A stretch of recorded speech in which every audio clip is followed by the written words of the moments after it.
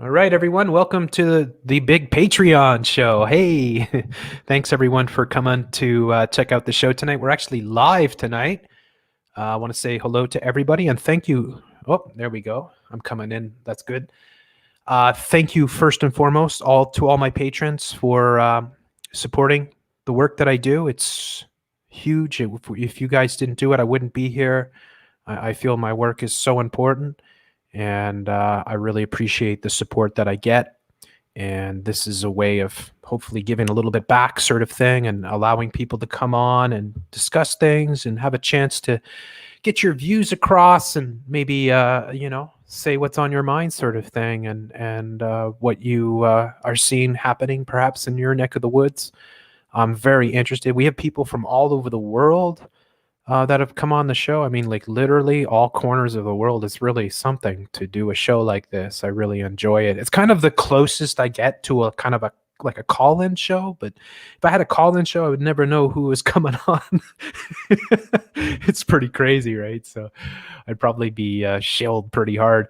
But I just want to say thank you, everyone, first and foremost, for the support and for being here. And I know it's difficult times. I feel that every day it's very stressful what they're doing to all of us. So I think we all have to stay strong and, be the change you want to see, sort of thing, and stand up for your rights at all times and never let this tyranny take over.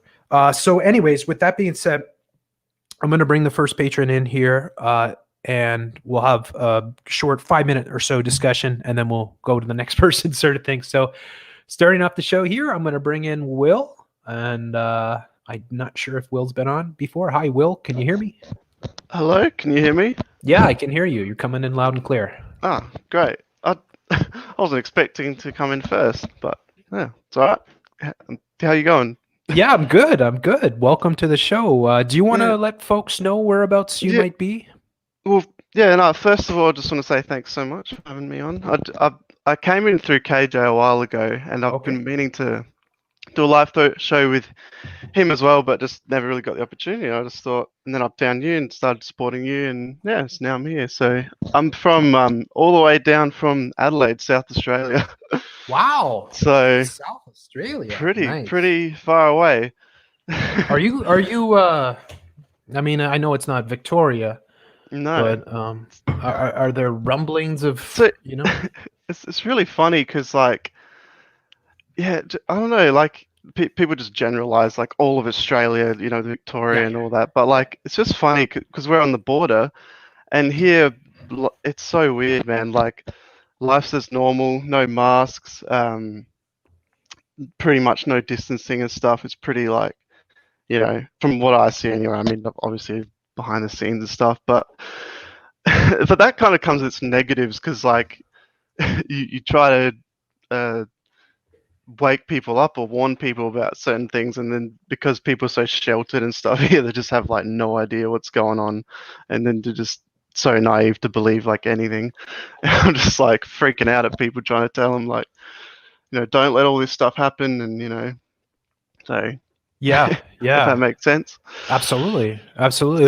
So It's because like we have quite a few Australians, mm, and we'll probably have a couple more here tonight. We have mm, people coming from New Zealand and elsewhere around mm, that area, sort of thing. And we had someone on the last couple times we did this from Victoria, who was really in the midst of what's mm. going on there, and it's quite disturbing. And it's nice that you're in an area where you're not being hit Yeah, with that. yeah, Please it's go ahead. crazy. Yeah, sorry. Well, I got a couple of family members and friends in Victoria, and yeah, I don't know. It's hard to tell. It seems like certain things are sort of, I don't know. It's just hard to tell, really. And my heart goes out to all the people down there, um, whether they're listening now or just even, yeah, just live down there and stuff. But my sister lives in Western Australia and it's pretty much fine over there. The only problem is just not having the regional borders open, not being able to freely travel. But in terms of actually in the actual states, like most of us are all right, in terms of, but obviously Victoria. So, Yeah, we're here. We're actually kind of Victoria 2.0. Um, I've been seeing your recent updates and stuff, and yeah, I like crazy. today I had the radio on, and the government is putting these adverts every commercial break, right? And they're saying because of the COVID, it is illegal to meet up with family members or to gather with friends. It's illegal. It's illegal. Yeah, It's like, what? illegal. What? It's illegal to go with your family? What? It's, Who gave you that power? it's just so ironic because like the other day I was watching your show and you were literally speaking about those kind of rules coming in about them not allowing meeting ups and all that sort of stuff. Like you were sharing about what they were literally sharing that as I was watching about all the strict laws that they were bringing in. And at that same time, they were just speaking here about lifting restrictions, saying we're allowed to drink at pubs now and stand while drinking and gatherings of 150 and stuff. And I was just, oh my gosh, like it's just so crazy. I Like, think it was a test there because like there's hardly any cases, which all the don't get me cases started on are that. yeah, the cases are bunk, right? I mean, it's ludicrous to hear it every day, but every day, when I hear about people, being diagnosed, nobody's ever sick. Everyone that's diagnosed has no symptoms, right? And I it's know. like, right, so but I was thinking that they chose Victoria to really test out a lot Mm, of what they're gonna try, now mm. probably here in the UK and United Oh States yeah, and the whatnot. UK is being hit hard as well. I got some friends down Mhm. there too. It's just I feel so sorry for them. And Yeah. yeah, because when I was younger, I had a few like health complications and stuff growing up with my heart and all that, and I just it just like made me so angry when I see like on the news and stuff. Um, talking about Victoria and all that stuff, and they're like, "Oh, it's just the crazy lockdowns," and then you see the stats they're giving you, and it's like 2 people in ICU, and then like because of my health and stuff growing up, I was in ICU along with like 50 other kids, and people and stuff, and it's like nothing then, and you just see 2 people sick in ICU or whatever, yeah, and I'm just make me so upset, like Yeah. two, oh man. You And go then, to the like you said, hospitals, they're empty. yeah, yeah, exactly. Like, I try telling people, like, why are they banning, filming the hospitals you know, uh, and, and you It, got it's it's yeah, the sorry. it's such a deadly virus that you need to take a test to determine whether you have it Oh, or not.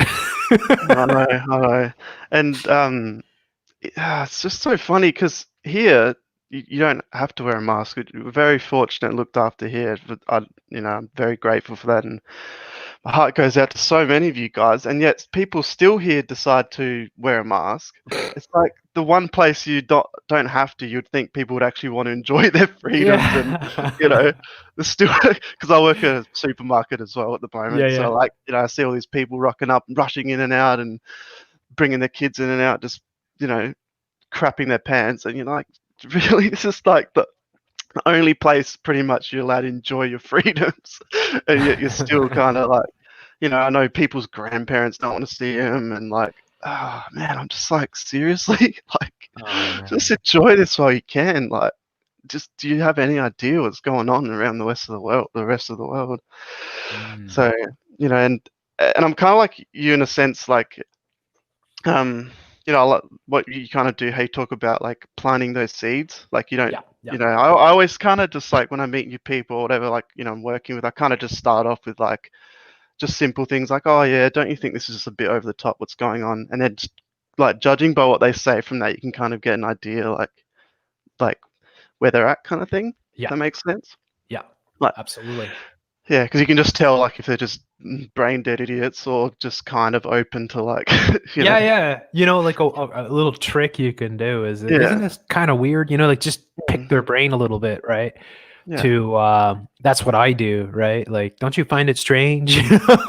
Yeah, exactly. And just keep You say it's asking them strange that all the questions. hospitals are empty and yet they're making us do this. Isn't this weird? Since when do we quarantine healthy people? You know, how come professional sports players Oh, are allowed to make money and who decides who's essential workers, right? And like that, those are cool things to kind of ask people because maybe it gets them to think, and then you can see, oh, maybe they're open to it or they're not, sort of thing, yeah, right? definitely. I guess if they're wearing a mask,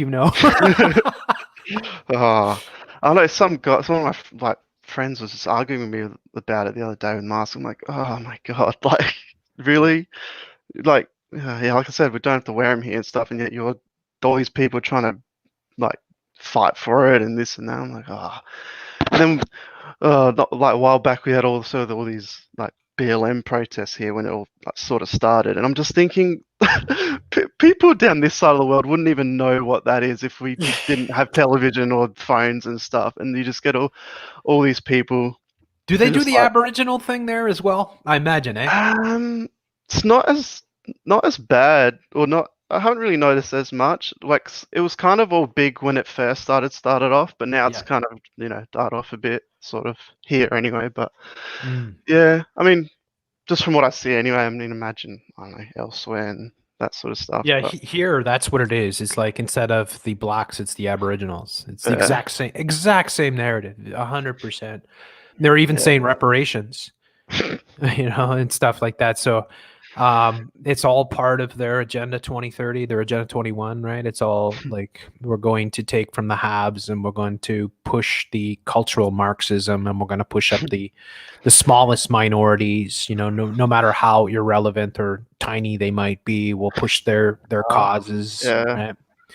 uh, And we'll just redistribute, and we'll then, of course, with the whole lockdown, just destroying a lot of businesses. I don't know how, I think of Melbourne and I'm like, is it gonna be able to recover? How many businesses will collapse as a result? How many restaurants and bars and stuff? mm. Well, they're talking about like some sort of big building projects and stuff starting up, to endorse new jobs and all that over there. I'm just thinking, I don't know what that's all about, but I Mhm. don't know once all this finishes there and stuff, but I don't know what they're trying to I do don't there. know if But it's gonna anytime soon. I know. But I know Yeah. apparently they're waiting till like the 19th or something to hear the latest, but Yeah. And I then don't then know. you'll get your second wave. Yeah, and then you got people hanging out and trying to get out and enjoy the beach, and you just see Mm. the Yeah, you premier. guys, Oh, you're such going a into disappointing summer, sight. Yeah, we're right? going to It's like, summer. yeah, you're going because you just came out of winter, and we're going into winter, Uh, sort of thing. yeah, which is I'm So, just curious like how they'll play it because I know they're pushing the whole like flu vaccine and the yeah, the um the flu shot thing down there, but like down here, I'm thinking like what are they going to try and do down here with summer like here? But in so fact, Ivanka put a tweet out today saying everybody over 6 months should get their 6 months old, right? Should get their flu shot. yeah, it's So, just uh, it's that's and they call it the twin demic, right? With the Kobe and the flu, sort of thing, right? And another thing too, apparently the Pentagon, I heard this, I don't know, I haven't been able to corroborate it, but apparently the Pentagon released something either today or yesterday saying that people that get the flu shot have a much higher chance of testing positive. doesn't Go surprise figure, me. right? Another Poor reason thing. never to get the flu shot. It's just, oh man, that's so you just can't talk to some people, and they're just lining up by the, you know, s- straight away. They're just lining up to get their shots. Yeah. But yeah. So uh, yeah, like it's so funny because I tell people like sometimes I just say, tell them how they wouldn't know about half this stuff if they've just stopped watching TV and stuff, Mm. or and then lots of people pull the cards like, yeah, well, I don't watch TV, and I'm like, you got your phone, and like obviously it's not just like they just try to be smartasses thinking they don't watch TV. It's like, yeah, well, they spend about 20 hours a day laying in their bed, scrolling through Facebook and YouTube and all that. It's like how do you think all these algorithms and stuff work? Like, and just all the stuff they watch, and I just uh, sometimes it sucks being so like aware of what's going on because you just want to enjoy life a bit and enjoy entertainment for what it's like I supposedly agree. I supposed to agree. be. But you just But then see the again, agenda then between like, for everything. yeah, then again though, you can look at it this way. Is like, yeah, okay, maybe it sucks to be awake to a lot of this, but at the same time, if you're asleep to it, you might be wearing a mask and walking down the street, right? And exercising with a mask Yeah. on. I see it every day. I groan because people pass in front of my house and I see every single day people with mask on, children with mask. I see like sometimes like 3-year-olds with mask and old ladies with mask, and it Far just out. I just want to shout at each one of them and just say, please, please, please stop watching your television. Are you like in a really busy? Are you like in the like center of like the CBD or Not in the like sort center. of No, suburbs or like? no, I'm pretty close to the center though. I'm in a dense area, so I get a lot of traffic basically. So I get to see a lot of mastards Yeah. every But are single you also day. like pretty close to like sort of nature and stuff where you can kind of just escape a bit or No. no? Okay. No. Uh, We're on an island here, so yeah, I feel like it's Escape from New York. I don't know if you know the movie. yeah. It's kind of like that, right? It's like, there are some Far out. little nature areas, but little parks, but you got mastards there too. And So yeah, you can't get away because you'll be in the park or you'll be somewhere away, in somewhat nature, and then you'll see a yeah, mastard, right? And you'll be like, yeah. yeah. Then you'll see the biotech and the plants spying on you. the, Oh yeah, the yeah, nature, exactly. Yeah, the drones yeah, yeah.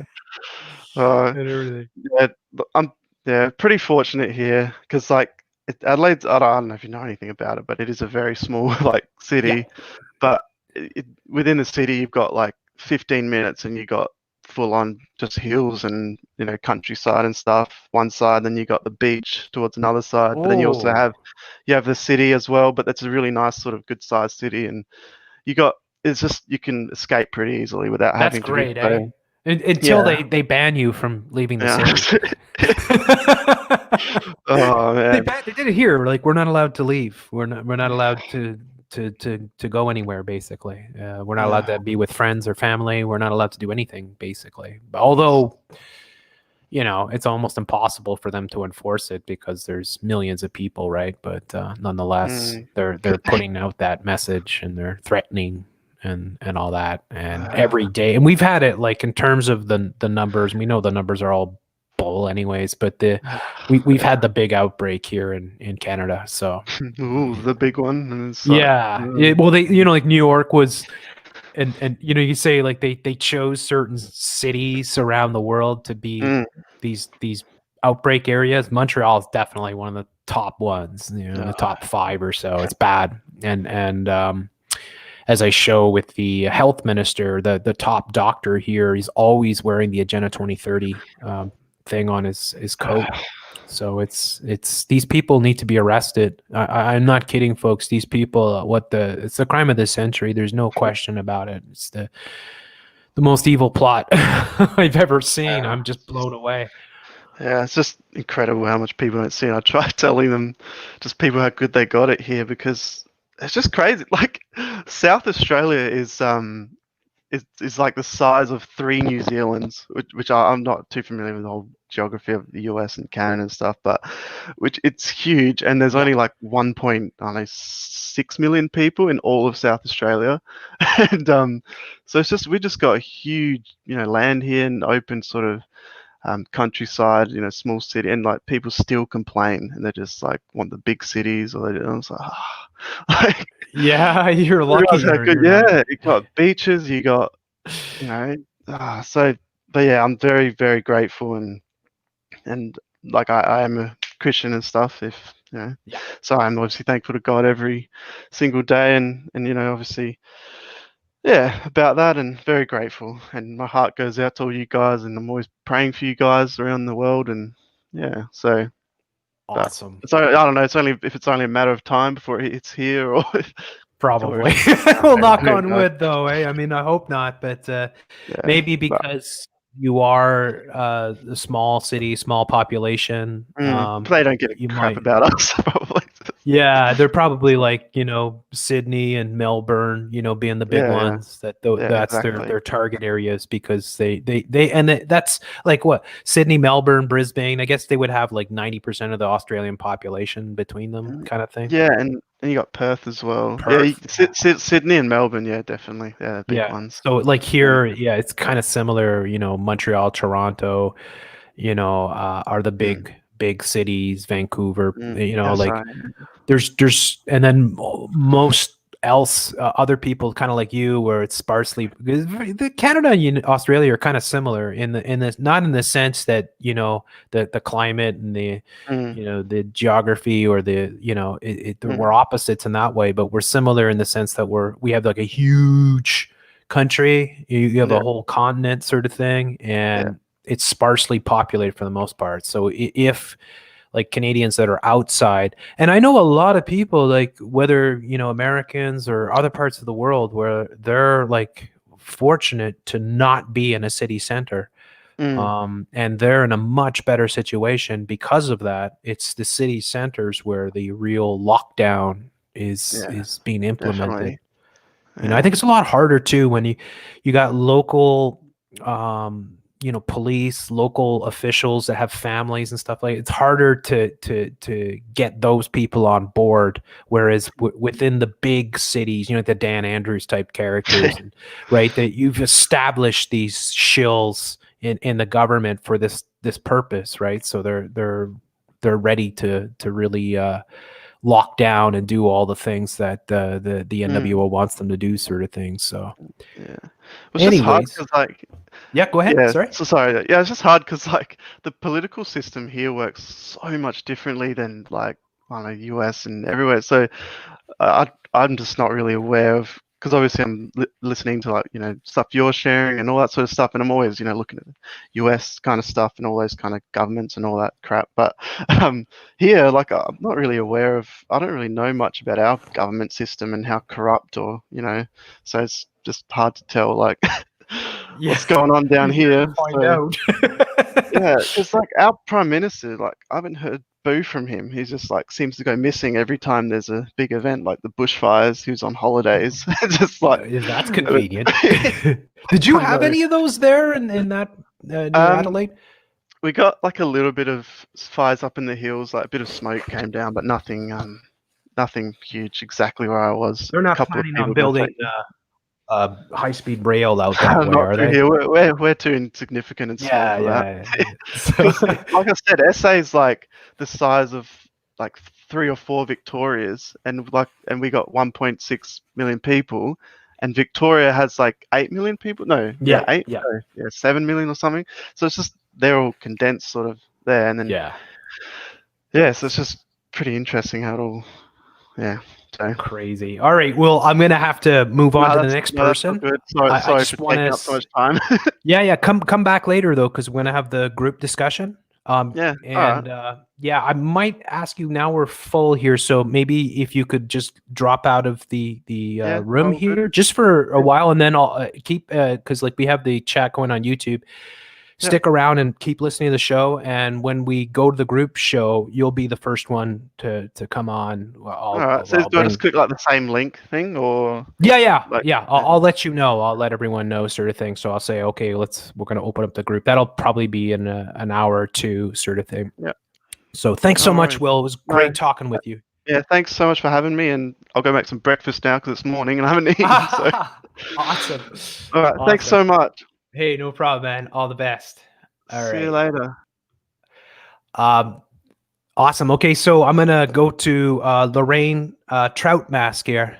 I don't know if this is a Captain Beefheart fan here. Lorraine? Yeah, How are you doing? Hello. Hello, can you hear me? Can you hear me? Yes, I can hear you. You're coming Am I in loud loud. enough? Yeah, you're loud. Good. Sorry. I don't know. This is the first time I've ever done this. I didn't know what was going on. Didn't know how to get in, and then I saw I saw that to get in, and then I thought, well, okay, that's brilliant. And I thought, well, I'm not going to go too much on the live chat just in case I crash because I'm on the phone. So like I'm really nervous that it's going to crash, but so far so good. Oh, no worries. If it does, don't worry about it, and just jump back in, sort of thing, right? So, are you Lorraine Maskless? That's what I was, yes, but I've been forced now to comply because. Oh, now you got a trout mask. I mean, pardon? Yeah, trout mask. Are you a Captain Beefheart fan? Well, I have actually got the album. I've had it years, and awesome. I really enjoyed a lot of it. My favourite one is probably The Blimp. Awesome. Yeah. That's if it just makes people me don't laugh. know. Yeah, a Captain Beefheart in I think it was at the 1960s, right? Like and Trout Mask Replica is probably his best known album. Well, it's his band Captain Beefheart and his Magic Band or whatever they're called. I think that and they do like really bizarre, experimental sort of. It's hard to describe, right? It's like a deconstruction of music sort of thing. I know. I did have it. I did have one other of his albums. I don't know if it was a compilation or what it was, but I did buy another one which I quite enjoyed as well. Yeah. I can't remember which one that was now. It's weird too because you listen to him and you think it's all random, but it's not at all. Actually, like they're actually really good musicians. Aside from Captain Beefheart himself, I don't think he's like super amazing at anything, but he's just such a bizarre character, and he writes such crazy songs. But I think Frank Zappa had a bit to do with him getting well known, sort of thing. Because they had a similar sort of thing. Like if somebody listened to Zappa, they probably like Captain Beefheart. Yeah, I did. Somebody gave me a compilation of Zappa stuff, and really, I don't know. The only thing I really liked was Valley Girl. That just cracked me up. Yeah, it's not for everyone. He's purposely almost anti-pop. And I guess you could say that same thing about Captain Beefheart. It's anti-pop music. It's like it's made to be not fun to listen to, kind of thing. It's more of a challenge, right? But it's a rewarding challenge in the sense that it's something completely different. I guess that is it Captain Beefheart who writes his like poetry, really? Yeah, I believe so. Yeah. I like listening to the poetry of it. It's quite hilarious. It is. And also because I'm a big fan of obscure psychedelic bands and stuff. And I'm a big fan of the West Coast Pop Art Experimental Band. Yeah. And there is an album they made. Hold on a minute. Which one was it? I think it's the one that's called, oh gosh, the one with the butterfly in the front. A Child's Guide to Good and Evil. And at the end, there's one track where it sounds exactly like Captain Beefheart is actually talking and saying some of his poetry. Yeah. So he must have been a little bit connected to them. Yeah. I love that stuff. I personally, I find it very refreshing to listen to music that challenges you as a listener. That's like I love jazz music because it does a lot of that, right? And I think sometimes it's more interesting to not be so melodically inclined or to deconstruct music and approach it in a different way, right? Where you're not going for obvious melodies, but you're you're doing something. You're marching to the beat of your own drum, and that's what I would say about Captain Beefheart, as well as Frank Zappa and many others out there that do that type of style, and you gotta give them credit because So where are you? Are you in the UK? Yes, I live in the UK on the south coast in a little town called Eastbourne. Okay, cool. And how's it going there? I mean, are you guys you masked? You got masked now, as you said. Yeah, I'm afraid so. The thing is, I'm a bit of a recluse. I don't really go out hardly. Well, I don't. I haven't been out for years because I did go through the last 5 years.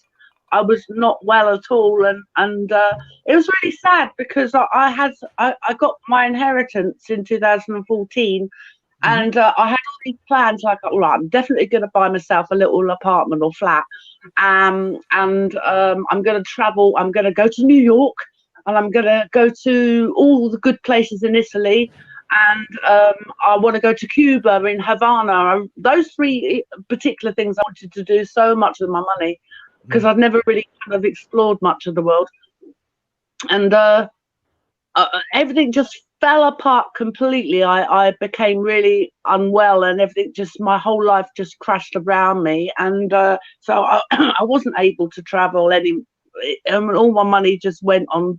I started drinking whiskey and stuff, but anyway, I'm over that now. That's good though. Yeah, it's 5 years for me to get off, because I was so tormented by various things I couldn't understand, and I got kind of delivered. The Lord delivered me, amen. But after 5 years, I don't know why he took so long, but anyway, amen. So I got onto the cider, and I do like cider. I try not to drink. I mean, I used to drink, 2 liters a day? Whoa. No, 4 yeah, about 4 liters a day after I got off the whiskey. But now I'm trying. Well, I don't drink that so much now. I'm on to like I do tend to like buy a couple at the weekend. I sort of like drink on the Bone Broth show Friday night. Yeah. I just think, oh God, I think moderation is always key for almost anything, right? I mean, I don't believe in labeling oneself as an alcoholic anyway. That's a snare. I think that's a wrong thing to do. I've never drunk in my life before, since 2015. Before 2015, I never drank in my life, and I never wanted to and didn't care to. I always used to say coffee was my alcohol, and it was. I used to drink gallons of it. I still do drink a lot of coffee, and I love coffee. But no, I don't think it's right to call yourself an alcoholic, and also to say that you'll never drink again is silly. If you know, I don't know, if you have to have whatever problem it is sorted out for you to be able to move on and just be normal again, basically, like everyone else.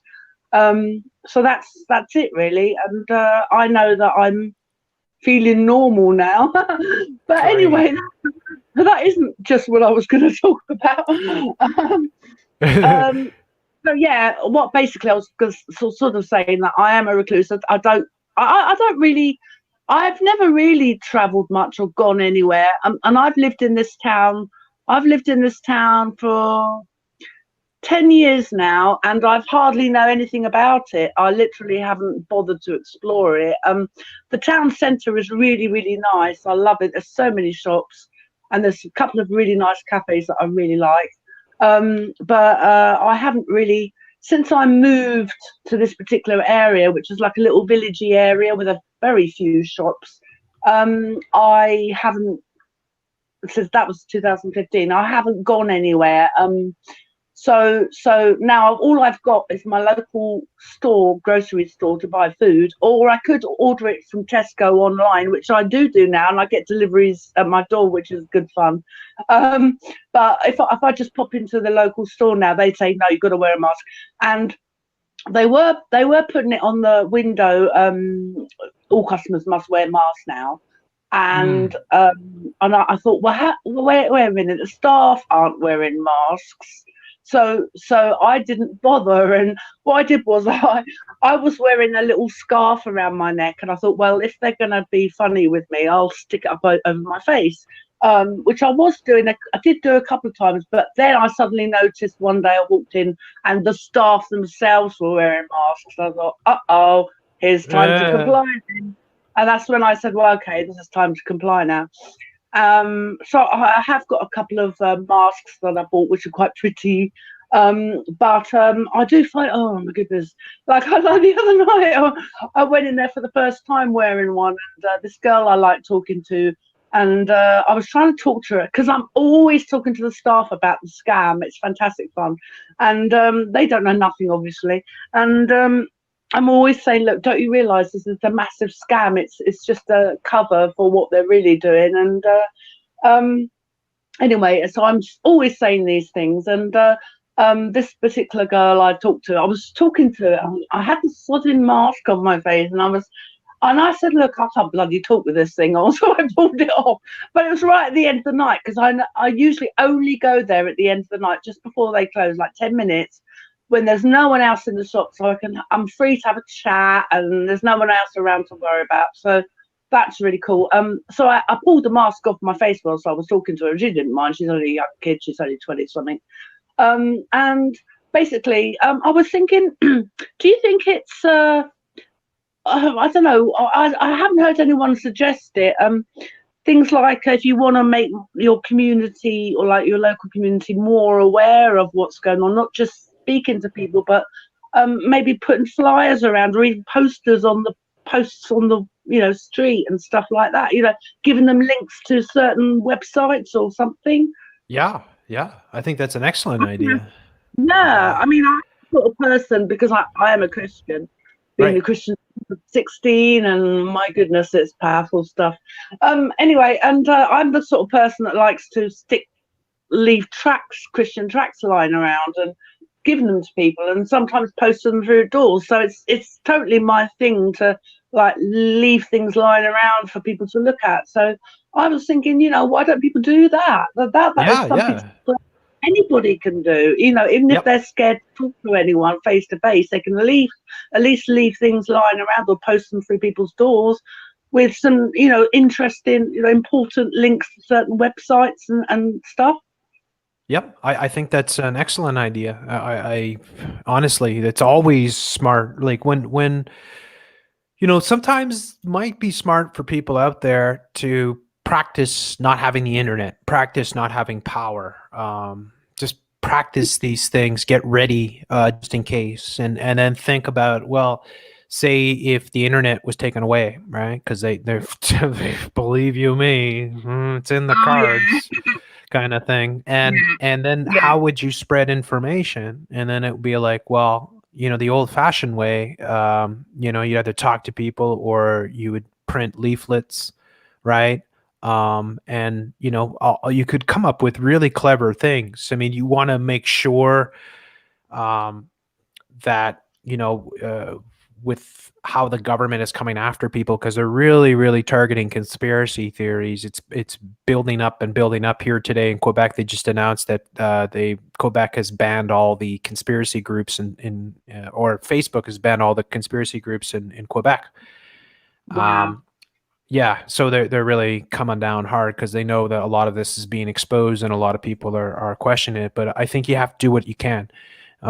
Everybody needs to, I mean, each one of us that is aware that we're being manipulated has to be, in my belief, 10 times more active than the average person to make a difference, right? Because we don't have the numbers right yet, although there's millions around the world that are definitely awake to what's going on. That's for sure. And there's never been as many people, in my opinion, from my estimations of doing this work. So that's a positive. But there is a lot of crackdown, and then the internet is becoming more and more controlled. And this is all part of the narratives that came out of Event 201, to be specific, that they would crack down on the internet and they would fight and they would stop the infodemic. And they even mentioned in Event 201 that they would shut down the internet if necessary to prevent the spread of what they deem as misinformation or disinformation.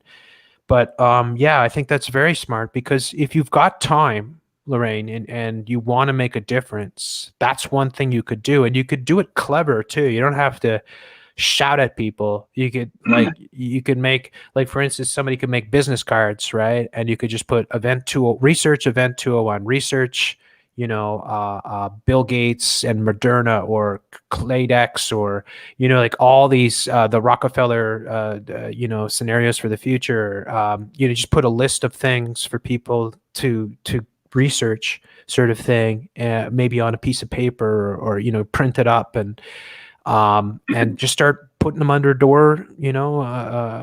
under doors, and maybe people's mailboxes and just say, question, like if they're going to shut us down or they're going to force us all to be vaccinated, right?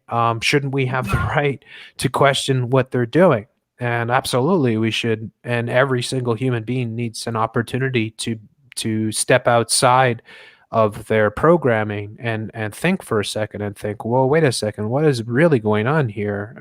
And so we need people doing that type of stuff. So I do think it's a great idea. Mm. And my friend Rachel, uh, she made me aware of this thing which I've been kind of harping on about. This thing they've released on Netflix just recently called The Social Dilemma. Okay. And I've mentioned it to you a couple of times, and I even messaged you about it, and I put it on the community page. It's about some people that have left, like CEOs and various people, high-level people that worked in Facebook and Twitter and all the other stuff like that. And they spent 8 months messing around with solicitors to actually be able to make the film about it, and there's trailers for it on YouTube, and they've released the whole film on Netflix, after a lot of trouble, and it's incredible. They're exposing the effect of social media on young people and people generally, and saying that it's actually killing them. Yep. And it's amazing, and I'm thinking, why do you think Netflix agreed to even show that? Well, maybe because it's not dealing with what is actually going on, in the sense that you can, because like they do, the beast media, the New World Order will tell you that things are bad for you. They're not gonna, like, they'll give you the facts. It may be buried under a sea of baloney, but they will give you truths. And it's like, for instance, fast food is bad for you. I mean, most people should know that fast food is really bad for you, right? But a lot of people just, don't really think it's that bad for them, or they're just not using their brain. But they'll tell you if you're listening, sort of thing. With this, I haven't seen it yet, so I'll have to. Did you send it to me recently? Because maybe I haven't got to the message yet. Okay. I messaged you. Yeah. Okay, I'll check my messages, and I it usually takes me 4 or 5 days to a week to get to messages, because I do get a ton, but I always get to them, and unless it's something really big, like if somebody sends me a video that's 2 hours, I won't have time to watch it, but I'll try to.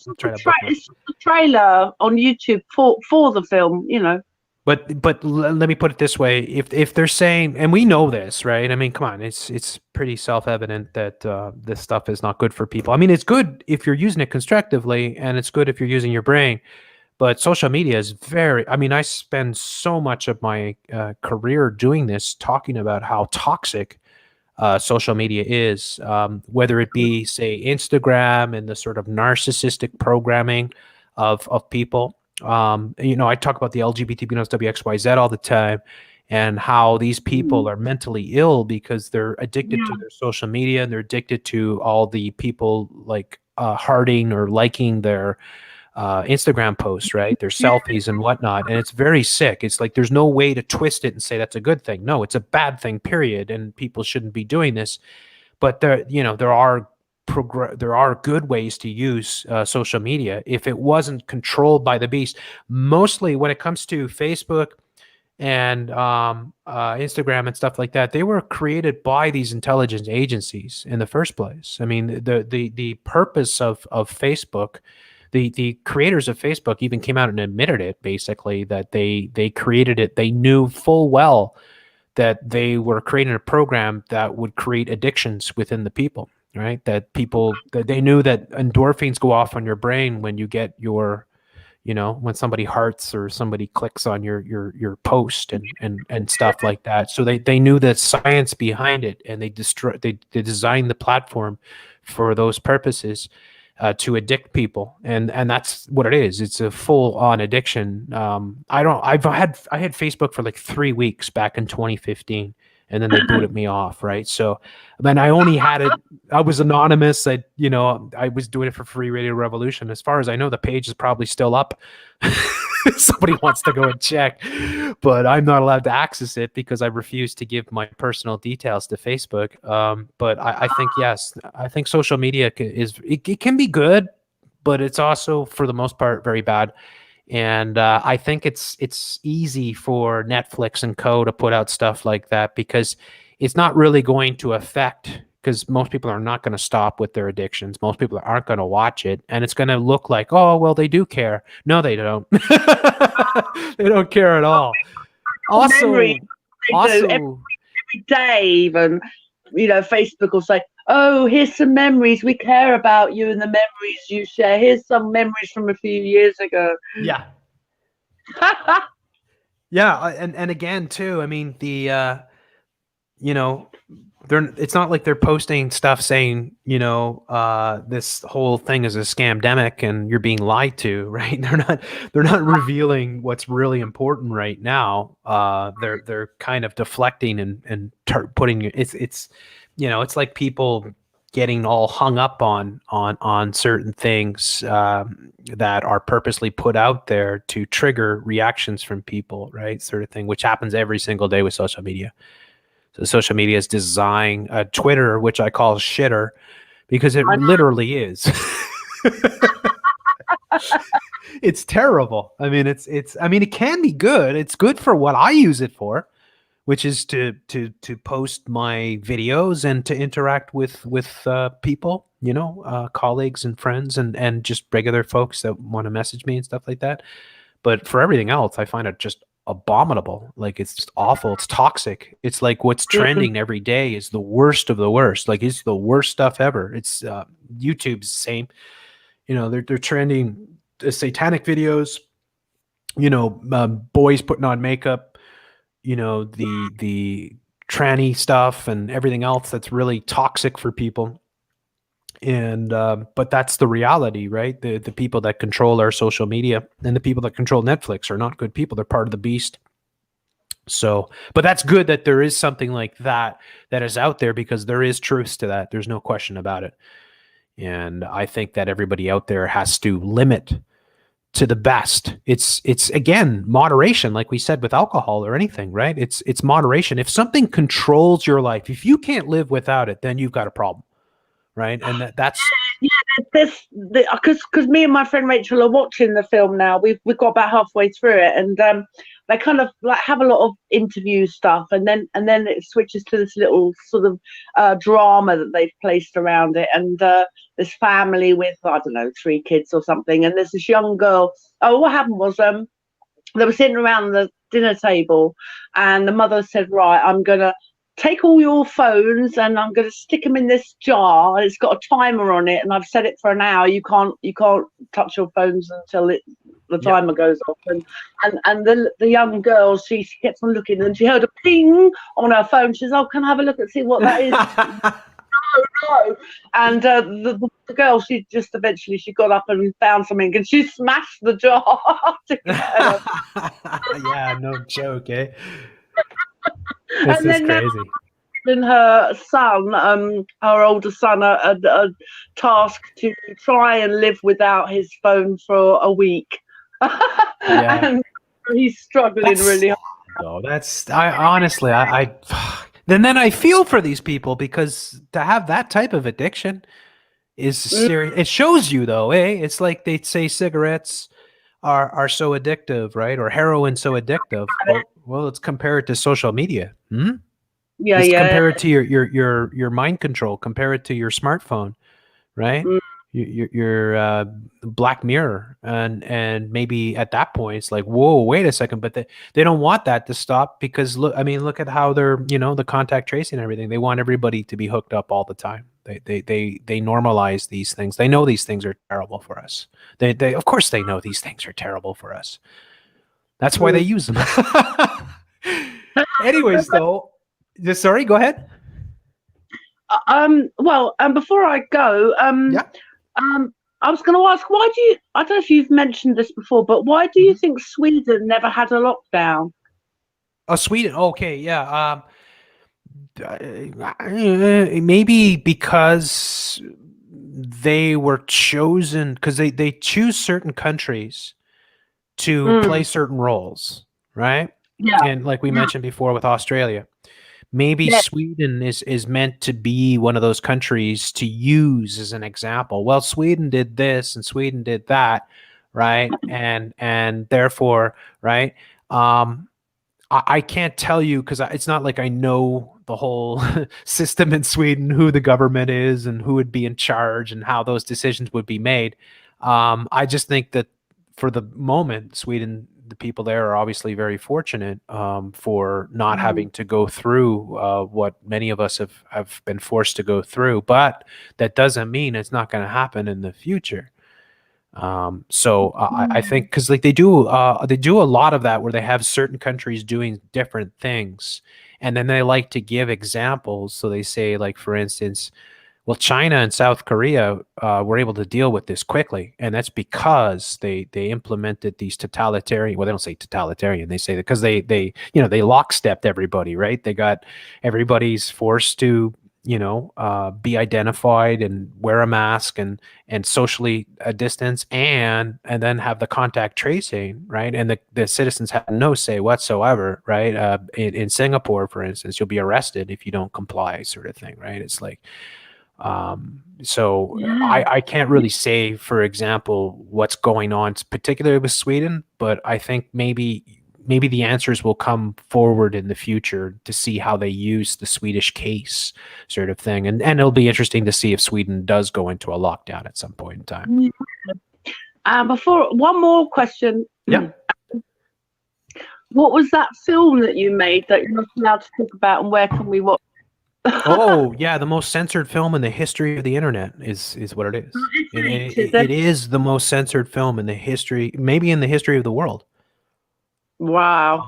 Yeah. Like we had literally put up thousands of copies all over social media. Every video platform was there were people uploading it everywhere. When the movie came out, literally hundreds, if not thousands of people uploaded to their YouTube channels, for instance.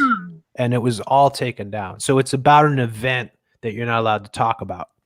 And so what did we call it?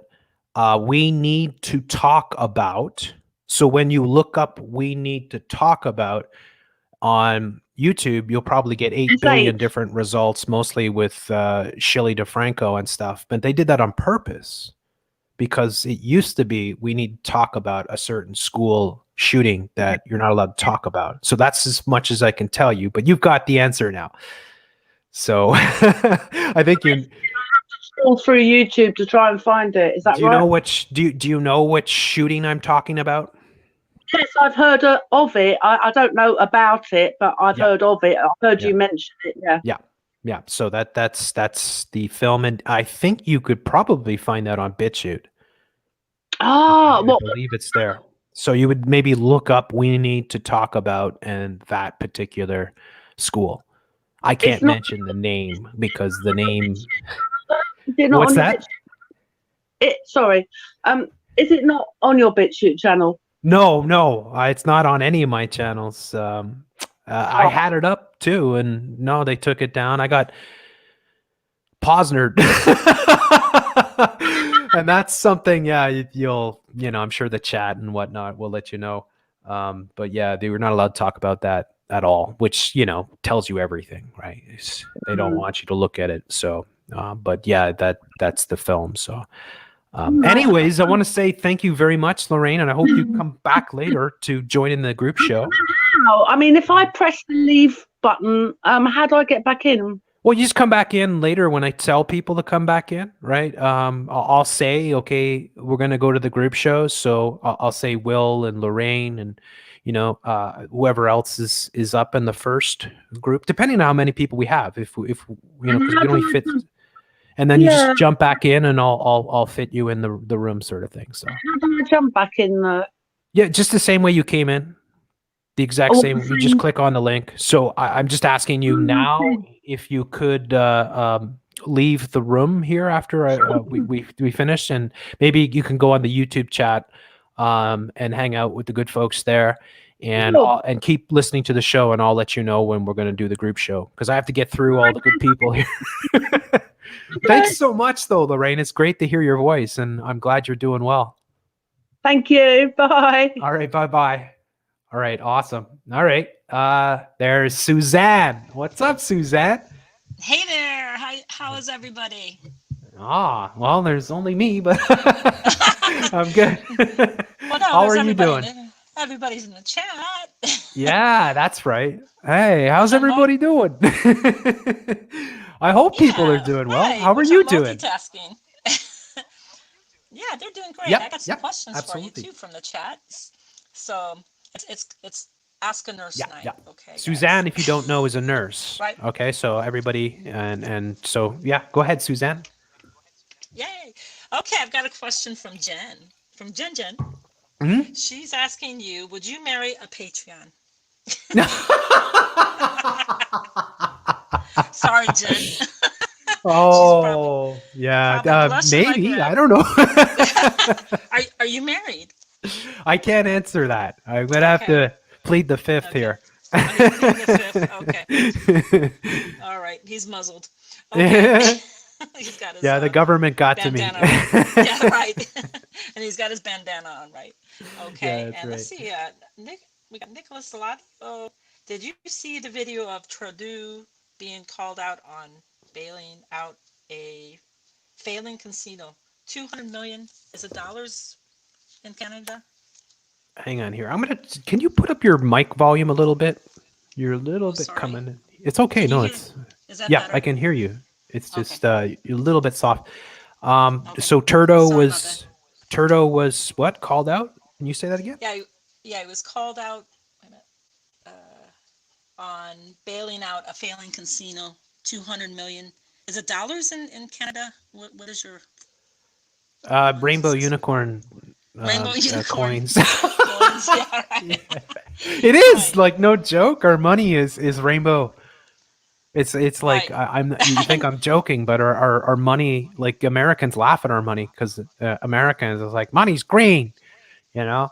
In Canada, money's like it's like a rainbow. It's like every bill has a different color. So and like Oh wow, it's like Britain. Britain's the same way. yeah, and then we have Yeah, this super different colors. advanced money. We have the most advanced money in the world. So they want to be able to trace whatever bills they allow us to have, sort of thing. So they make it super traceable. All to keep us safer, though, of course, from those counterfeiters, which don't seem to exist Right. too much these days. But yeah, yeah. So 200 million. Turdo is a criminal. Turdo needs to be arrested, and Turdo needs to spend the rest of his life in prison. These people are criminals. That's why they've been put into their position. And his involvement in the We charity scandal is should be enough to have him impeached and charged. Which in his family, I don't know if you know about this, but the We scandal, these two jerk off Kyle Berger characters who started this. I hate all these charities, these faux charities that suck all kinds of money out of the government, which is not their money to begin with. It's our money. It's taxpayers' money. But they gave them. They awarded him almost $1 billion contract from the Canadian government to this charity, and Turdo's wife and his mother and his brother gave speeches at this charity, this so-called charity, in which they were paid almost $500,000. Oh wow. Yeah, so That's that's just one example. Also, Turdo takes these vacations on private islands with billionaires. There's all kinds of horrible scandals around this guy.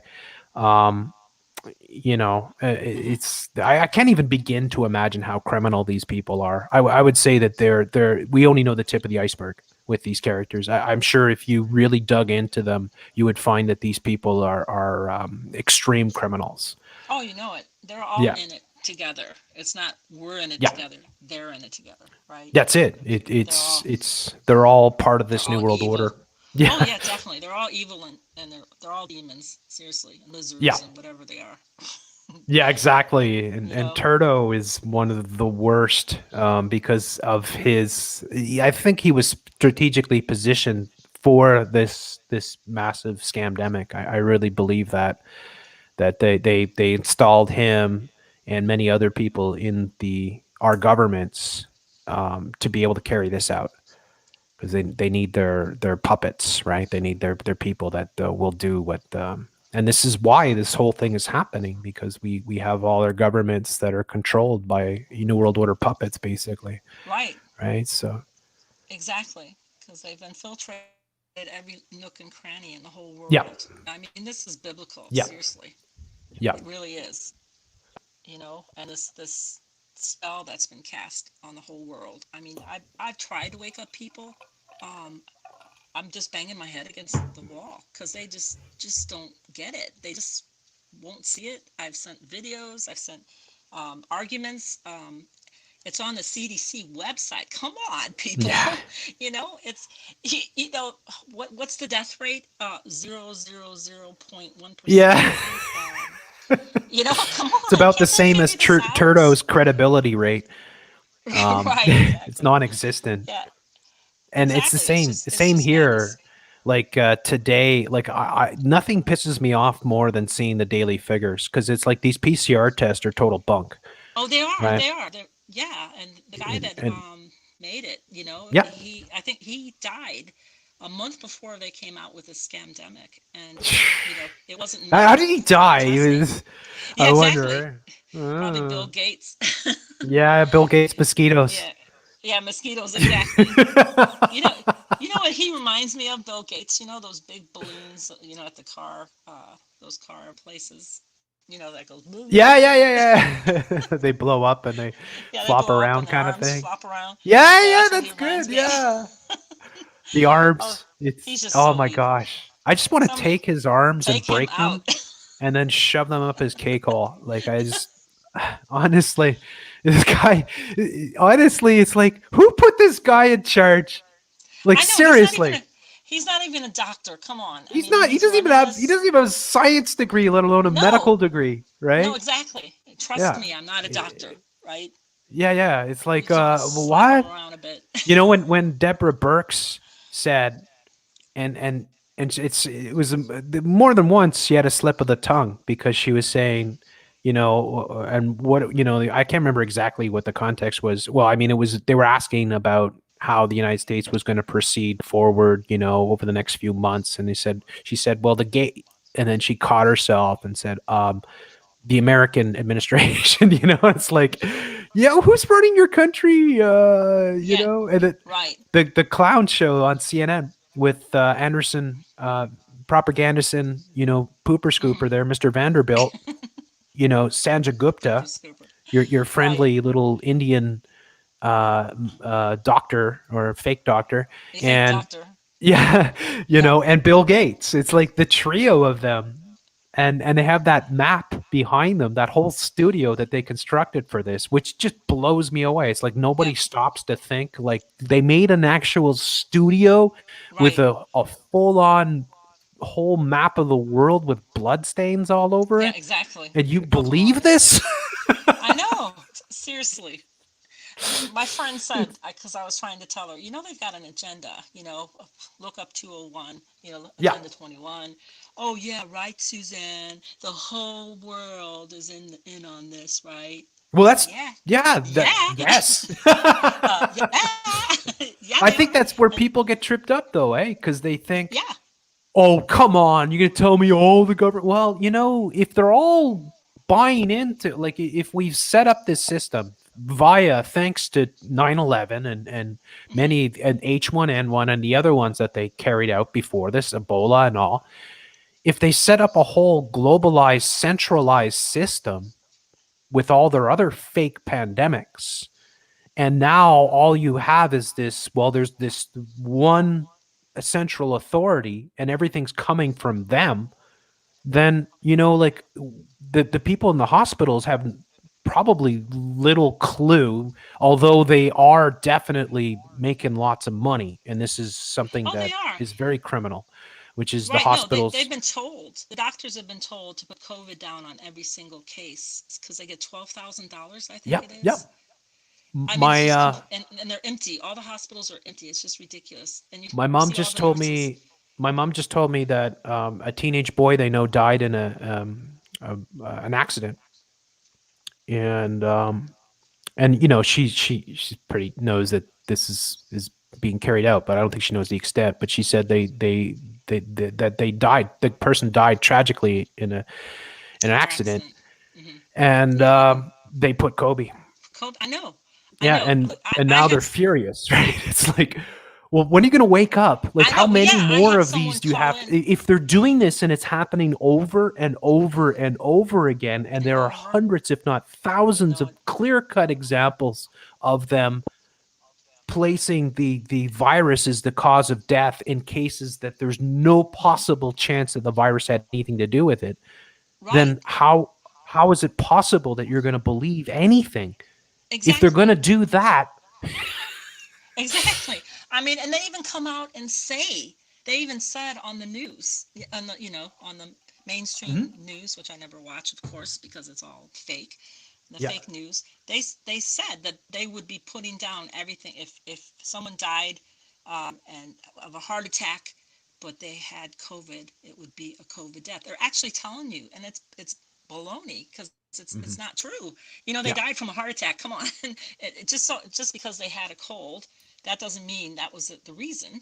And most yeah, of the deaths that are occurring with the elderly, they're any cold will kill them anyway. yeah, yeah, yeah. And last year's figures for influenza was like Mhm. 3 times as much as it is this year. This year is actually very mild, I you know. think one of the best cases that can be made is that if we look and we have, if we can get the accurate numbers, not fudge numbers, not bullshit numbers, but the people that died, say, like, and all the elderly people, because it's only old people that are dying of this allegedly anyways, right? Right, And if we were to right, get those stats and we were to compare it, say, for the medium average for the past 10 years, right? right. And say, take a city like Montreal, or any city that has allegedly a lot of these deaths happening, and compare it and contrast and see if there's any difference in the average numbers. And if it turns out it's the same, then then you'd have all the proof in the world to say this is the biggest scam ever. That, right? Scamdemic, yeah. It's on the CDC. It has the age groups, and it has the death rate and the percentages, and it's nothing. It is nothing. And I actually had somebody call in. She had a broken leg. Her Yeah. grandson. She lives in the country, in the boonies. Her grandson was 10 years old, and was putting the tractor away, and he accidentally ran over his grandmother's leg and broke it. So she went to the hospital and got it, had an operation, had it fixed, and went home. And on her discharge papers, guess what it said? It said COVID, Yeah. not a broken leg, COVID.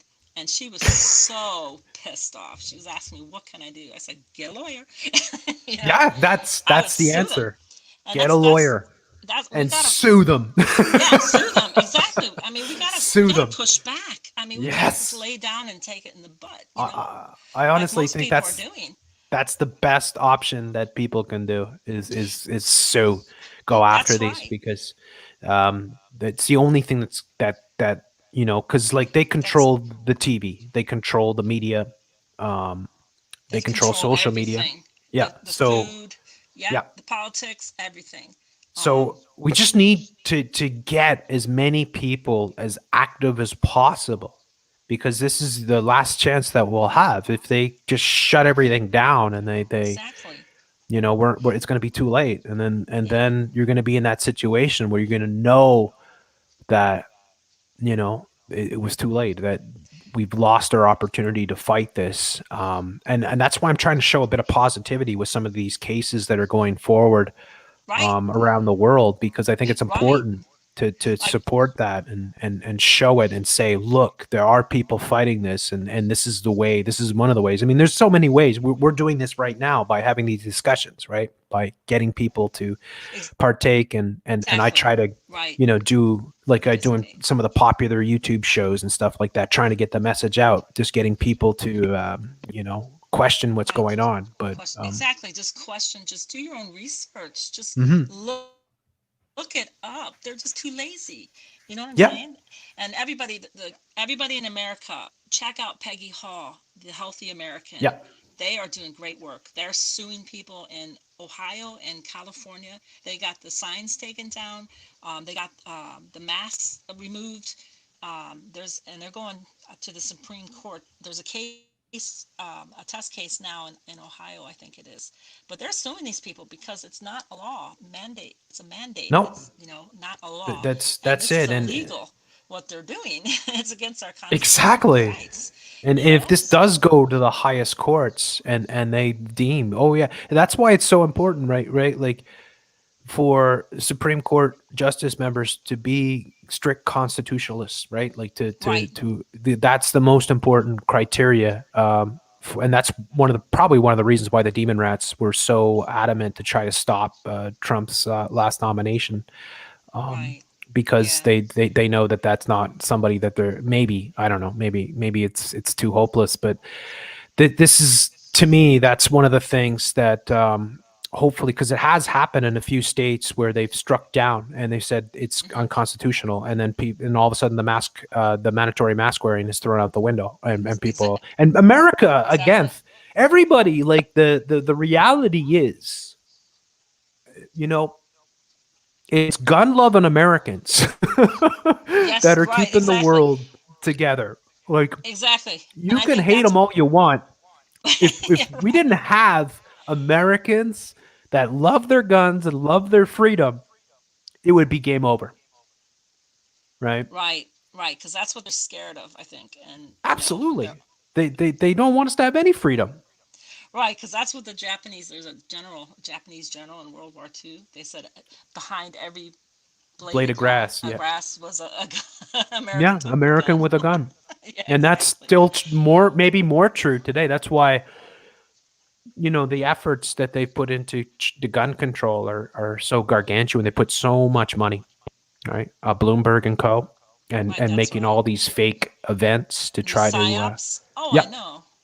And they've been quite successful. There's been a number of states, 26 states at last count, that have passed a pretty significant gun legislation. So it's not like their efforts have gone in vain. But nonetheless, there's still a significant, huge hurdle, which is, and every time they have one of these events too, it just ends up way more people going out buying guns. I love it. When I hear, gun sales are going through the roof. It's like, yeah.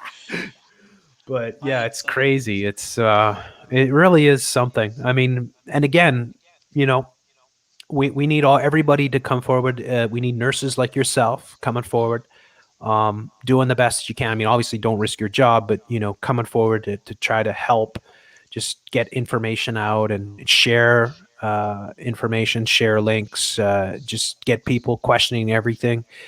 And I mean, this is a really key time. This might be the most important moment in human history, like where we go forward. Right, because if they get their way, it's not going to be good for us. And I mean us, I mean everyone, I mean the 99% of the population. Right. Oh, right, exactly. And it's the greatest crime against humanity. It's worse than World War II.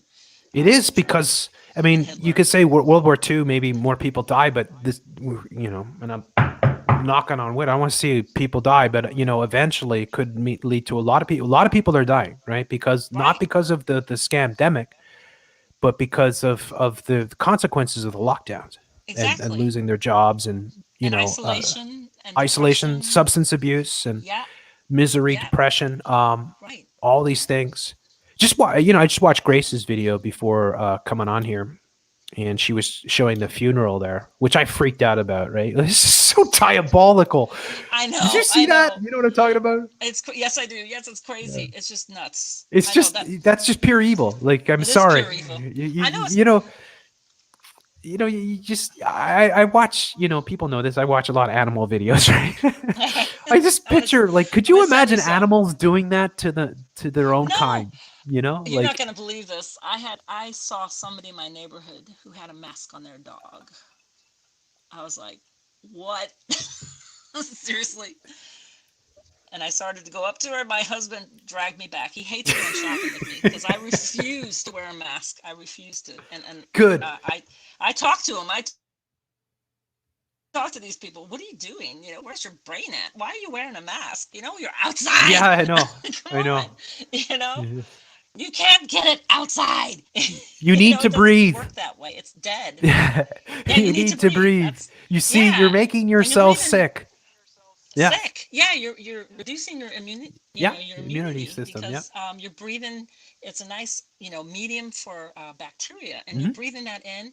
You're breathing your own CO2 in, and you're killing trees because they're not getting the CO2 and you're not getting the oxygen. That's a good point too. I care so much about the environment, but the trees are so dependent upon human breathing, right? So they are, and the cow farts. Yeah. Right. They need the cow farts, and they're killing our animals. I mean, this is just insane. Yeah. So, it's all the great reset. Crazy. Yeah, it is. So, Suzanne, do you have anything else you want to say before we get to the next person? I want you, of course, to come back and be on the. Yeah, of course. Absolutely. I do. I have to say this to Lorraine. I love your new name. I was a big Captain Beefheart and Zappa fan. I actually met Zappa. No way. Yep, and Captain Beefheart. We used to, when I was 16, this was back in 1972, I'm showing my age now. Right. We used to crash concerts. Nice.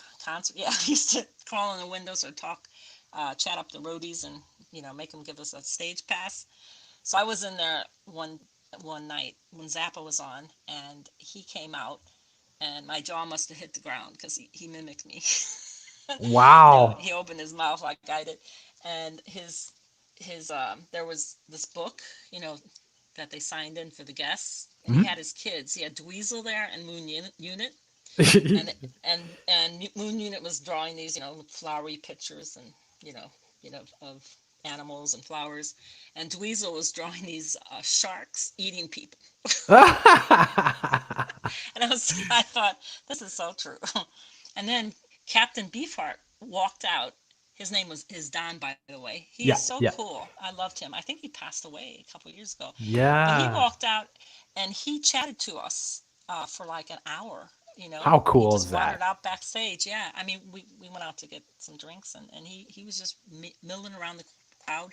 Nobody knew him. Wow. That's so cool. That's such a cool story. Yeah. So they're just cool cats too. I mean, anybody that likes real music and you're into experimental stuff, you're gonna like those guys a lot, Zappa and Beefheart. Oh, you are.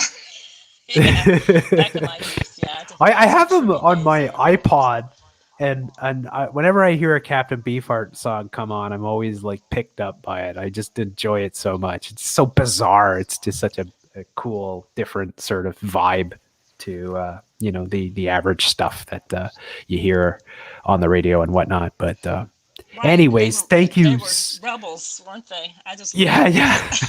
Right. And I have to say, Jeff, thank you so much for having this platform for all of us. I feel like this is our family. We love you, and you can cuss. Oh, thanks so much. Love you too, Suzanne, and if you could be so kind, because we do have people trying to get in. We got a full thing, and come back, of course, because we're gonna have you in the big chat later. All right, thanks so much, Suzanne. God bless you. You're welcome. God bless everybody. All right, awesome. Dave is up here. Hey, Dave, how you doing? Can you hear me? Yeah, Jeff, I can hear you. How are you doing? I'm great. How are you? Good. Can you hear me? Yep, you're coming in loud and clear. Awesome. I like your avatar there. You're fly fishing. Oh, yeah, I love fly fishing. Awesome. Yeah, it's so nice to that's a way to just get away. If you're fortunate enough to go someplace where, you just don't have any mastards sort of thing, and, you can breathe the beautiful air, and you don't have to wear a mask, and you can fish. Do you want to let people know whereabouts you might be? You can just say the state or the country. Yeah, I'm in Colorado. Awesome. That'd be obviously Colorado would be awesome for doing a lot of that. It's just great wilderness there, mountains and everything. Oh yeah, it's the Mecca for sure. Awesome. So, what's on your mind, Dave? What have you been? What's got your interest these days? Well, just trying to survive the mass apocalypse, you know. Are you Um, in a big city there? Or? um, I'm north of Denver, but yeah, I live in a city. Right. And how is it in your there north of Denver? I mean, is there a mask policy, or are people Oh yeah, complying? Yeah, there oh yeah. is.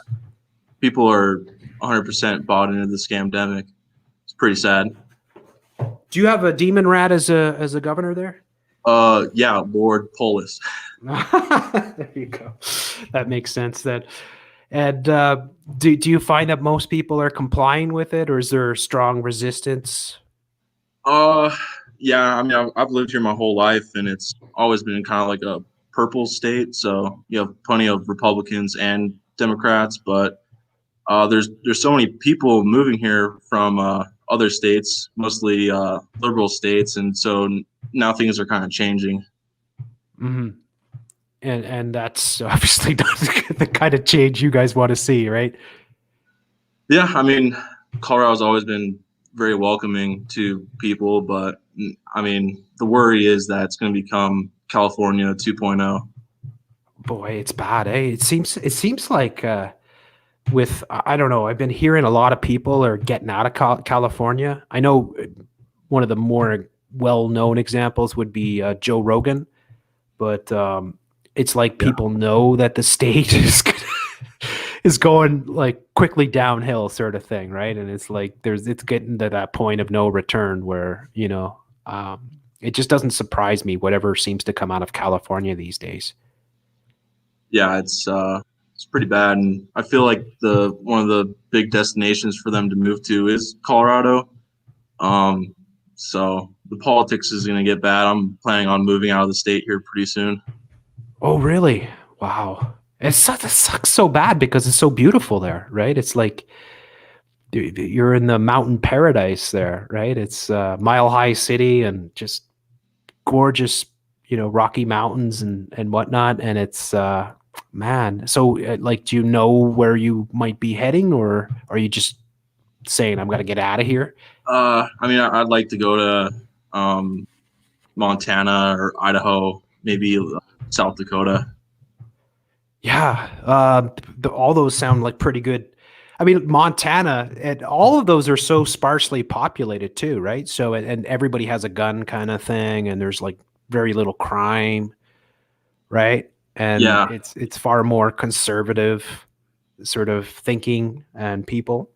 yeah. I Um, mean, I'm just looking for more of a closer, tight knit community. I mean, here in the city, it's kind of pretty cutthroat. it's crazy the way you compare cities to small towns and the difference, right? Because in cities, you're just getting that lockstep. You're getting people that like you could say in a way, just like that. It's so much easier, first and foremost, to set up those types of people in those positions of power, and that's where they centralize, or they target those populated cities and big states uh, with having their control system and putting their puppets in place. But then you go to these smaller towns, and this is what I hear almost universally from people I talk to, a lot of Americans, and it's like nobody wears a mask here. I've seen like Really Graceful showed me photos where it's like she goes to some of the stores and restaurants, and they have like signs in the windows saying you cannot enter if you're wearing a mask. Yeah, I wish I was there. Yeah, really. I mean, it's in a way that it goes to show you, and I think it is happening. Like they're saying here in Montreal, Toronto. I'm sure it's just everywhere that the rents are going down right now, and they're saying a lot of people are clearing out of the cities, and it's like a general sort of thing that's happening out of this, is that people are realizing that the cities are the control centers. That's where the freedom is going to be shut off completely, or if it hasn't already, sort of thing, right? and that the only real yeah. escape is to get out while you still can, sort of thing. Yeah. I think kind of one observation I've made is that's mostly conservatives that want to move out of the cities and into rural areas, but yet it's, more the liberal minded people that want to move from city to city sort of thing. And I think that kind of sets up the whole Civil War scenario quite well. Yeah. So you see that? Do you see that as a probable sort of outcome of how things are going in the United States? Oh yeah, I mean, I would say Colorado could definitely be one of those places. I mean, I mentioned before, it's kind of a purple state, so it's red and blue, and everyone's pretty close to each other, and yeah, not everyone gets along. So like that, the Civil War theme, and it's been so prevalent over the past decade or so, probably going back further, but they've really been ratcheting it up, I think, over the past few years. And I think of like things like Marvel's Civil War, right? The red versus the blue, Sure. as examples, right? But I remember Alex Jones a couple of years ago going on about Civil War has already started. And in a way, you could argue that in a sense with what's happening in the United States. Like you see it every day, the clashes that are happening. It's like, it's not like you see the militias, right? on either side, I guess, if you say the left-right paradigm sort of thing. I've been seeing a lot of the black militias recently that have been marching fully geared up sort of thing, right? And showing their strength. And then whenever it's say a Trump militia or a Trump type support, it's depicted in a completely different way, of course, by the beast media. But it seems like, and I don't want to see this happen, of course, and it'd be a horrible situation, but it seems like they are pushing United States into a civil war, like a second civil war. It seems like that's something that they want to manifest. Oh yeah, I mean they're painting both sides as the enemy, and people are becoming more and more stubborn. Just talking to people, and you want to wake them up using just kind of common sense things, and it's almost like that isn't even working anymore. No. You try to use common human decency, and we all want the same things. And like here in Colorado, everyone loves the outdoors. That's something that we can come to agreement on. Like a lot of the stuff I try to tell people about is the Agenda 21 and the global sustainability goals and things like that. But it's people. I don't know, man. I feel like they're not going to see it until it's here. Yeah, it's they can be easily distracted at the same time, or it's all emotional too, right? Like the control of the masses is a manipulation of emotions.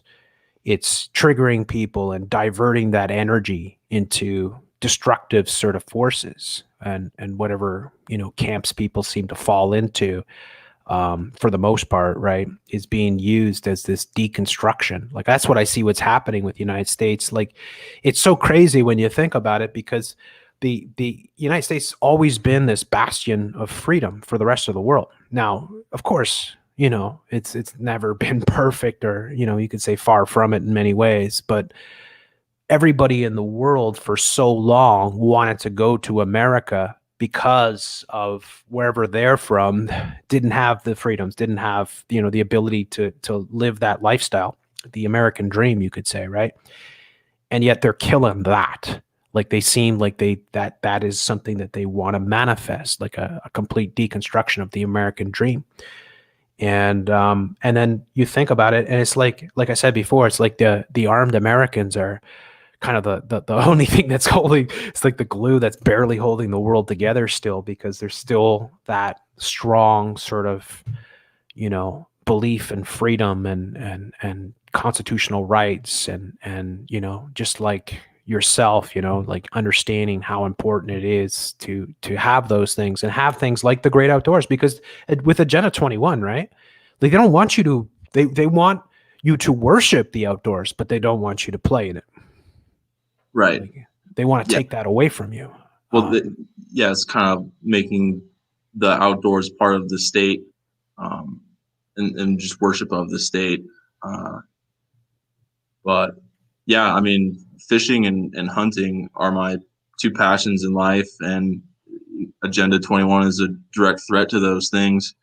And I think, I mean, for example, we have a lot of public land here, like national forests and stuff, and they're just creating more and more rules to try to keep people out. So now they're implementing a sort of a permit to use the public land. You have to have a fishing license or a hunting license or like a dirt bike ATV registration to even be in there. And I mean, that's just really sad in my opinion. It is. It's like the antithesis of freedom. It's like it's government saying you want something, we're gonna have to do this, you're gonna have to do that, you're gonna have to have this, you're gonna have to pay for that, you're gonna have to have this license, right? And it's they did that just this year, and conveniently, I mean, we've had a ton of wildfires here this summer, and so it's just conveniently being proposed, during all these wildfires. Yeah, and with wildfires in quotation marks, people, it works perfect because it's like, well, that's why we can't have nice things, right? We can't have people living in the woods because, at least the fires. We can't have people having campfires because this is honestly, it's one of the craziest things too. That they're already like they did this in Montreal like 10 years ago. Is they banned people from having fires in their home.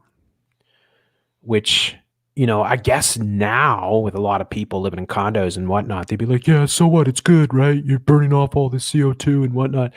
But really, it gets extremely cold here in the wintertime.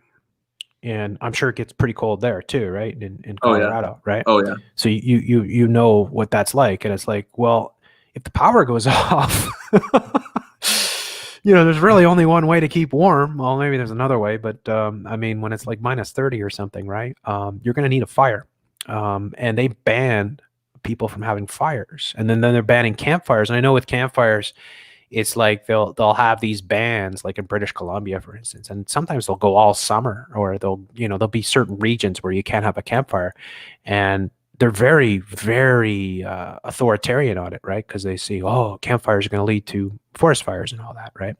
And so it all fits into that narrative of just taking away all these things that are essential to freedom, right? Just having the right to live, like to go and hunt without having, these papers and this, you have that, the license for your, to hunt, a license to have a gun, you have to go through checkpoints and then you're allowed to go in this section or whatever, right? Like, it's like, this is the encroachment that is happening on humanity. And with the Agenda 21, they want to take control of all elements and they want to be able to watch everything that we do, to the point where they're going to use plants to spy on people and whatnot. It's just so crazy. So people like yourself understanding, that's why when I saw your avatar, I was like, okay, I can tell right away you're somebody who likes the outdoors. I mean, just like me, right? I freaking love fishing. I've never really hunted, but I've done a lot of fishing, and I would like to do hunting. But I live in a big city sort of thing, right? But there's nothing that feels more liberating than being out in the woods and, just self-subsistent, right? Being able to like maybe catch some fish and cook them on a frying pan or something like that, pitch a tent and just live life and enjoy life without government or without, drones and just legislation and everything else. So it's pretty scary where it's all going. Oh yeah. And people like me, we just want to be left alone sort of thing to do what we want to do. And you know, a lot of people that I fish with and hunt with, they just say, oh, well, I'm doing my thing. You know, they're not going to, you know, come after this or come after me. You know, I'm just going to have a laid back sort of approach. And that's just not the way to do it. Yeah. I mean, we gotta really start taking this stuff seriously. Absolutely. And it behooves every single person that understands the importance of freedom and enjoys the outdoors to understand what's at threat. I think about it all the time. I'm always thinking, like, what can we do in 10 years? Like, will we be able to hunt? Well, because they're going to ban meat. Like, they want to ban meat eating. It's going to take a while for them to manifest that, but that's where it's all going, folks. Like, there's no, it's no accident that McDonald's and Burger Thing and all these places are putting out fake meat in their in their foods, right? They don't want you to be able to eat meat in the future. They, for instance, with the coronavirus, one of the major outcomes was banning all the wet markets, right? In Yeah. China, like China actually banned wet markets, and it's like those things have been around for thousands of years in some cases, right? Like you know, maybe they look kind of barbaric to us, but it's actually just hunters going out catching things and, you know, and then selling them basically, right?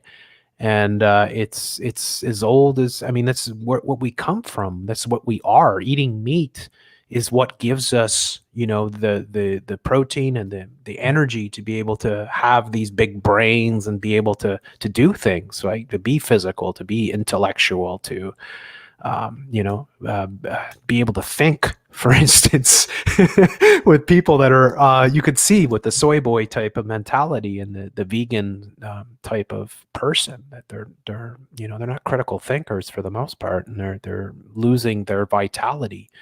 I don't think they're probably losing their ability to reproduce and whatnot as well at the same time. I mean, that's obviously happening, but it's like, it's sad to see this because there's so much at stake, folks. I mean, there's no point in us having the beautiful outdoors if we can't enjoy it.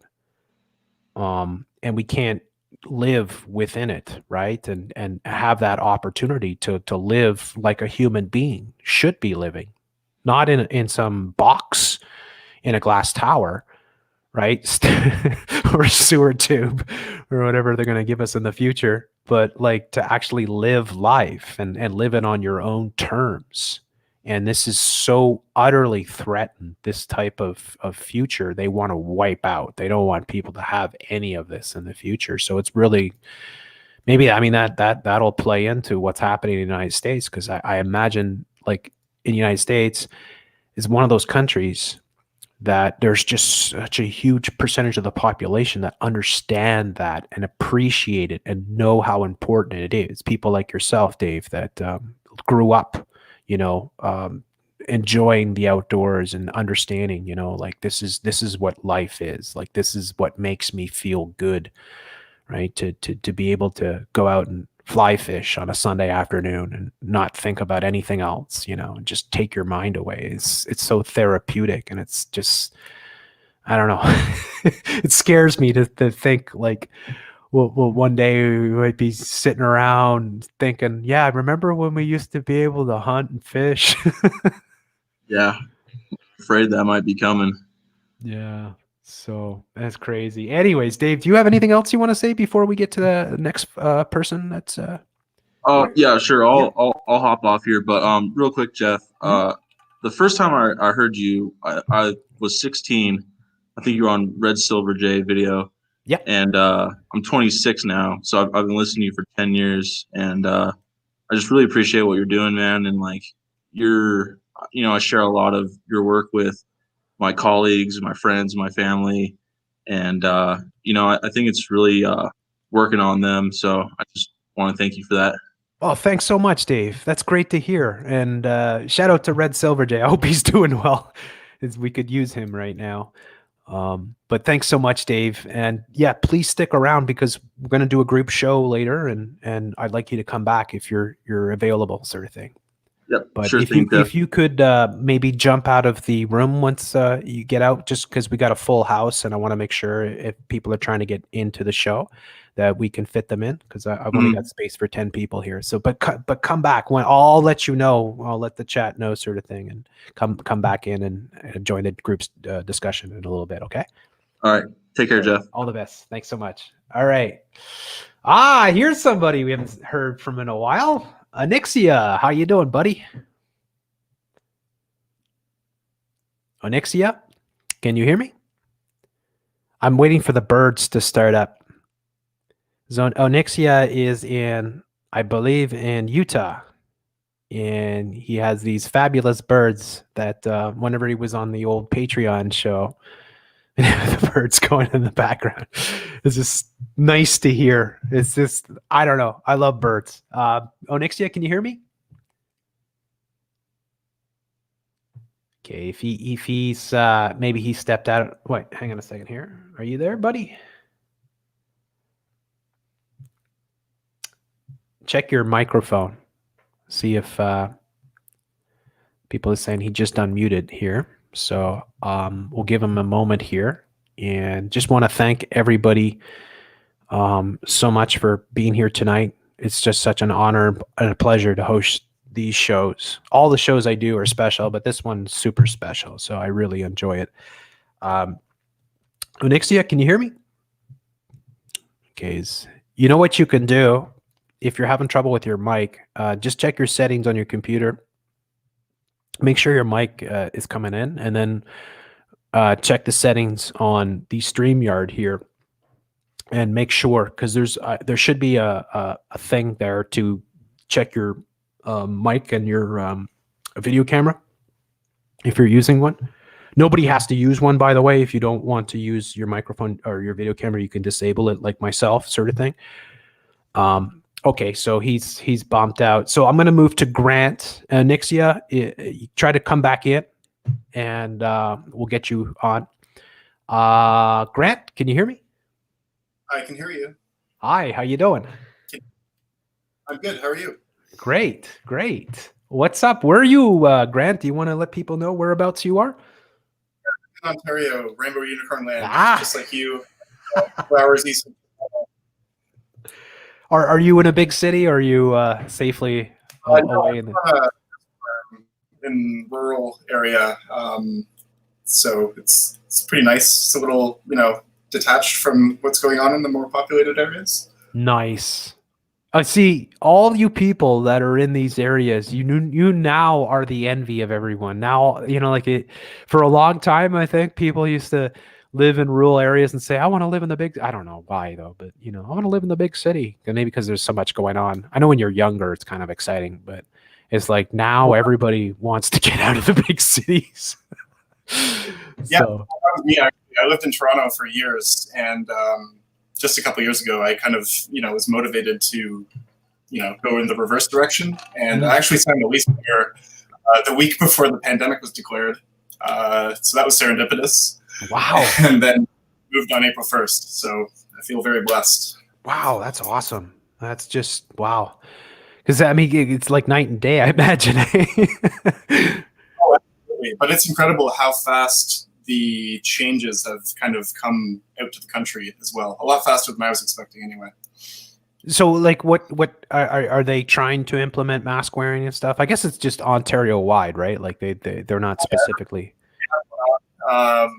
Grocery store, everywhere. It's hard to avoid, and it's tough being a non-confrontational person, but also a non-conformist. Yeah. Yeah. So I actually hired somebody to do my grocery shopping for me, and I know that's not an option for everybody, but if you can, I would recommend it to anybody. If you don't like going out there and doing it, then get somebody else to do it for you who doesn't mind. Some grocers will do it, right? Depends maybe how far you are from the grocer. But I know here that's something that they push, actually, is they want, because it's kind of heading that way in the future, where which is good and bad. It can be good and it can be bad, sort of thing. But in the future, like, because they I showed an article, like, I don't know, 6 months, or no, I mean not that long ago, 4 or 5 months ago, when this whole thing was kicking off, and it was CNN, and there was a guy on CNN that was saying it's time to do away with grocery stores, because of the scamdemic, right? And the future of food should be more like you order it, right? Or the government brings it to you, kind of thing, which is where it's kind of going, Yeah, unfortunately. right. Bag of rations or something like that at the, Yeah. at the depot. Yeah, the World Food Council is giving you a bag of Soylent Green, right? And here's some Soylent beverage to go with it, right? So you get your Soylent beverage. I've been obviously paying close attention every day, looking at Toronto and looking at Ontario and Quebec, because it's Ontario and Quebec really where the whole scamdemic is being played out massively. And do you ever get tired of looking at Doug Ford? I can't even do it. Like, and I'm wondering if it's like the AI faces on bodies type thing. That Yeah. Like, is it them? Like, are they doing it? It's or is it either pre-recorded or something like that. Yeah, it's unreal. These people, like every single day, they're standing up and they're doing these propaganda pieces, and just watching them every day, I just get so sick of seeing them. Like, if I never see Theresa Tam again, I'm blessed. Unfortunately, we're all gonna have to see her. And now, like, does anybody ever get a picture of those two, like, both at the same time? Yeah. Oh, it's nuts. So yeah, and yeah, with the ordering of the groceries too, like, I can see that, like, because like I think about the future where you're like, because it's very soon, right? Like here in Quebec, they just brought in the contact tracing, so they're trying to get people to download the app before they make it mandatory, right? But I could see it very soon where you won't be allowed into a grocer without the app, basically. Yeah, for sure. It's kind of like a soft step towards the vaccine type thing. Yes, and then the next would be with the vaccine. So it could be that, I think, and when I covered what's his name there, the lawyer, it was Epstein's lawyer, Dershowitz, and he was on Jason Goodman's show, and he was saying, well, you can, he was saying everyone's going to have to get the vaccine no matter what. And he's saying, well, you can not get the vaccine, but then you'll just have to stay in your home for the rest of your life, basically, right? And it's like, when I'm thinking about it, like, because that's I'm not getting any vaccine, period, ever, right? Like, never, screw you, I don't care. But that might be the future scenario that many of us will have to face, which is, you're not going to be allowed to go in a way, like where you are now, you're in a rural area and all that. Like, maybe because, like, I'm done with pro sports. I'm done, with most of what the big city has to offer in terms of, like, no, I don't need the entertainment. I don't need the sports. I don't need any of that crap. I'm not going to play by your rules. I'm not going to partake in your destruction of all our rights. But that it might be in the future that, and they kind of hint towards this, because some of the movies and stuff that I covered, including one that just springs to mind, which was Demolition Man, is that, and I heard this as well. I'm trying to think now, it'll come back to me, where somebody was saying that, one of the leaders was saying that, oh, in the future, there might be pockets of people that resisted the vaccine, but they live in the woods, kind of thing. Or actually, yeah, I remember Plandemic or whatever. Some of the stuff that I covered with the United Nations propaganda pieces that they put out for Agenda 21 talked about how, oh, there's some people that live, that refuse to partake in our great one world sort of thing, and they live in these bizarre places, 19th century villages. That's what they said in the Plandemic video, right? And they live in these bizarre 19th century villages. But I think that might be the future for a lot of us, is that we just won't be able to function in a city. You won't be able to get on a bus. You won't be able to go into a store. You won't be able to go to a restaurant. You won't be able to go into a mall or a baseball game or any of this stuff, because if you don't have the Bill Gates in you, right? If you don't have the vaccines, they're not going to let you in. If you don't have the quantum dot sort of Lucifer race tattoo, right? That you're going to be forbidden. And so I can see that, and then maybe it won't be so bad if you are off the main, out of the big cities, and you're somewhere in a rural area where you could still get around. Maybe you still have outdoor markets and whatnot, right? That you can function with. Or maybe there just won't be any opportunity for that. But I think either way, that you, Grant, have put yourself timely, right? That you've put yourself in a good situation just at the right time, sort of thing. It was, like you said, serendipitous, but like it's concerning because even being in a rural area here, once the masks kind of started up in July, it all happened very fast. Everybody was wearing them, and you walking around the grocery store without one on, being the only person, like people are looking at you like you just shot their dog. Yes, exactly. And so that can only go up, kind of, ramped up, in my opinion, as these kind of new measures are slowly being implemented. So it's, you might want to, kind of look at full self-sufficiency, if that's even something that's, that's possible, growing your own food, that sort of thing. Things to aspire to, but it's a wacky world. And again, you're right. If that's even possible, it is possible, and people can do it. The thing is, will they let you? Right? With Agenda 21 and what they want to accomplish, right? Like they want to control all elements of everything, so including growing. Like, for instance, an example I can give is that where they'll force you to use the UN approved soil, for instance, right? Just like they'll force you to use, say, Monsanto seeds, right? Like the way that they're orchestrating everything is that they don't want you to have any possibility of liberty, right? They don't want, like, they're like, one of the major things that they don't like is people living off their system. That's pretty clear.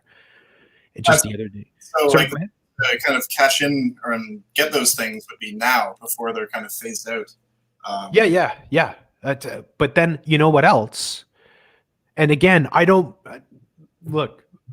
We have a big fight on our hands, so I don't want to sound doomsy or anything like that. But for instance, one of the things that they've been talking quite a bit about is banning hoarding, and they've mentioned it in the UK, here in Canada, and elsewhere, Australia and other places, where they said that their people are hoarding things, and we're going to have to stop that from happening. Yeah, like it starts with the toilet paper, and then goes from there, right? Yeah, exactly. But that's in the cards, where they're and here already, like, they've given the police power to go into people's homes, basically, and it's like they can get a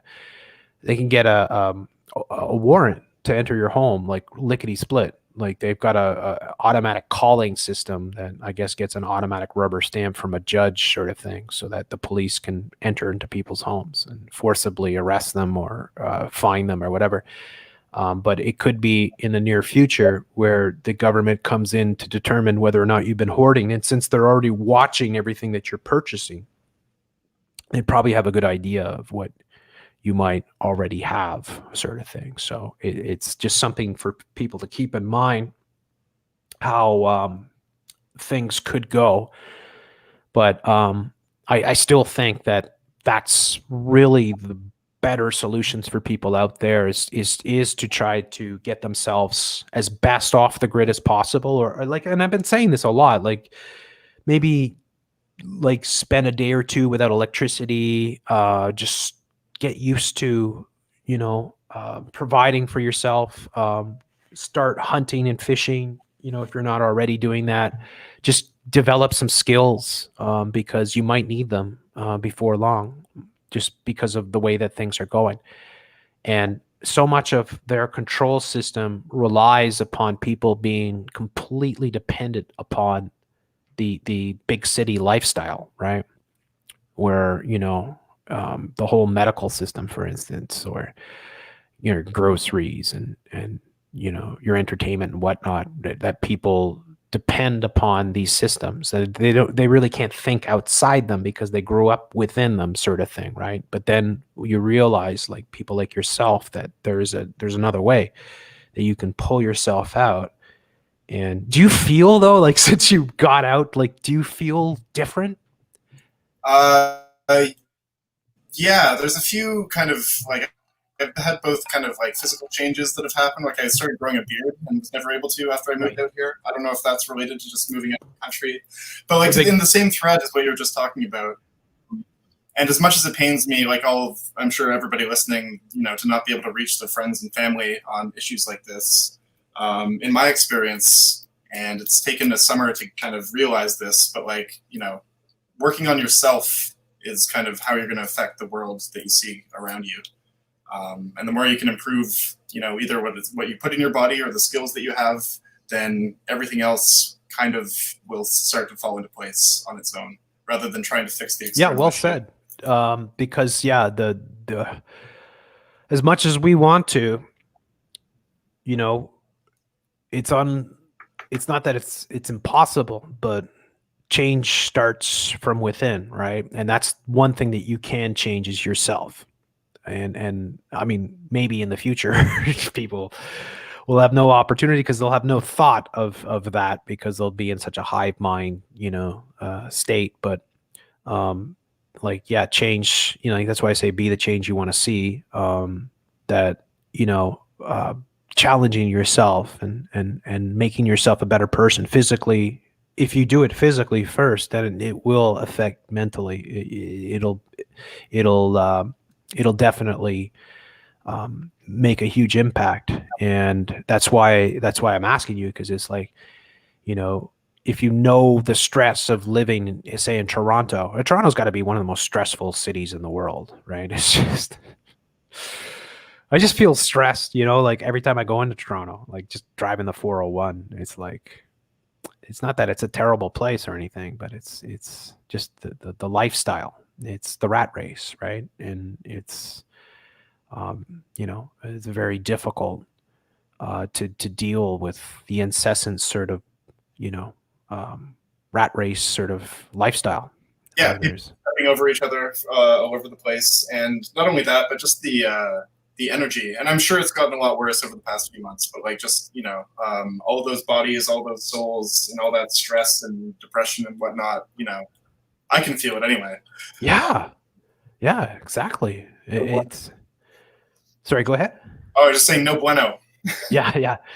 And that's it. It's like because when you step in, and it's great to have people.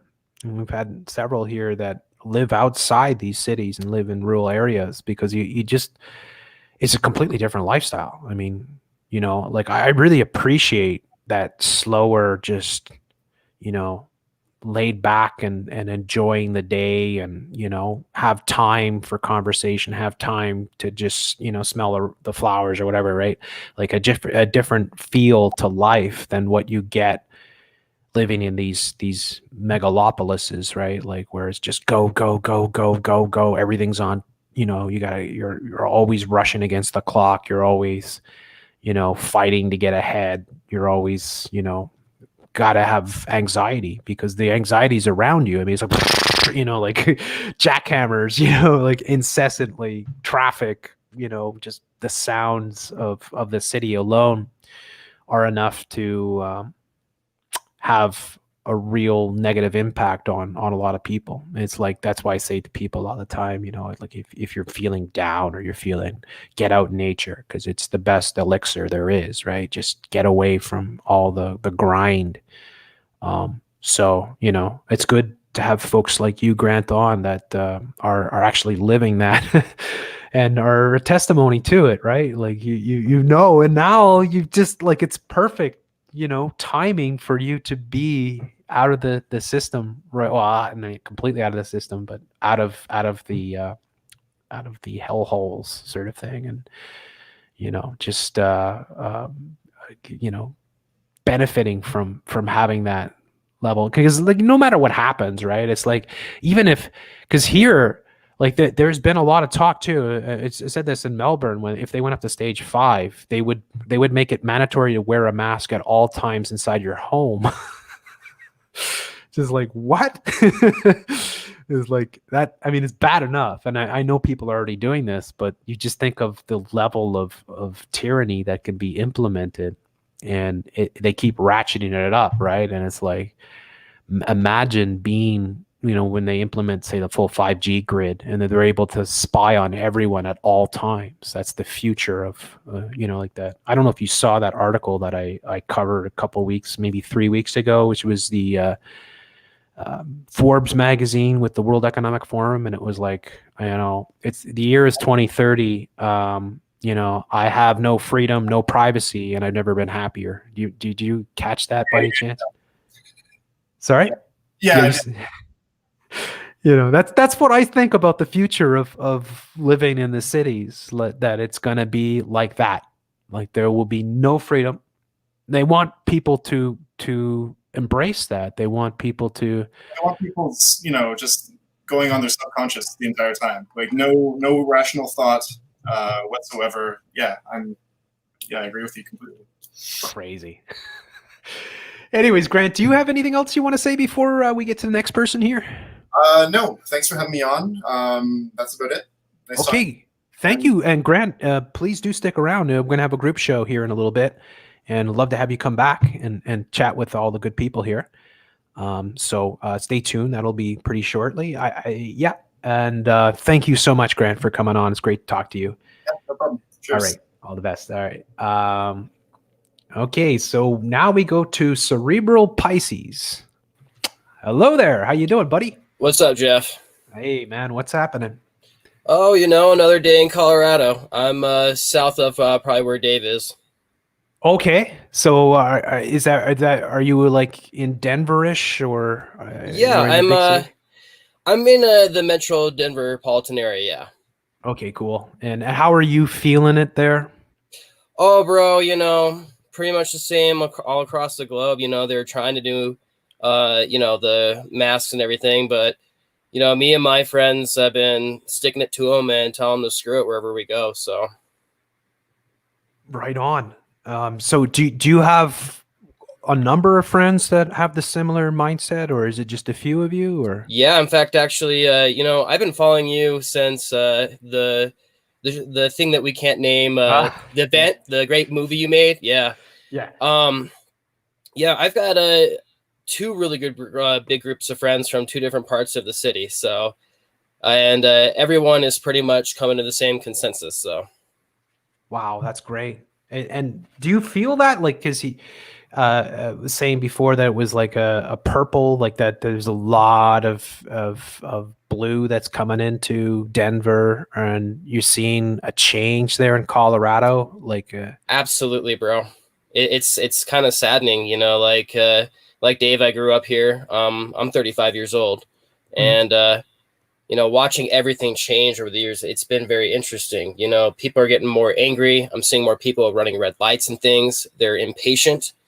As soon as they came out with the mask thing, I mean, it just went into overload. Like, oh my God, I got to be afraid of everybody. Don't treat people with respect. Run away from them. So it's interesting watching everyone's psychological behavior and their demeanors. That's a huge part of it too. It's like, we can get tied up in the whole, vaccines and what they want to do to us, but also a huge portion of what they're doing is just psychological programming of the masses into a hive mind, like getting everybody to do the same thing and react the same way. And that leads to more control, like just having that's one of the big magic tricks that they're pulling off here, is getting people to be the police. I mentioned this the other day, and I can't remember if it was on a live show or it was a private discussion that I was having with somebody, but I was talking about, I think it was the Stanford prison experiments. Yes. You know what I'm talking about? I bring that up to my friends all the time, actually. I love that experiment. Yeah, that's the one, right? If correct me if I'm wrong, where they just brought in a bunch of people and they offered to give them some money for a few weeks or whatever, right? And the people didn't really know. And what they did is they divided the people in two groups, and one group became prisoners and the other group became the guards, basically. Yeah, they wanted to see if people identity roles, if people would fall into their identity. Yeah. And I can't remember. I've had a little bit of alcohol, so I can't say off the top of my head right now the university that did that study, but it was a bunch of students, and they had to cancel that study because it got. I mean, the people that were playing the The police guards. officers, the guards, they were starting to get sexually attacking people Yeah. and forcing them to do like terrible things.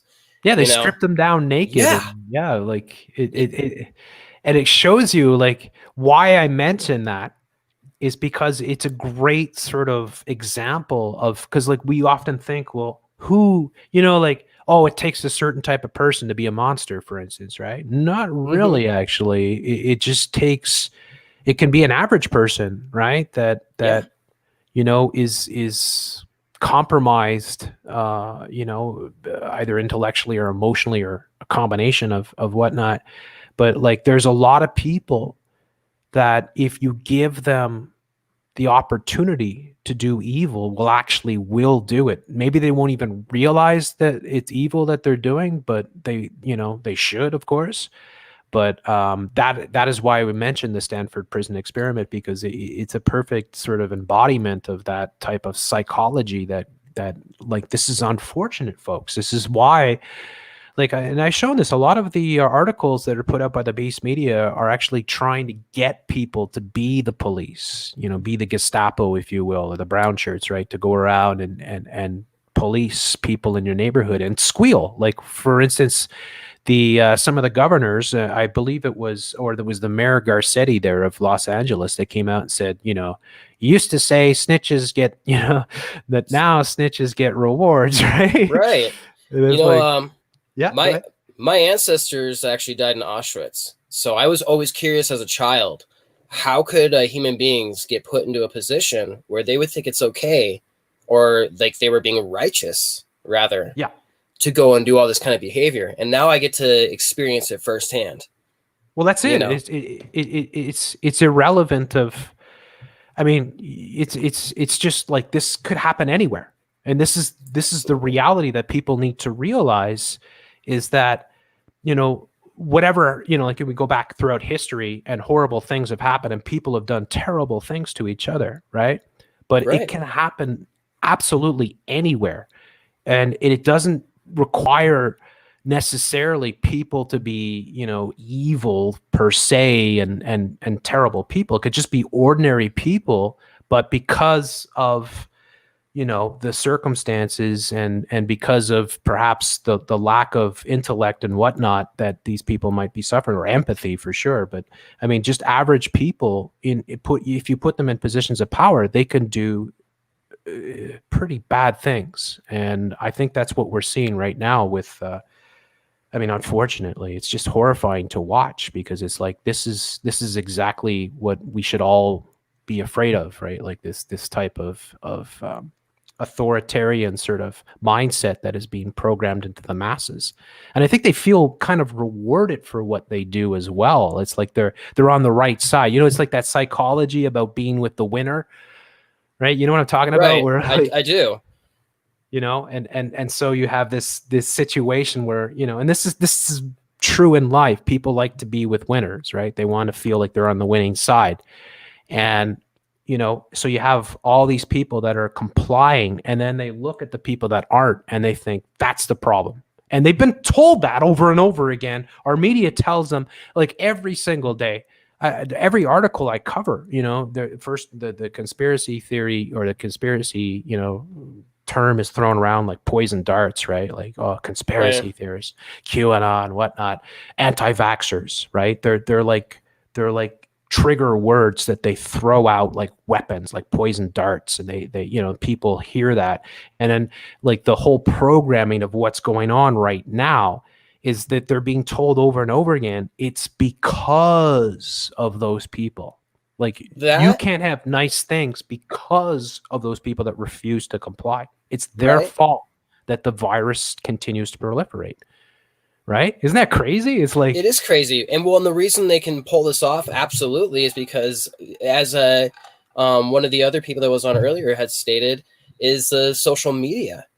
These phones are nothing. The Black Mirror, and I mean, you know, you bring it up all the time. The esoteric knowledge of the scrying, essentially, as they would call it, when they're staring into one of those screens, right? And they would, to make you zone out and go into the screen. They want you to go into their reality, not your reality, not what's up here. They want you to go into what they're creating, you know? So it's disgusting as an entertainer.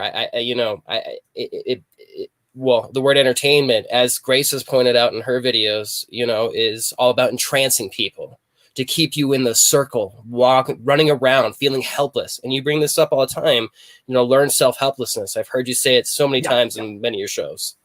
Yep. You know? Yeah. And for people that don't know, learned helplessness is it's another form of mind control where they program you into this mindset that there's nothing you can do, right? Like that no matter what happens, it's going to play out.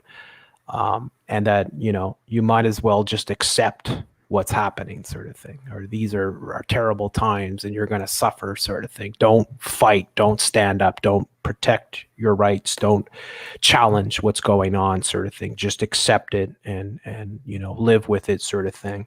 And yeah, that's, I mean, so much it's like, this is like the worst Black Mirror episode ever, but right, we're living through it. we get the opportunity to experience it with direct experience, which is a word you don't get to hear often. I'm sure your viewers, which is direct experience is when you are physically experiencing something. When you watch a documentary on the Red Grove Forest, you're watching a processed image that another artist like myself has gone through and selected and made and manufactured so that you get this form of experience. You're not feeling the wind. You can't smell the trees. You can't absolutely understand how tiny and masculine, you are to, you know, the size of these trees. So yeah, and you can't see the forest for the trees. It's just crazy. And so much, you know, like everywhere we go, we're just seeing this amp up, and it's like this is like the biggest social experiment ever. Like it really is. They would never be able to do this without the internet. Like there's no chance. Like television alone would not work, you know, if you were to go back to 1960s or 50s or even the 80s or whatever, right? It requires this full spectrum sort of surveillance grid and this full sort of, you know, constantly connected world for all of this to work. Like there's no way they can do the contact tracing. All these things require, you know, so we're here, and no other people in the history of the world have faced what we're facing right now. That's why it's you know, and again, throughout history, people have faced horrible, horrible things over and over again, and that's absolutely true. And it's not to you know, to say that this is worse necessarily than people have faced, but this is different. This is a different level. This is a global thing, and it is the biggest social experiment in the world history. And there's never been this type of world with this type of centralized control. So it's something unprecedented. I think that we're all just trying to, wow, I don't even know. Every day I'm just blown away by how crazy this stuff is. It's like, I just can't believe it. I just can't believe. And it goes to show you too, how, you know, how important it was. Like for so long, what I've been doing is trying to tell people, like, you can't trust the media. You can't trust the media. Right. Like, and then here we are. Oh, well.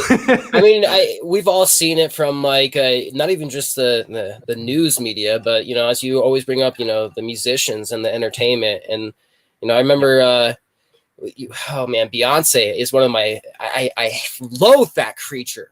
You know, she, I don't need to go into it, but, you know, I just, that the whole Disney media, you know, all about sleight of hand. We'll just slide things into your children's brains without you ever knowing.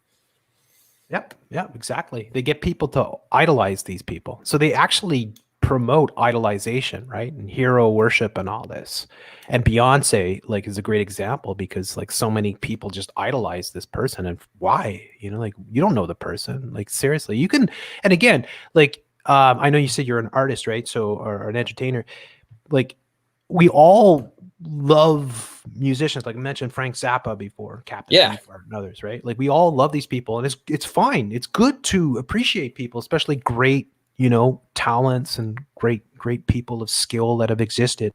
But stop there. Like admire them for the good stuff that they did, but don't listen to them with anything else because, you know, chances are, especially today, that they're part of the whole system. And I think you see it clearly, right? Beyonce is a great example because I showed the whole Obey. I don't know if you saw that, Yes. right? And it's like she's got her shirts Right. with a giant O with the bay in the middle, and it's like, whoa, you know, like the same sort of globalist sort of mindset that they're Programming, the Yeah. hive mind, the hive mindset.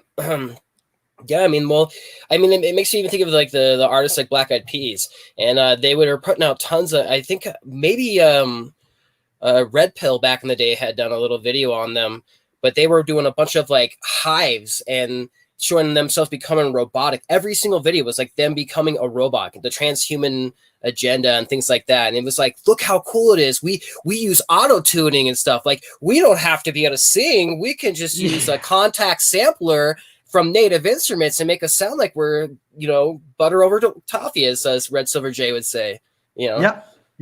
Yeah, exactly. It's like, and if you actually heard these people, if they actually played music live, you'd hear they're probably have very little skill whatsoever, right? And they're just part of the whole system, and because they're there and they've established them, right, and they've used these characters to carry out their message and program the masses, sort of thing. So yeah, the entertainment realm is pretty despicable when it comes to the NWO, and it is one of the main methods of programming the youth.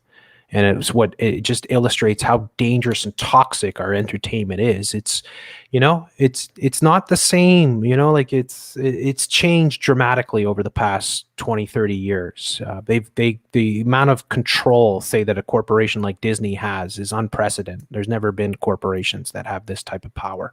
Look at Star Wars, bro. And like, I Yeah. mean, as much as I hate that programming, you know, I was working with the movie theaters because my works I was gonna essentially use those venues at one point. And I mean, seeing how many visual effects artists have to work on just one movie for them to make it look good because the story is so terrible. They have to use all that stuff, right? And they spend majority of the budget, folks, is spent on the VFX to keep your eyes looking. And I mean, oh man, I think it's 48 hours Pixar says to render one frame per scene. So think of the amount of the computers these people have to actually render their movies. All right. I mean, the amount of money that goes into this stuff it's scary, ridiculous. And then when you put that on that same amount of money into the philosophies and other things that you want to push subconsciously into the minds of the people, you know, and I mean, raves are a really good way to push the masks. You know, look how cool it was to wear a mask back in the day when you could have all the Vicks and other drugs and stuff hidden in that stuff. And they'd show all the kids, like, you know, Jeff Abel, actually, Excision from Canada, who made it really big to take a bunch of drugs at these shows and just sit there on a rail, just doing this. And that's what they call dancing these days, right? No creativity in that. Were they putting masks at raves before this whole thing went down? Is that what you're saying? Yeah. Oh, absolutely. They were wanting artists like myself to even put visualizers of it up at times at the show because it looked futuristic. Like, look how cool and futuristic everything is with all the lights and like the visualizers up on the screen. I mean, the music is so terrible. They have to put 8K visualizers up on these giant screens in front of everybody to keep your attention.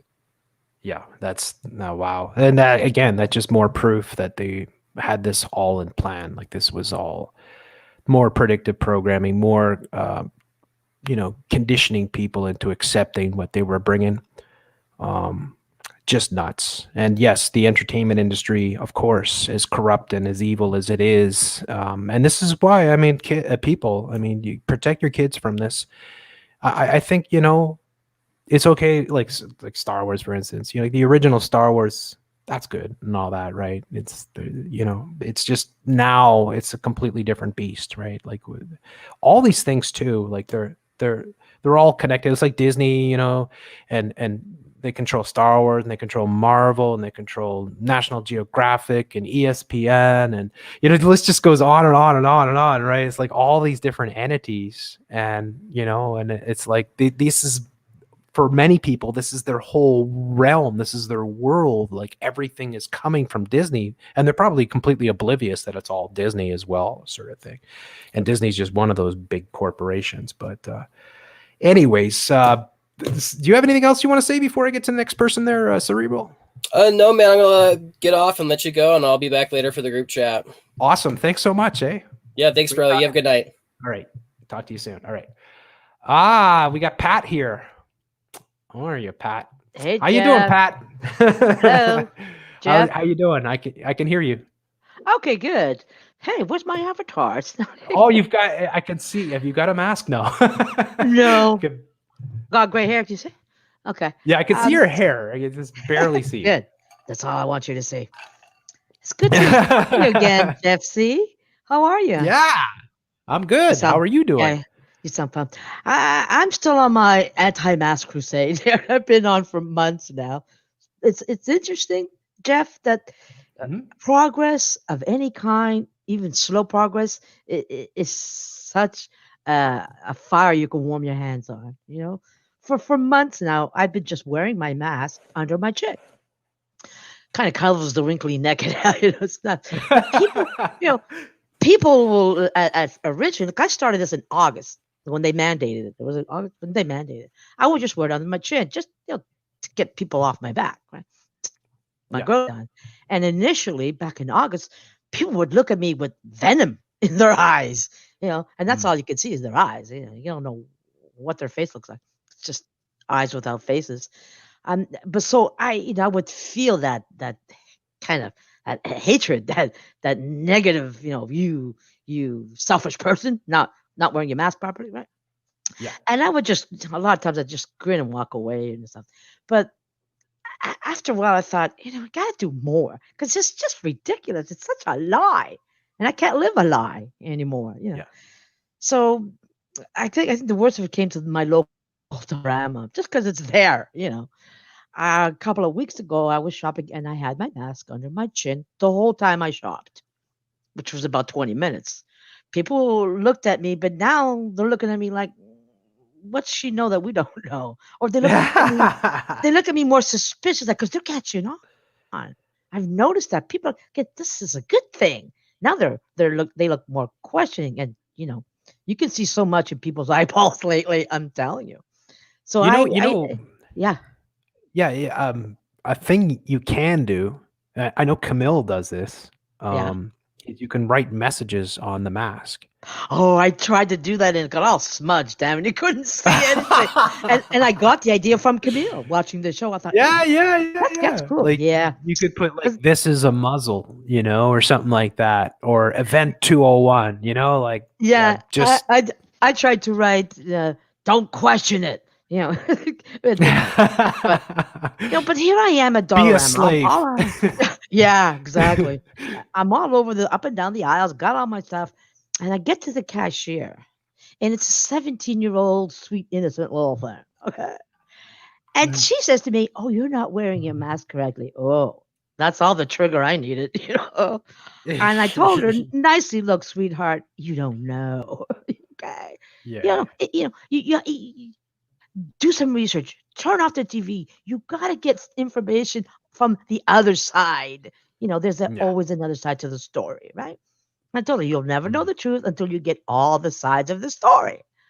I said, you can't fear this stuff. And she started getting worried. And she's not doing anything. She's not cashing me out. So I just said, okay, call your manager, sweetheart, and stop wearing the mask. It's not doing you any good. It's bad for you. She called the manager and then started crying and ran off. I Oh my felt bad. gosh.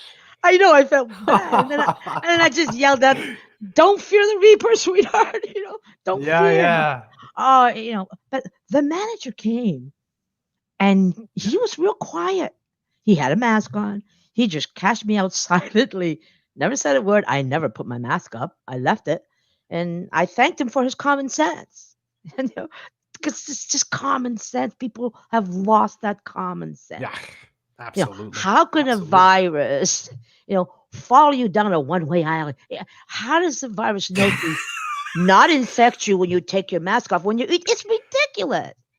I went to a fish and chip store just to get takeout, and I noticed, they got sit-in now because I'm up in the country. I'm in Alliston, about 60 miles north of Toronto, and there was people sitting there, but a couple came in, and the maitre d' whatever said to them, "Oh, you have to wear your masks to the table and then take them off." And I thought, "Where's your common sense?" I wanted to yell. Yeah, that's right. It's like, I guess when you sit at the table, there's no virus anymore. It's very polite, that virus. It won't interrupt your dinner. It knows you're eating. Oh, we'll wait. I hope you don't have dessert. The comedy acts you could do. I With know. How ridiculous. I know. All You this could is. do some serious stand-up comedy with consistency, right?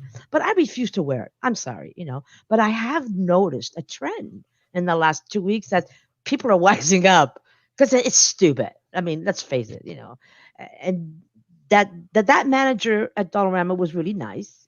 He cashed me out, didn't say what, because he gets it. He was about my age, we're young boomers, okay? So he knows the history of corruption in government. We lived it, Vietnam, Watergate, you name it. So he was nice to catch me out. But as I'm leaving, the supervisor, who's fully masked with a visor yet, says, "Oh, you should wear your mask." And that's it. I said, "Look, I'm tired of being nice now. I've been nice all along." And I told her, "You have no authority over my body. You want to wear a mask, honey? Shove it in your face. Leave me alone." And I walked off because I gotta let off that steam or I'll blow up. Good for you. But I gotta say. I'm trying to get more people to just see the reality of all this nonsense. We just need a lot more people like you, right? Like just doing those little things every day. That's at first I was kind of looked at as a kook, and a nutcase, and like, "Oh, why don't you do your groceries online?" I'm like, "I'm not paranoid. You are. Do your groceries online. I'm not paranoid. I'll come out here." Oh, yeah. It's just nuts. And then you can't find any the clean wipes anywhere. People are hoarding those wipies. I mean, there used to be an abundance of them. They'd be on sale for $2 for $3, and now they're nowhere to be found. What's up with these clean freaks now? Yeah. Well, that's it, though. I mean, those things. I think they say 99.9% of germs and they kill and all that, right? And it's like you know what? That's all those natural things that are the bacteria and whatnot. That's all part of challenge. You have to have your immune system. Hey, my kid ate sand when he was 2 years old and 3 years old. He ate sand. He's fine. Nothing happened to him. Yeah, exactly. Yeah, he didn't turn into the Sandman. Yeah. For a while there he did. He actually that's it though, right? It's like fear is the mind killer, right? Fear is what they're using to control the masses. But that's all they have. But that's all. Yeah, it's right. They have. But the problem is though, is like I mentioned there when I was talking to Cerebral Pisces, right? Where it was like he's cool. Stanford prison experiment, right? Where it's like like the guards. People, unfortunately, a lot of people are not the people or as good as people as they think they are. And I think hard times bring out the best and worst in people, right? And you see this, and this is a hard time. There's no question. Like for most people, this is probably the hardest time that they've gone through, right? The stress, just the being forced out of work for so many people and whatnot. And and then like they channel that anger, they channel that anxiety, and then they use it as a weapon. And they say, these are the bad people. The people that won't listen are the ones that are keeping this going. And so they that's how they mind control the masses against people like us. Exactly. Who say none of this, none of us should be complying with any of this, right? Yeah. And then they say, well, it's all our fault because we refuse to comply. Yeah. It's so evil. And all the directors are coming from the TV. That's all those directors are telling you, that it's dead and everything comes from the media, and that's it. If you shut off your screens, it's like normal out there. If nobody had television, right, or the internet, none of this would be Yeah. happening. I mean, It like wouldn't. we said before, Yeah. this is And- impossible without the internet, Yeah. without the smartphones, without the Yeah. whole surveillance grid. It's impossible. They would never be able to carry this out. They would never be able to carry it out. And fear is a big factor. But at the end of the day, it's also about business. These people Yeah. are making a killing, Jeff. Oh yeah, If we saw that the top billionaires have all made record profits, Oh, right? the mask manufacturers, the glove manufacturers, the Lysol, all of them are making millions. I mean, what was it? I think the masks, they had a quarter profit of like 3.5 million. Takes them usually a year and a half to make that.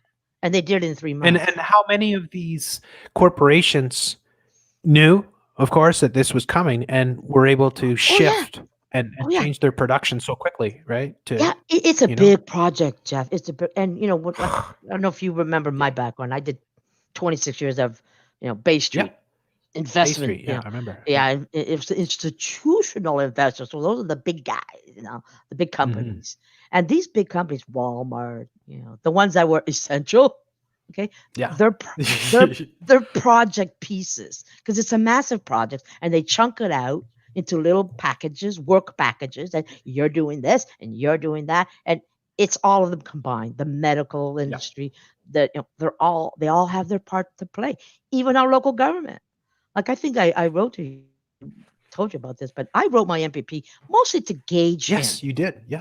Yeah, and no reply. That was August 10th. That was a great post, by the way. I read that. It was amazing. Yeah, I wrote to him in August 10th. I didn't think I'd get a reply, or if I did, get some lame one. I got no reply. Okay, and I'm paying this asshole's wages. All right, you should reply at least. I mean, they should just have a staffer, right? Thank you. Give me at least a rubber store, the usual rubber stamp letter. I would have been happy that hey, at least you acknowledged me. But I don't expect him to do anything. But it bugs me that they stay silent because they're roped into it. They're just slaves too, right? Yeah, they're slaves. Yeah, exactly. But I don't know what more to do to get people to stop fearing. That's been the big thing for me that bothers me the most is the fear factor. Yeah. And I try to do well. I'm nice usually with people, unless you get. Sometimes you just can't help yourself. Well, I can't. I a couple of days ago saw a young, healthy guy. He couldn't have been more than 32, and not only does he have a mask, he's got a visor. I'm sorry, I have to say something. That's a big trigger. The mask alone is a trigger for me, but the visor. And I just went out there and said, please stop scaring the children. And he didn't know what to say. I tell you, I kids get scared when they see that. Every day I see dozens of people that I bite my tongue, and I want to say it. Like old ladies walking down the street, little children, like I just want to go out and say, please just take off the diaper, right? I know. Like stop, take off the muzzle. And breathe the air because it pains me. It does. Like it hurts me to see these people suffer. It is painful. Yeah. And this guy was scaring kids. They were looking at him like, whoa, he's got a visor. And he didn't say nothing at first. Have you seen though, Pat? Have you seen like some of the helmets and bubble heads and stuff? I know. Oh, was it a couple of months back? Could you imagine if you saw somebody like that? Like if I see somebody like that, I am going to make fun of them. Like Yeah, I'm gonna or step just sit out. there and I'm laugh at sorry. them. It is. Yeah, It yeah. is. It's a No, I'm painful. sorry. The gloves are coming off. If I see you wearing one of Yeah, those bubble heads, I'm yeah. gonna make an example out of you. I know that this guy But had yeah. nothing. He had no comeback because I said you're scaring the kids, and then as I walked, I said, "By the way, your ears are still exposed." It's airborne. Yeah, It's you should say airborne. that. Did you It's hear? airborne. You know, your I've heard ears it's been are. going in through your ears. Yeah, yeah, Yes. and Bill Gates just eyeballs. put out a study saying most of the transmissions are coming through your ears.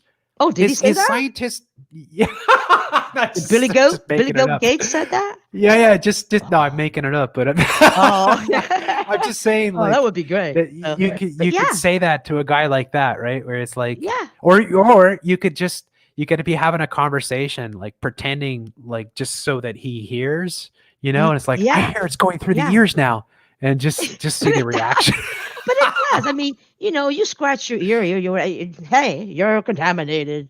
Yeah, And that's their it. eyeballs, your eyeballs have been Yeah. exposed all this time. Right. If it was deadly, it'd all be gone. And also, if you speak English, of course, you know that, right? Yeah. I get you, Jeffy. I guess. Hey, Pat, have you worked on your Mandarin? No, I need to brush up on that Yeah. big time. That's it. I watched that really graceful funeral parlor. It just made me sick. Oh yeah. I would have great strangled video. that funeral. It would have been another funeral for that funeral man. I'm sorry. Yeah, You know, seriously. that's That I absurd. covered that too, and I was like Oh, losing it. I was so angry. I yeah. was like, That, how evil can you be? how I mean, evil can you be? It's their Can last you just farewell. imagine? She just lost her husband. This is the most emotional moment possibly in her life. There's never Yeah, been a moment when that person Yeah. needs support more. Well, that's they what go boils to- my blood. Yeah, yeah. Yeah, You that's have to do it now. You can't make an exception for death. What kind of person are you? It's I hope- I'm sorry. That just goes to show you how evil this is. I mean, to and do ridiculous. that, Yeah. yeah, And then it's just pure evil. you wonder, are these people just stupid or are they evil? Like guys like that, like a funeral manager. Well, they're the prison guards in this town. They're the ones that are Yeah. going to strip the. Jeff, what's people another naked. very interesting experiment? This was done in the 60s, and I can't recall the name of it. But they took Mhm. people and put them in front of a big control panel, and said, "You're going to train the person on the other side of the room. Mhm. You ask a question, and every time they answer wrong, you press the lever and you shock them. Yeah. Okay, and so Oh the yeah, people yeah, would yeah. to get the answers, and then every time they got an answer, they said up the voltage, and people would do it. Up the voltage. Yeah, And exactly. you knew- it was an actor. You hear on the the other person side, screaming. but Yeah, yeah. Yeah. That boggled my mind. I go, oh my god, order followers. yeah. what Seriously, and that's how the you're in a Nazis did it. situation like that, and if you will comply, that shows there's something wrong with you. It's like, wait a second, like why are Yeah. you causing harm to another human being? Yeah, And again, too, with like, it gets me angry too. Like, look, you want to wear a diaper on your face, by all means, right? Go to town. Put the shield on, put the bubble head, the hazmat suit. I don't give a damn. But don't you get in anybody else's face. Like, like Yeah. some of the videos that we saw, like, of people being mob attacked because they weren't wearing a mask and being that's- physically yeah. assaulted. The Those Karen, I know. boil my blood. Oh, I get so Yes, it is. angry because I'm how dare you? How dare you scare the kids? Because that's what they. you leave other people alone, right? Like you do whatever Yeah. you feel you want to do, but you mind your own business, right? So I know. I mean, it And- just And the kids in school, like I live in an adult community, more for my age group, and I hear Mhm. stories all the time about their grandkids. My closest neighbor has 2 grandkids, 8 and 9, I think, or 8 and 10. And at first, they were very excited to go back to school because they missed their friends, and they got all new pencil crayons, and they were excited. And she said by the 3rd week, they didn't want to go anymore. They were scared of the Mm. teachers. They were Yeah. scared of the principal. They're scared. They're Yeah. scared all the time. because it's And dehumanization. oh, it's It's- horrible. they're no It- longer people. They're people. They're like these things in shields and masks, right? And it's you Oh. dehumanize. You take away the face. There's no smile. There's no, Yeah.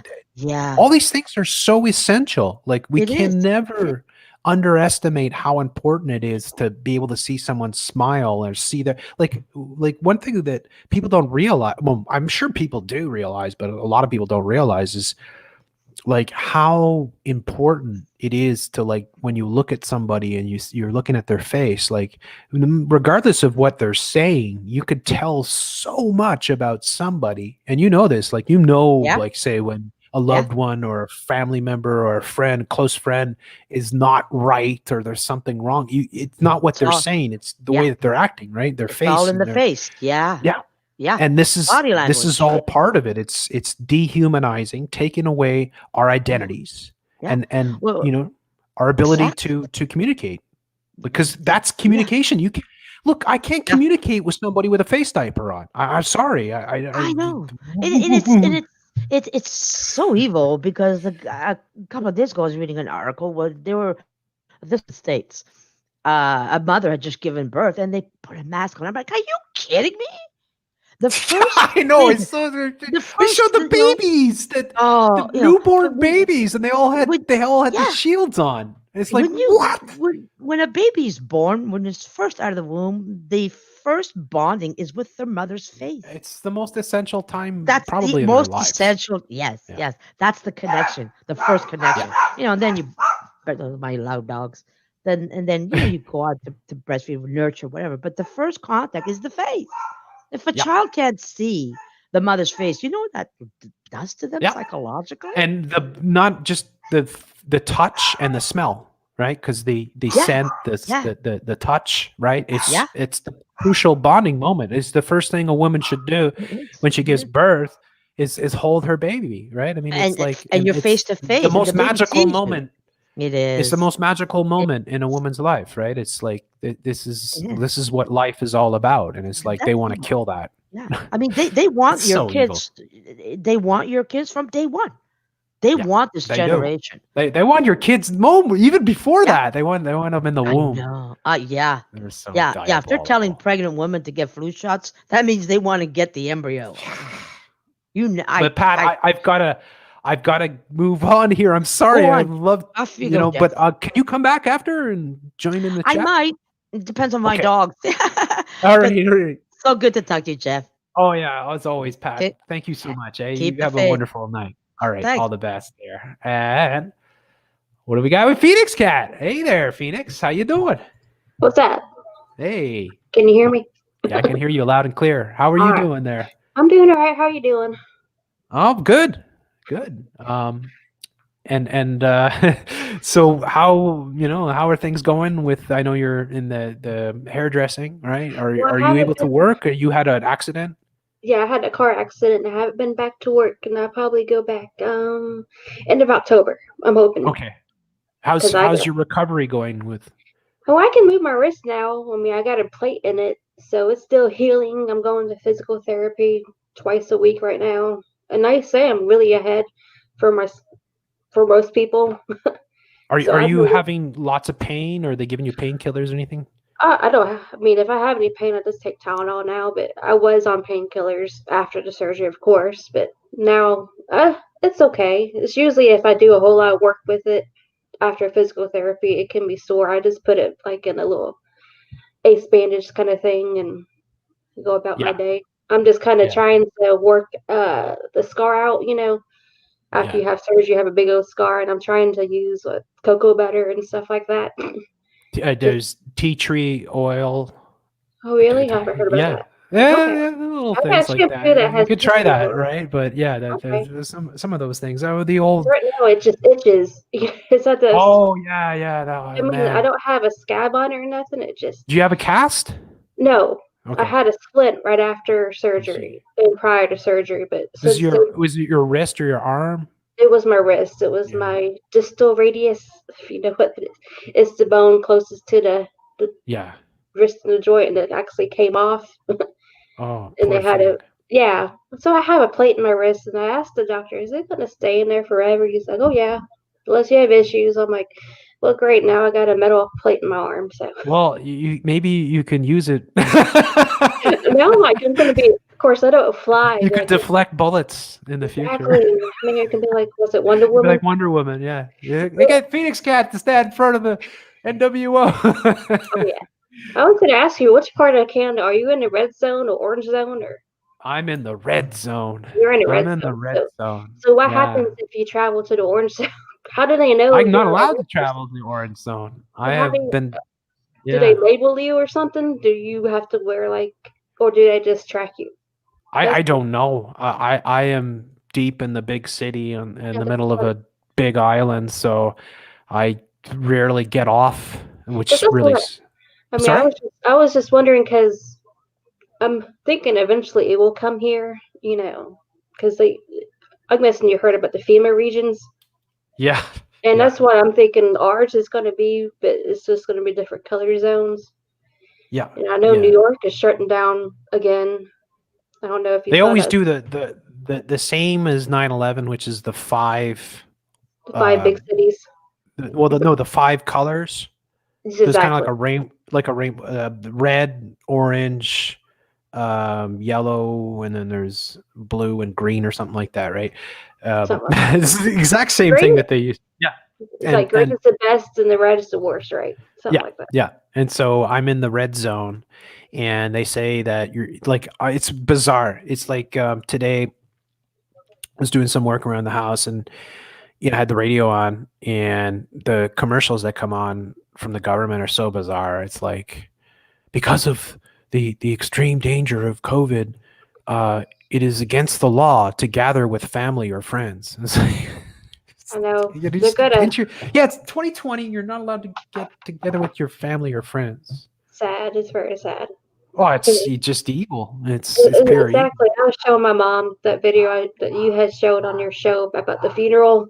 Yeah. And the people who lost her husband, she lost her husband, her children are trying to condone her, and it was just like, you don't do that to people, That's just so cold blooded, Oh, I'm sorry. I would have beaten the tar out of that guy. Oh, that's me. That's my mom, and they are actually going to go to the same place afterwards. So why does it matter if they're together there? You know what I mean? Because you have your funeral, you go to a wake afterwards. It's the same as we mentioned with the Stanford prison experiment. Exactly. And it's just people that we see people's true colors, I guess you could say. I mean, there's look, like I'm sorry, like there's a right and wrong in life. There always is. And if you don't know it, then you're lost. And if you're lost, that's your problem. And again, like I understand people are being brought up by their television and whatnot, right? But I mean, seriously, I just seeing stuff like that, it just makes me so angry, because it's like that's pure evil. Like, even though you could say, oh, the guy's just doing what he's told to do or whatever. Yeah, I'm sure, and they might be watching the place. Maybe they had issues before. You don't know what he has to go through and what he has to deal with. I can understand, because there's always a deeper level. I don't know. I'm sorry. I'm sorry. I can't give that guy any leeway. I just say, and again, it's if say the funeral house is saying, okay, we can't have people do this and all that, but it's so diabolical. Like, there's no way to. I don't care. I don't care if a person has freaking leprosy, right? I mean, come on, right? There's a time. Yeah. And also, it goes back to George Floyd and whoever else. They had massive, huge funerals, Yeah. And how close were they? How many funerals did he have, George Floyd? I don't know. I think he had it for like a week, but like 6. There's one where they were dancing with the freaking coffin, which was most definitely empty. Yeah. He was a big dude. He has to be empty, of course. And wasn't it the gold coffin too? Yeah. I remember what's his name there, the mayor of Seattle, that beta male douchebag there, and he was doing his fake crying. But see, I just remember Al Sharpton was there telling his eulogy. Yeah. Imagine that. Okay, and now we have Al Sharpton speaking, and be like, oh no, here we go, 12 hours later. With other gloves on and everything, So yeah, I was just watching the vice well, I wasn't watching. I was because I could see it. I can't hear it. The Yeah. VP debate. Oh yeah. I mean, I don't know what they were saying because, like I said, I couldn't hear them. But at one point in the debate, a fly landed on Vice Pence's head, and like you go on Twitter, you just see nothing but memes about the fly now. So I'm just letting you know now. Oh, the movie The Fly. Oh, a fly landed on Mike No, but Pence's you said head. the Yeah, memes of the fly. I was yeah. thinking. They're saying someone needs to play Jeff Goldblum and Oh be yeah. on Mike Pence's Oh, head. I don't know. It was just that's such a great movie. mm, But yeah, so. that's hilarious. But that's how it works, eh? That's the shitter and the whole sort of. Because that's what I was going back and forth because this is the first time on live chat on the laptop, so I was able to look at other web pages as I'm listening. So I was on the shitter and seeing the memes of that. Did you see what I sent to you earlier about the celebrities that got naked for the vote? Wait, It's not, celebrities are getting naked? well, Hey. you couldn't see them, but like Oh, I think they're yeah, trying to okay, get. okay. I'm just looking now, and other people are sending me too. And Okay, you okay. got Sarah Silverman here. Exactly. And everyone said, "Well, at least she looks cute because she has big tits, but they're obviously fake." Yeah. I really didn't listen to it. I'm like, they're just trying to get you to vote, and who do they want you to vote for? Of course, they're Democratic people, so they want you to vote for the Democratic Yeah, people. yeah, the Demon Rats. Demon And rats, they, exactly. oh yeah, and they've got. So I see Mark Ruffalo and Mhm. Borat, Sarah Silverman, And like and yeah, has what's her name? God, Miss Piggy herself. You know what I'm talking about, the comedian. I can't remember her name, but people called her Piggy. it's Amy Schumer. Yeah. Yeah, Someone said that you look like Miss Piggy, so that's why I'm just yeah, going with yeah. that. All right, Chelsea Handler, I think I Yeah. see, and Nothing but the Democratic God, ones, you most know. of these people should never get even topless. I'm Naomi telling you. Campbell was on there too. Yeah, yeah, and But it's someone actually shows, well, not really shows her tits, but it's a Sarah Silverman. So, yeah, she's holding oh, her breast. Yeah, I see that. Yeah, and at the very it's end, she salutes and she lets go of her boobies. So, but yeah, they're yeah, blurred, yeah. of course. Yeah, well, they have to get the morons to watch. So Exactly, and that's this why is people were watching. But I saw that and I was like, that's pretty crazy because it's like never before exactly. never before have we seen this. And again, look, it's a selection, folks, right? Yeah, I've Like always believed that too. it's not really going to make a difference whether you choose Coke or Pepsi. They're going to do what they want to do. But the thing is that They're they giving you the are. illusion of choice. Yeah, they're giving you the illusion of choice, and they're making you think that you can be the instruments of revolution. So And then, they're programming the youth into this mentality that you can change the world. When it's like, really, now we got them exactly where we want them. when it don't go to who they voted for, they think I'm worthless. You know, they makes them feel bad, and then they Yeah, hate the other. It makes them have more division towards the other people because they won. You know, yeah, yeah, it's a whole divide, yeah, yeah, and I exactly. see that, and so it's. I have never voted in my life. I think I might have registered before, but I never voted just because I just didn't feel the need to. I used to vote just for the whole like experience, Yeah. not because I believed it, because where I am, Well, I mean, like, it's so different up there, so that's why I don't really. Government is kind of different up there. What's your two parties? it's just as unbelievably corrupt and like rigged as anything. But Yeah, and it's like where I am, because I'm in a very densely populated area, my vote is worth like a third of other people. Like it's just the way that they the way that they slice up the demographics, right? Where the yeah, areas. yeah. So you have areas that have 3 or 4 times the population of other areas, but you still have, one elected official sort of thing. So, Exactly. but yeah, it's almost useless. Like, and my region too is always liberal.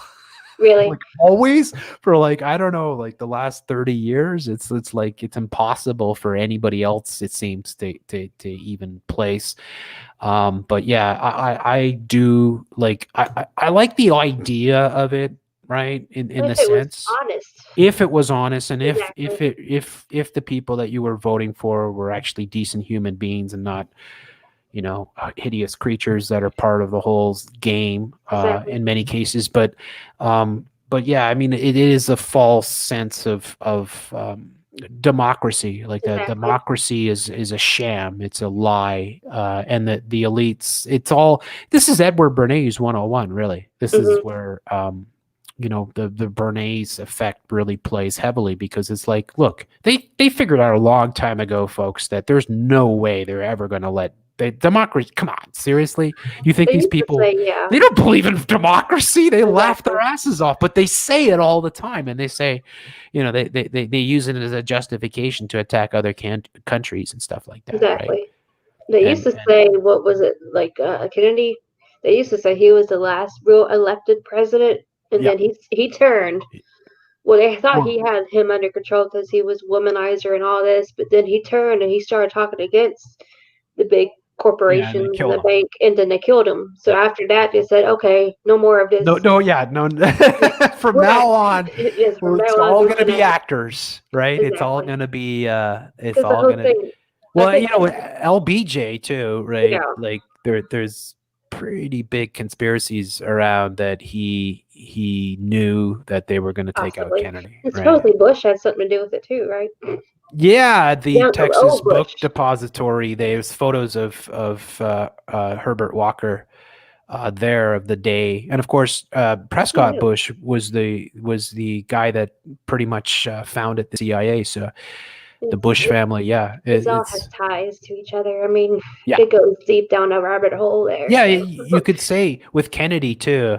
He Mhm. was Irish. He was Christian, right? And Or Catholic. Catholic, right? Yeah, and so he kind of fit the type of character that Americans would buy into, Exactly. and yeah, then they just, I guess, like, and that's why a lot of people would say the Kennedy assassination was one of those big moments that really helped usher in the New World Order. That Probably it was, everything has a play, Yeah. know.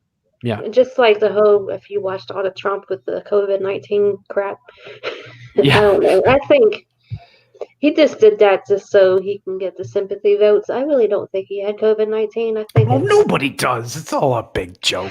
Oh, Good Lord. I I mean, come mean, on. I think Everybody's people got get it, sick. and nobody's People- even got a cough. Look at all these Exactly. celebrities. I mean, they're a joke, right? Tom Exactly. Hanks, The Rock, all these characters. Yeah, I Exactly. came down with COVID. Yeah, you don't even look sick. You can't even act sick. I mean, aren't you supposed to be an actor? Like, can't you even fake a cold? I mean, Well, he didn't even act like Trump didn't act like, and then also, when he he came took out, off the mask. Remember? but he took Yeah. the mask off, and I'm like, okay, so what? He's at his house, so he's able to do that. But then he stood for a photo op, and then he made a video right afterwards saying, "I beat it." Yeah. I'm like, They're playing okay, the this is cue. arrogant. Exactly. It's part of the Q thing, the him pulling off the mask and all that, because it's all their signals and their Is it coding really? and 'Cause what. I haven't. I know they banned him from Facebook. That's all. Yeah. I mean, isn't that hilarious? The president. But yeah, I mean, it's all part of their machinations, and then what happens then, of course, is that Trump had it, and all his staff, or many of his staff, had it.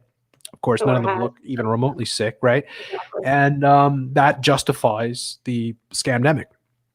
Yeah. Because now Pretty you've got the Q and the MAGA and all that believing, I guess. I mean, I don't know. Right. But they all of a sudden overnight now it's all real, and I guess we better take our vaccines. I don't know. But No yeah. damn vaccine. That's my opinion. I know Anyways, my boss's daughter supposedly had it, so who? Your boss's daughter? yeah, and my boss was actually quarantined for like 2 weeks at the house, but Yeah, and did she exhibit any symptoms? I mean, this is after I had my accident, so I haven't been back to work to talk to him. I just saw them talking back and forth, and I guess her daughter was bad enough they had to put her in a hospital for a minute. But her daughter has to be 15 or 16, so Yeah.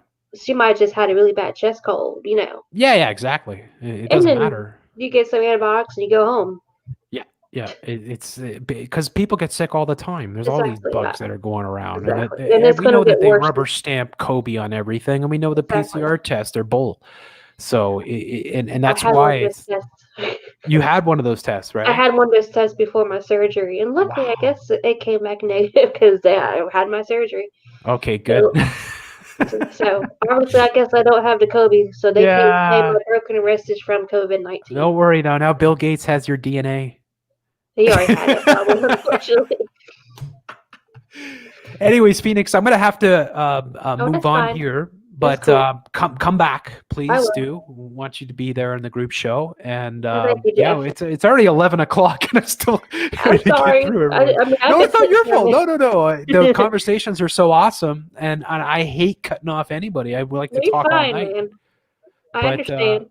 I do have people waiting here, so we got to No get to problem. the. Thanks so much, though, Phoenix. I appreciate all Thank you. the tweets. I No really do. problem. Great job. All right. Hey, we got Uncool in the house. What's up in Detroit? What up, though, Jeff? How you doing? How you doing? Oh man, I'm good. I'm just ruffling feathers and rattling cages. The usual. Yeah. Are you planting seeds there in Detroit? Man, I try to Yeah? do the best I can, but man, Masylvania is in full force. Oh, boy. Yeah, you can only do so much, but like Pat said, I'm starting to notice a trend though. Some people are starting to come around. I'm starting to see more people in the grocery stores walking around without their masks. So I don't know. There might be hope. Yeah, there's been an interesting development here in Michigan, though. I don't know if you heard about it, but the Michigan Supreme Court has ruled against Gretchen Whitmer's emergency powers. You hear about that? Yeah, that's great. Yeah, that is crazy. Like that group, they were originally called Michiganders Against Excessive Quarantine. They started a group on Facebook back during the first lockdown. The group only lasted maybe 4 weeks because Facebook shut them down, but it grew to over 360,000 members in a couple weeks. Whoa! Yeah. So I know exactly how this all played out because I was a part of the whole thing. I mean, I've been against this since the beginning. I already know. So I already knew what was going on. So the group just kept growing. So when you always talk about how protests can be commandeered by the machine or whatever. So this is like the first time I witnessed, this happening. So Michiganders Against Excessive Quarantine, they organized a protest. It was both people on the left and the right. It was just people mutually against the lockdown, right? Yeah. So when they did this protest or whatever, the media portrayed it like it was like super far right, crazy Trump supporters who only wanted a haircut. Yeah. And it just got shut down like that. So the point of me bringing that up is that Michiganders Against Excessive Quarantine, they created another group called Stand Up Michigan, where they only needed 300,000 signatures to get a response from the Supreme Court. And man, they got over 500,000 signatures. Whoa. Yeah. And of course, my name was one of them. But they got over 500,000 signatures. Like, that is crazy, man. That is good. I mean, that shows you, though. Just like Pat said, you're saying I think, like as I say it too. I'm trying to, I don't want to be I'm not trying to. How am I going to put this? I'm not trying to give out false positives or be overly optimistic, right? I want to be realistic, but I am saying that in my history of doing this, I've never seen so many people waking up, if you will, right? So I think there is a lot of people because look, everyone's affected by this, right? It's like everybody is awake at varying degrees. You got a lot of diet woke people, half woke people, quarter woke people, but to some degree, it's definitely happening. And my baby's crying. I think I'm kind of loud. Anyway. Well, if you got to go and tend to your baby, don't worry. We will get you right back on, sort of thing. But let me see. I'll see. Yeah, she's fussing. I think I'll get off of here for a minute. I'll stay. Yeah. All right. We'll get you back on in a sec. Okay. All right. I'll go to twaddle. All right. You take care. What's your baby's name, by the way? Naya. Naya, oh, that's so cute. All right. Nice pussy. All right. I'll see you in a bit there. Twaddle. What's happening, Twaddle? Hey, what's up, Big man? down in Texas, man. Holding it down here, brother. You got your mask on? Yeah, man. I got my mask. I got my face shield. I got my hand sanitizer right next to me. And then I've got my room is just, you know, I put up tape on the walls and stuff. You know, I just want to be totally isolated in a way. I don't ever want to see or touch another human being ever again. Dude, you just gave me an idea. It's like, that's perfect. Next time I go to the store, I'm going to wear a shirt, you know, with double pockets. I'm going to put like hand sanitizer at each one. With the mask and everything. I'm just going to go, hey, guys need to disinfect. Come on, guys, everybody come disinfect here. You ever seen the movie Tombstone, that classic Western movie? Yeah, with Kurt Russell. Yeah. Yeah. Okay. Well, when Val Kilmer's drunk ass is twirling those, he's just twirling like. Yeah, you could do that kind of number with the hand sanitizer. Yeah, just pull them out and just twirl them around. Hey, you need a squirt? Get a squirt. I can help you. I can fight the Kobe.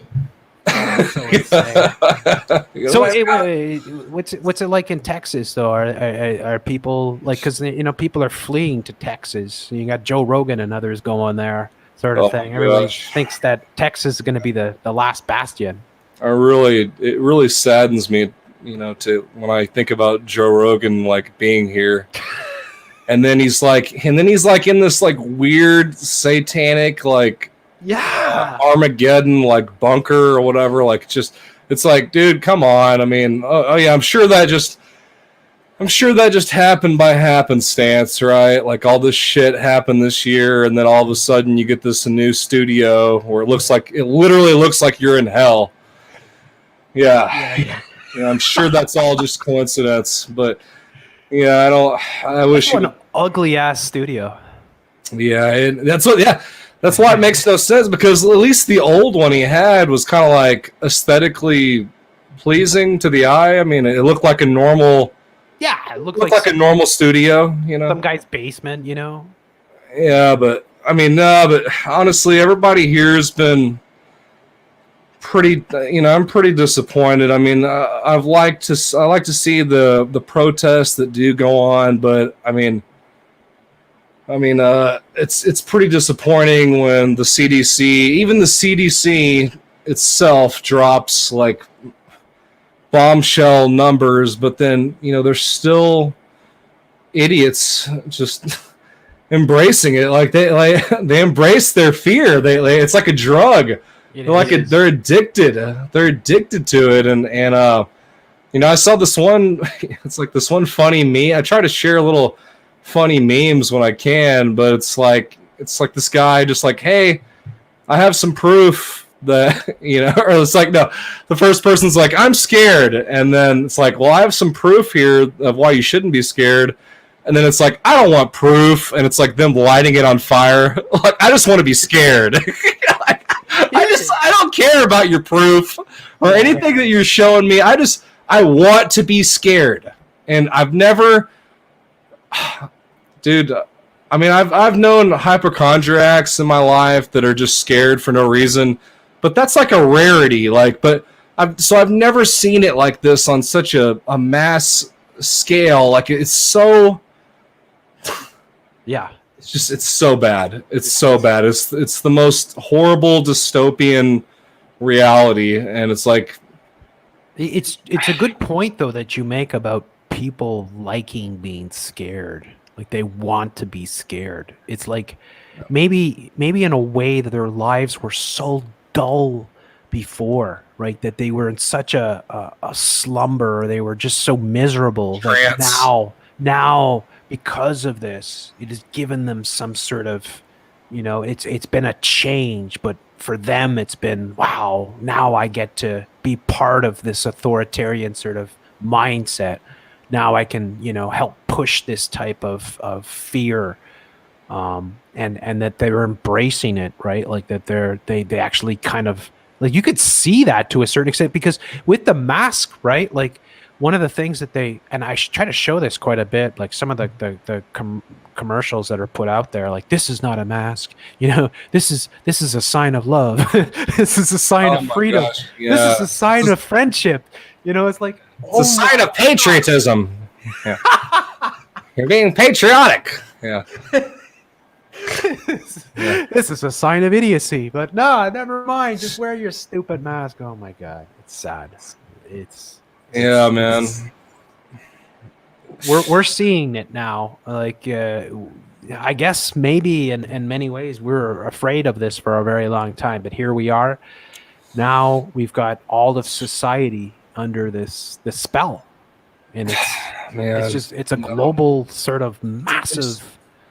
Makes one wonder, you know, what is different about society now as opposed to even 2014 when they tried the Ebola psyop? You know, what in these few short 5 years, you know, I mean, because the Ebola, well, I guess you could really say, number one, I mean, the internet censorship, because, you know, obviously in the Ebola psyop, we didn't have the internet censorship we have now, so a lot of the information was just so readily available, whereas now, I mean, you know, nobody can talk about it. I guess that's number one, but I mean, what are the other factors, you know, like, is it really just that the programming and like the Hollywood programming in the past 5 years has gotten like that much worse? I'm just saying, like, I've noticed like overall over the past like 5-ish years,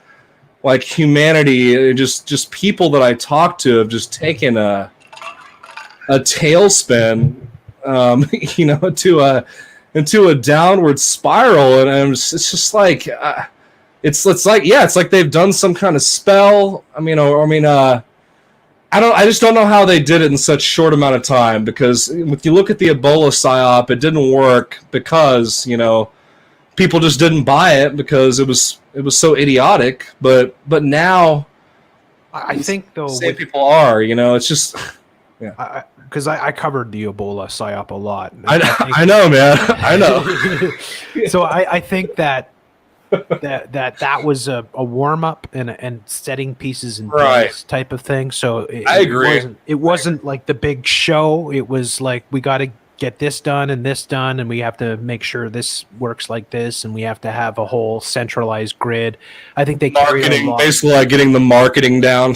yeah. Like, and also just getting, you know, all the pieces in place, and so it's taken the time to get everything, but they had to practice these things out.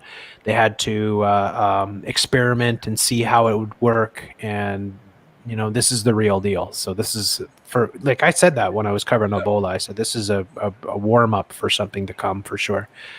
And yeah, here we are. So I hate being right sometimes. You know, I never thought we'd live in a world where like people are actually brainwashed to be scared to be around other people. Like, I never thought that was possible. I always knew about I've known about the New World Order for a long time. That was you know, I even have the Illuminati card game with the freaking pandemic shit. I mean, you know, I knew about the whole Ebola psyop and you know, the whole thing, but I never knew that they could do this. Like, I never thought that they could actually make people scared of other people. Yep. Like, I thought that would be like the last. Like, you know, I mean, come on. In Armageddon, I mean, whatever they do, at least we'll be standing together, right? At least we're gonna bond. At least we're gonna band together. But no. It's like somehow geniusly they've figured out a way to make family scared of family and friends scared of friends, and it's. I never thought that they could accomplish that, but they did. But yeah, they I think sure did. A lot of us underestimated. I mean, I underestimated how quickly they could do this. I thought it would be a huge gargantuan task to be able to carry this out. But but it's working to the, from what we can see, it's working pretty well for the most part.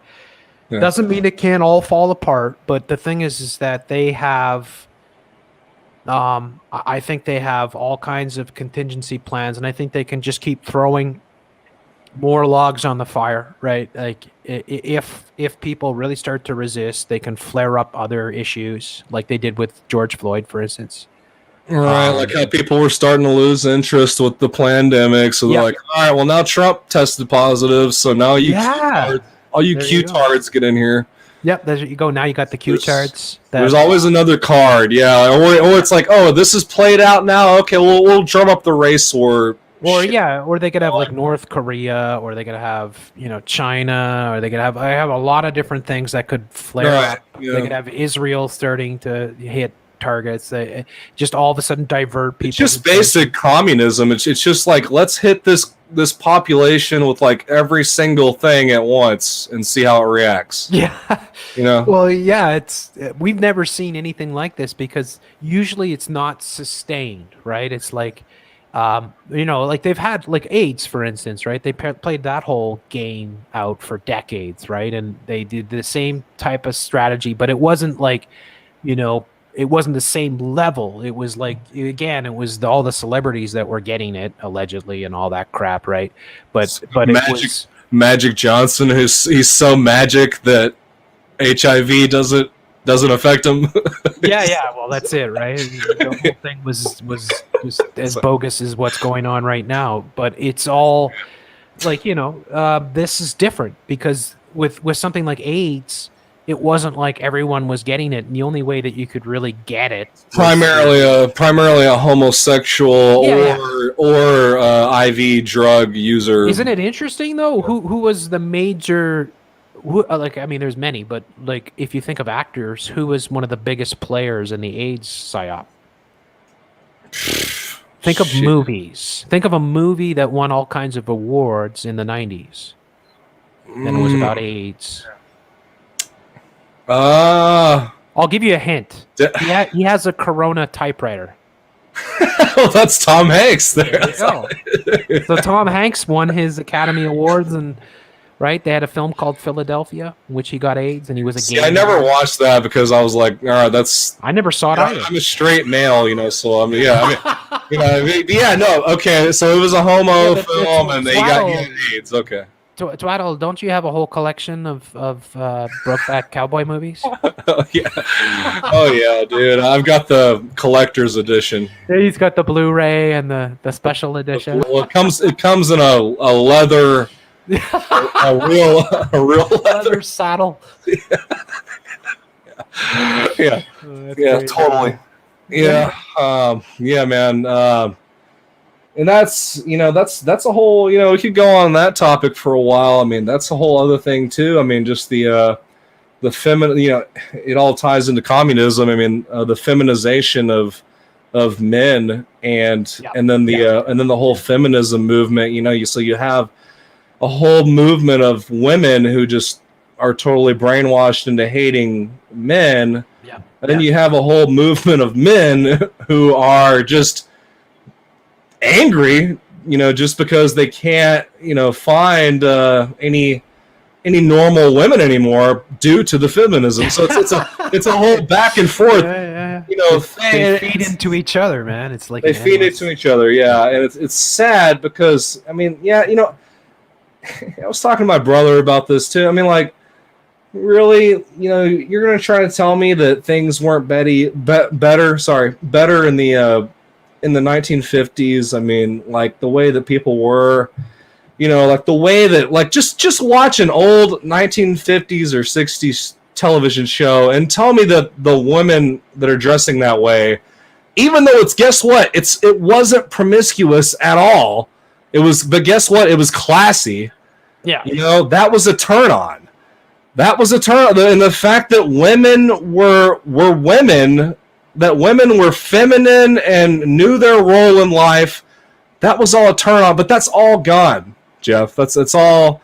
I don't think that's all. You got to be a white supremacist Christian, I guess, if you believe some crazy crap like that now, you know. But that's just a microcosm of, you know, why I'm pointing it out of why our country is you know, totally gone downhill, and we have no morals anymore. I mean, you know, we institutionalized the slaughtering of, you know, so many babies.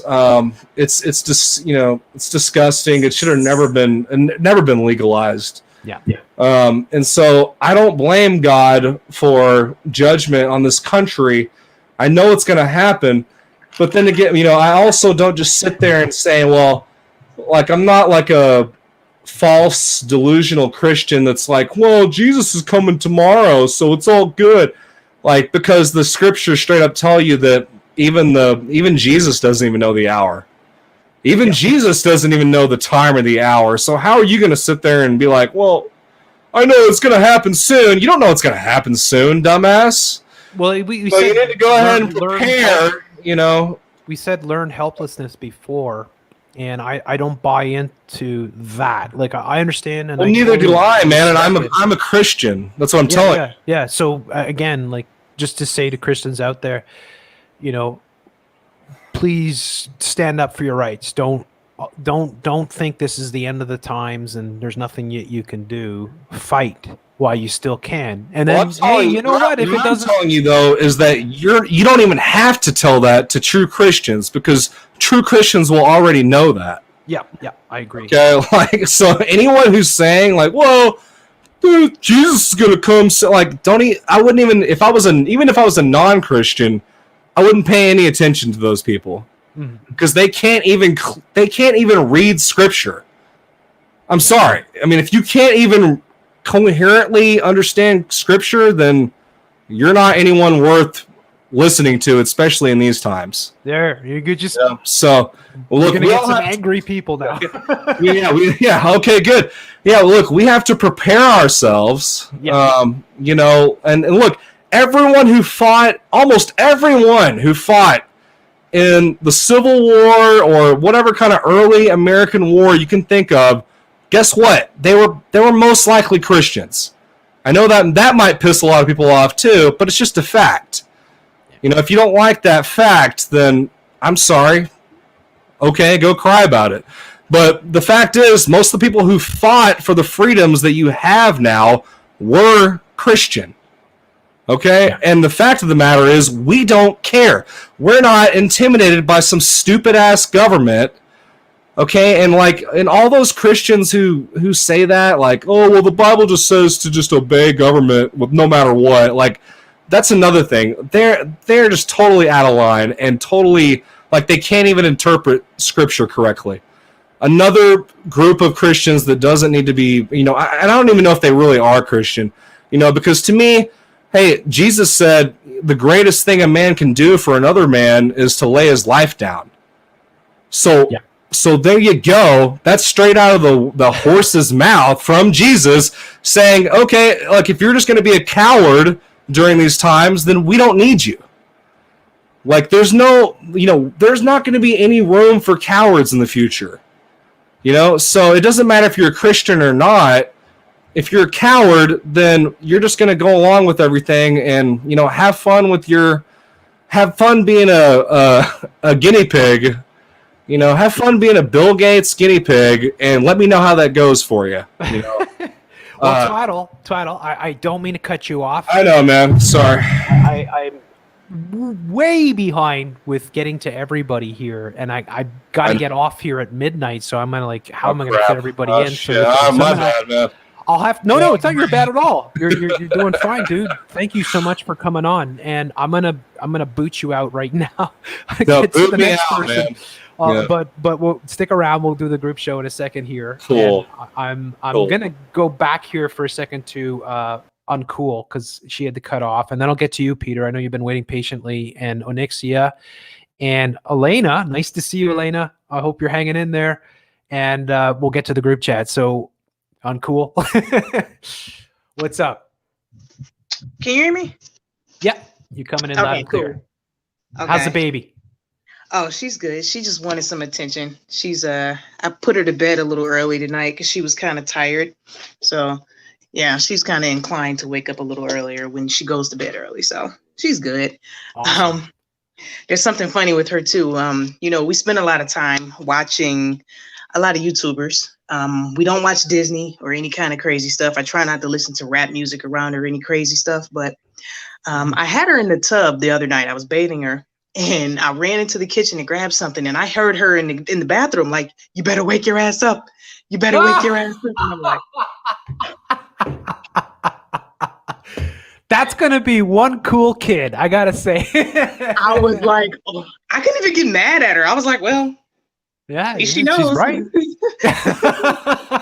It was just the funniest freaking thing. I've been wanting to tell you that, like, dude, you got my baby Awesome. telling everybody to wake their asses up, dude. Yeah, she's only 2, but she'll there tell you you in go. a minute. She's So she's there. You go. She's gonna be waking your ass up all night. yeah, for real. She's a powerhouse. But awesome. yeah, one other thing I just wanted to say about Michigan. I think that's where I left off about Michigan. Yeah, Michigan has been a thorn in their side since the beginning of all this. So with that whole Supreme Court ruling, I think what's going to happen from that, I think we might see our numbers go through the roof within the next couple of weeks. Awesome. To kind of be like, this is why we can't have nice things. This is why we have to wear masks. I think this was going to happen, man. They say her emergency orders are going to last through October 23rd. So by the time October 23rd rolls around, you can see packed out restaurants, being able to go in public without a mask. But I don't think they're going to allow that to happen, man. At least I hope not.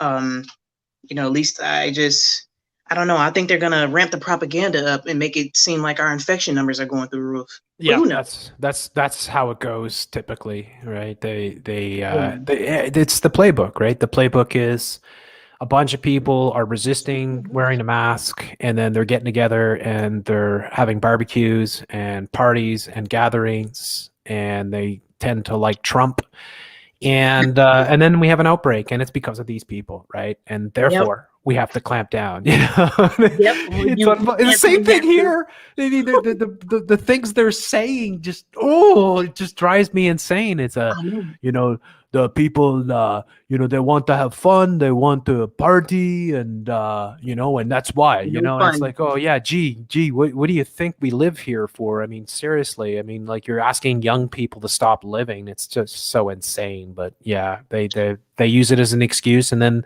again, it all works perfectly, because then they can say, oh well, the numbers are going up. Here's our bullshit test. Our numbers are going up. Therefore, we're going to take away all your freedoms again. Exactly. Unbelievable. They're going to blame it on the people. They're going to blame it on that. Like, see, this is why we have to wear masks. I already see how it's about to go. Yeah. There you go. Yeah. And I think Suzanne had mentioned earlier, this is just something random. Suzanne mentioned it. Everybody watch the, what's the name? The Healthy American, Peggy Hall. Watch her YouTube channel. Yep. I think TMF had kind of pointed me in her direction. So I actually got one of these from her.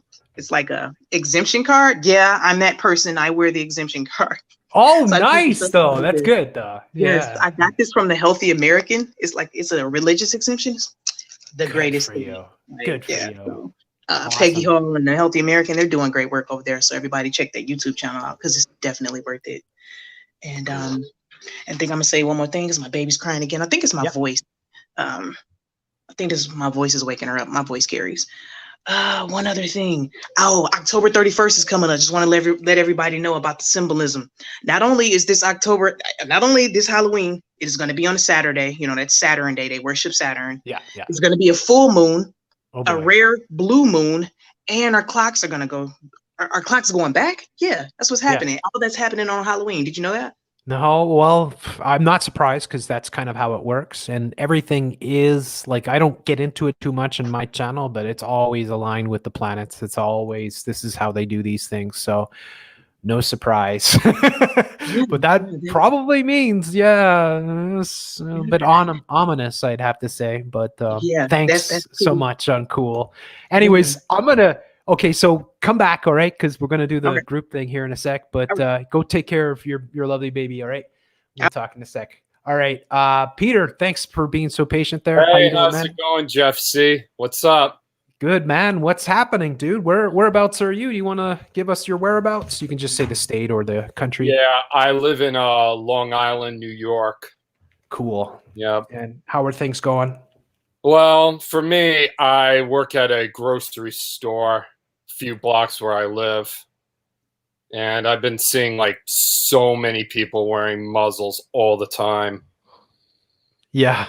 Yeah. Did they force you to wear a muzzle at the grocery store? Yeah, during the beginning, like I think in April, they started forcing people to wear masks, but now they're starting to just not care anymore, I think. Okay, so you don't have to wear one. Well, That's good. Well, I do have to, but I wear it around my neck when I'm pushing the carts. I'm actually a courtesy clerk. Okay, cool. Yeah. So you're going out a lot and yeah, I've seen plenty of people wearing masks all the time there. Yeah. Yeah. Yeah, it's and are a lot of do you find like a lot of people in Long Island are, questioning this or do you have, I've actually been talking to some people. I've always been talking to them about just look into Agenda 21, Agenda 2030, about the cashless society that's happening. Yeah. Yeah. It's out of this world, Jeff. Are people listening? Like yeah, you find? Yeah. There's people that are listening, people that are questioning the media. That's great though. I mean, maybe again, this could be the opportunity, the last opportunity that we have to plant these seeds, right? Indeed. The fact that go ahead, sorry. Yeah, indeed. Like we should get into some activism one of these days. Just try to like hand out flyers, hand out leaflets, just talking to people every day. Yeah. People were mentioning that before and I agree. I think that, anything that you can do, don't jeopardize your safety or, your health or anything like that. But if you can do something like printing up flyers, for instance, and just talking to people, right? But printing up flyers, just telling you don't even have to say it's all fake or anything. You could just say print up flyers saying Agenda 2030. Look research into Event 201. Event 201, right? And it's not like maybe 1 out of 10 people might actually stop and think and look, but you planted that seed, and then that seed could plant 10 more seeds, sort of thing. So there's definitely doing the old school method of reaching people is ultimately always the best, and it's the most reliable sort of thing. So I think that's a great message to put out there, Peter, and I agree wholeheartedly. So are you thinking of doing that yourself, or? Yeah, I actually have a friend that is willing to do some activism with me one of these days. Good. Yeah. And what about with your state though? Are you in a demon rat state? No, I'm not even near New York City. Okay, that's good. Yeah. I've been watching some Lincoln Karim videos. You've heard of him, right? Yeah, he's the guy with the goes around on the bike sort of thing. Yeah, he has like his own like big camera. Yeah. Doing all this cinematography. Yeah, like seeing all people all muzzled up. I've seen like kids wearing masks while riding their bikes. I've seen people putting like multiple layers of masks on. It's crazy. Yeah, it's all because of Andrew Cuomo. Like, at least he's getting some criticism. He's such a clown. My word. Did you see what happened in Brooklyn? Like they put like F Cuomo and Bill de Blasio in Brooklyn, New York. Like graffiti, or? It was just a big yellow sign, kind of like the Black Lives Matter. Okay, cool. I didn't see that, but I'm not surprised. I mean, they gotta be the most hated guys there. And Cuomo, with his brother, of course, Fredo on CNN. Yes, indeed, Fredo, Chris Cuomo. What a clown show, eh? Yeah, indeed. It's all fakery. Yeah. It's all theatrics. It's all theatrics, and the sheep will drink it up, and it's like, aren't you thinking? I mean, doesn't it seem strange to you that this guy that's the governor of New York and his brother is like the lead anchor on CNN? I mean, doesn't that? Yeah, indeed. You cannot make this shit up.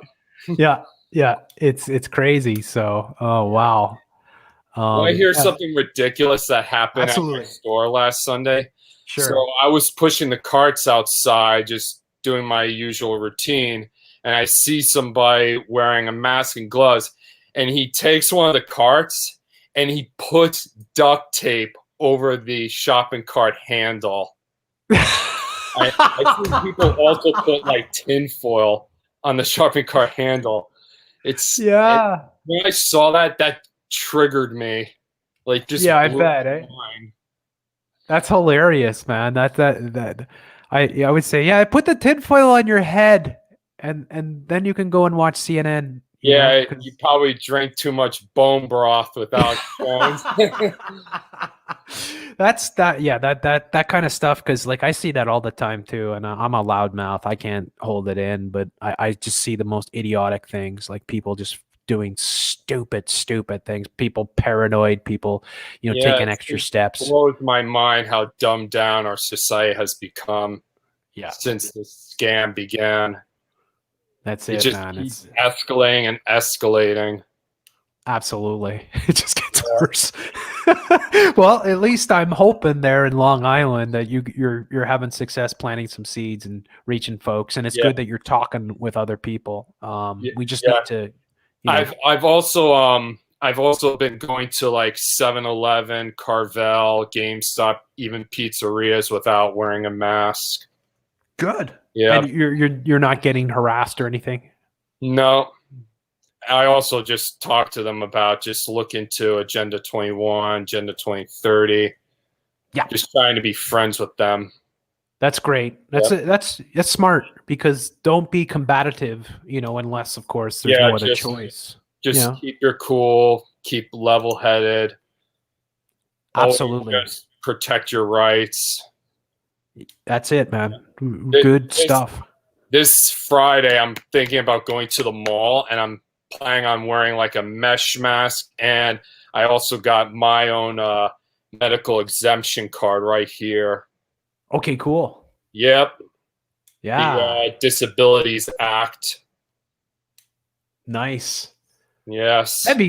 That's a good thing. Can anybody get those, or is it just printed up sort of thing? You or can just buy it online. I think it's just $10. So yeah, that's a good thing for folks out there to like. And you know what? It's a smart thing, because you could flash that.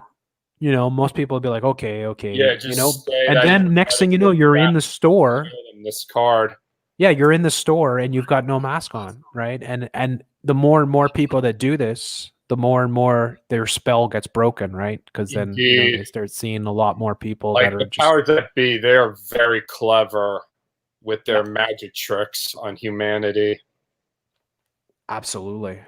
I mean, they got all the resources and money, so it's a lot easier for them to dupe people than it is for people, for ordinary folks to dupe each other, sort of thing. But yeah, they're very powerful, and but we got to do the best that we can and just stand up to it, right?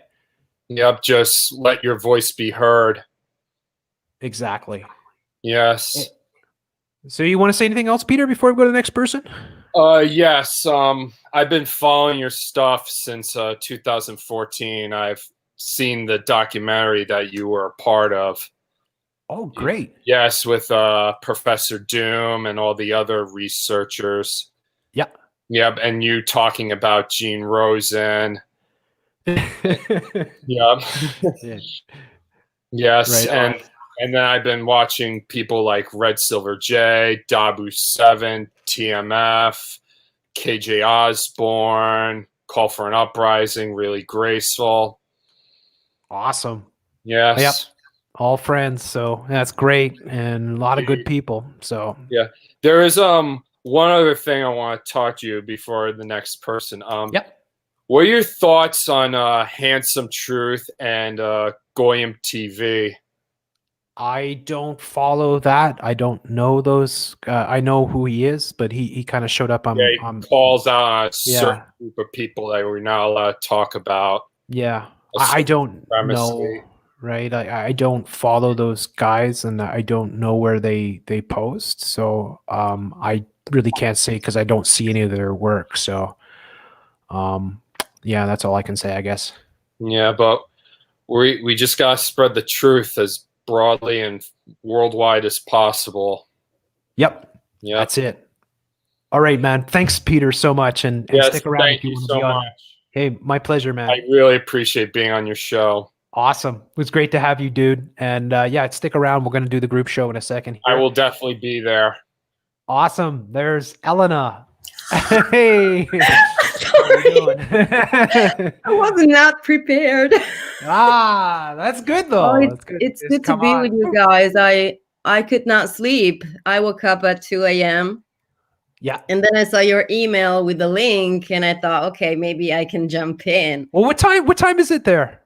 It's like it must be like 20 4 to or something? 5 a.m. 5 a.m. Wow. Yeah, but I had the most amazing time chatting with, Jen and Suzanne and in the chat. Oh, it's just Because great people. I've had the most crazy couple of weeks, and Oh, boy. Jeff, I may lose my job. I may get Oh, no. fired because Oh, no. I dropped too many truth bombs, and I knew it was a risk that I was willing to take. Yeah. I'm scared, but I'm a Christian, and there is a line that cannot be crossed. So I picked a side. Yeah. I can't just let evil take over and do nothing, even if that means losing my job. I can't bow to Satan. I just can't. Good for you. You know what? Good. You know what? You're right. You're right. I know. Don't fear it. Scared, and There's I am other so jobs, alone. right? I mean, look, I don't want people, I never want to see anybody lose their jobs. There are millions of people around the world that are losing their jobs. I lost my job because of I this, know. right? So it's horrible what's going on, and we do need to take a stand. And like I don't expect ever anyone to put their beliefs over their work or anything else, right? But there is a time where we draw a line in the sand and we say, we have to that's draw a it, line. right? It's about time. Yeah, and you're Christian, right? So you're saying, I can't do this, and No, I can't. There you go. You're ready. being a I'm true scared, Christian, then, but right? I'm ready to die for Jesus because he died for me. Yeah. I just hope he doesn't hurt too much. Yes. And I was, I think Twaddle is still here listening, and I've always loved Twaddle. And I totally agree with him. When I can't stand those Christians who think that Jesus is coming back tomorrow. No, we have to save ourselves. We have to pick a side. And what's heartbreaking is the fact that, like, most of my colleagues know that this is a hoax, and so many things just don't make sense. But they reported me to the big boss, who's a very nasty and bitchy lady, and they lied about me to get me fired. I said, look, I can't do this alone. If I had people like you fighting with me against the system, against the airline, against this insanity, they don't care. They are too afraid of losing their job. Mm-hmm. Yep.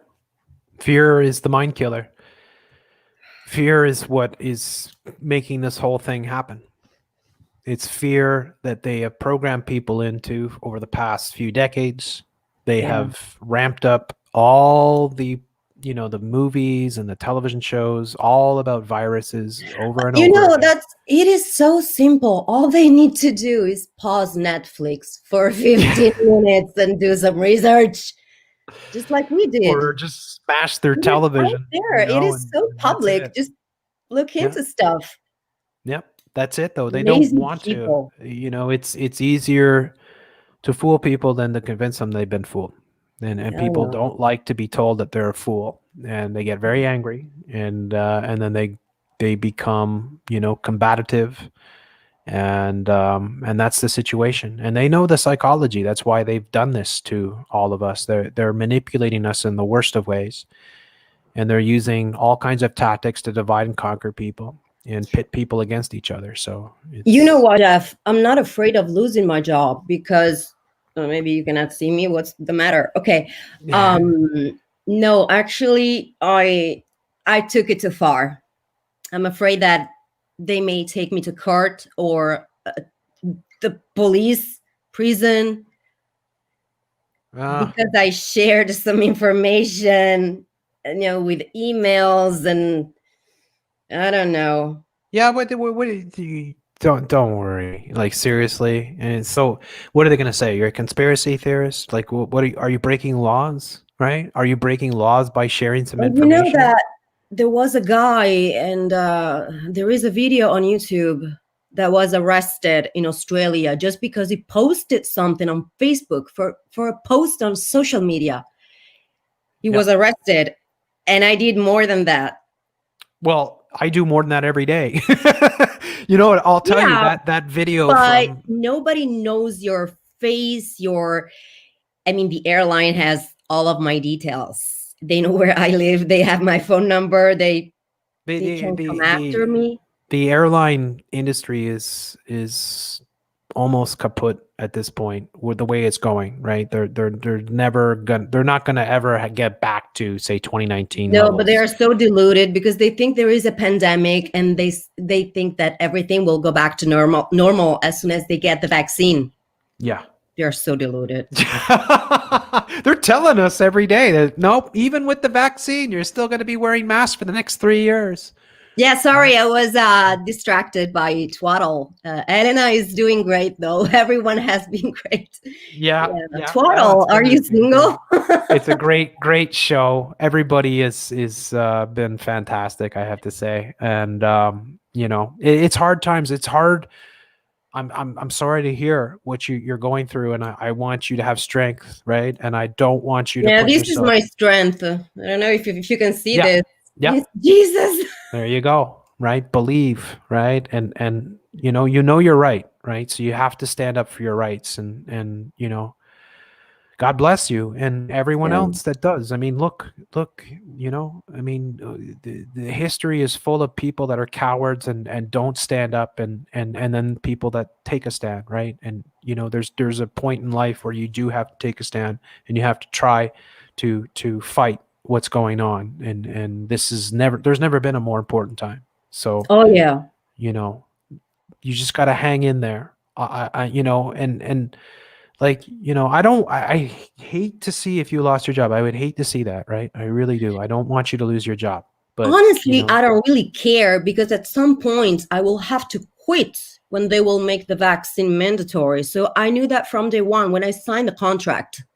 well, there you go then, you know, because then now maybe you have to start thinking, okay, I know, because the airlines are the first place to implement everything. You know that, right? Because that's the whole structure of how things go. It's the hierarchy, right? The airlines are the international hubs. That's where people go through and get screened already. So all the surveillance grid starts with the airports, just like with the TSA and all that with the post 9/11, right? That's where they justify all the restrictions and all the screenings and all the It's everything like that they're gonna do. 9/11. Yep. This is in fact like 9/11 on slow motion because it never ends. Watch James Corbett's video on 9/11 to COVID-19. It's quite amazing because he shows how it's all the same. It's the same thing. It's just like it's a more hyped up, bigger like a international pattern. version. Yep. It's all just crazy. You can kick me out because I don't want to take too much time. Oh no, I don't want to kick you out, but I do have to get to Hell on Wheels here. Oh, I love and Hell then on we'll get to the group show right after. So thank you so much, Elena, and we'll be See you back in a later. second. All right. Hell on Wheels. What's happening, buddy? Can you hear me okay? Yep. You're coming in. How are you doing? I'm doing good. Actually, I just got my driver's license and I'm starting a new job next week. Oh, wow. That's awesome. Yeah, you were telling us last time that you were getting your driver's license. And it's like, wow. I mean, like, especially for you, I mean, that's just wonderful. Now you're going to you're going to really be hell on wheels. Yeah, Going to get you a monster truck. That's what I'm saying. I wanted one of these like wheelchairs. I don't know if you've ever seen them, Jeff, but like they have these like tank tracks on the bottom. I want Yeah. them so bad. You got to get that. Who's my buddy there in Montreal? What's his name there? Police State Radio. He has one of those big. Well, he's got a wheelchair, but it's got like the treads on it, like it's a serious one, right? He boots around, nobody gets in his way, sort of thing. Yeah. But so what's new? What do you got on your mind? I got a quick question for you, Jeff. Yeah. What's more retarded? A person wearing one of those big, like, it wasn't even a face shield. It was like a full-blown helmet, basically. It was like almost like one of those pod people things in the article I sent you that one day. Yeah. So what's more retarded? That or the people that are wearing a mask with an American flag on it? Yeah, it's like half a dozen of one or six of the other. I mean, It's true. that like it's ironic, right? Because the flag is supposed to represent freedom, right? Yeah. It's supposed to represent, because that's, the American sort of bald eagle, the whole, right? Freedom, right? The flag itself is supposed to represent those things. So having that, as a muzzle is perfect irony. And yeah, that's a great point. Yeah, I was I actually saw both of these things when I went to the grocery store today. And I was just sitting here like, oof, the irony is totally lost on that one. Totally lost. Yeah. It's crazy, eh? So do you have to wear a mask, or are you getting around without it? It depends. Like right now, I don't have a medical exception card, but I do have lung problems, so I just pull my inhaler out and tell people to fuck off if I have to. Yeah, that's it. Awesome. You're really gonna bother me for this? Like, come on, dude. I'm already crippled. Yeah, there you go. It's gotta use what you can, sort of thing. But that is perfect, man. I gotta carry the thing around all day anyway. I might as well just pull it out and be like, yeah, shut up, Karen. Yeah. That's it. Anything else you want to talk about? So yeah, also on another bright side of things, sled hockey. I don't know if you've seen that, but hockey for me has started back up. We're having practices and everything. Nice. I don't know if you've seen sled hockey, Jeff, but Yes, I have. Yeah, I play. Nice. Because I talk about have you ever seen the film Murder Ball? No. You should watch that, because it's people. It's a bunch of people who I think they're all veterans, right? War veterans and whatnot from the American military, and so a lot of them are in wheelchairs, or they have varying degrees of disability, and they play this sport called murder ball, which is it's kind of like basketball and hockey, right? And it's super competitive, and they live for it. It's their, I don't know where the echo is coming from, but they're so passionate about it. So it's a really cool film about, and I think that's awesome, because that's what I say.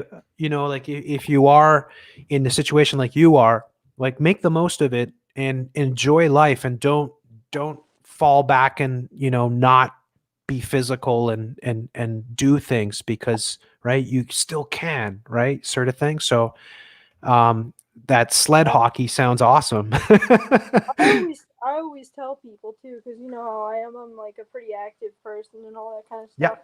I always tell people, like when they start feeling pity for me for being in a chair, especially, because I'm not gonna sit here and act like I don't have like a lot of problems, because I do. But like I tell them, I'm like, okay, well, listen, I drive, I work. What am I missing? What am I missing because I don't get around the same way? I can't think of much that I'm missing. Exactly.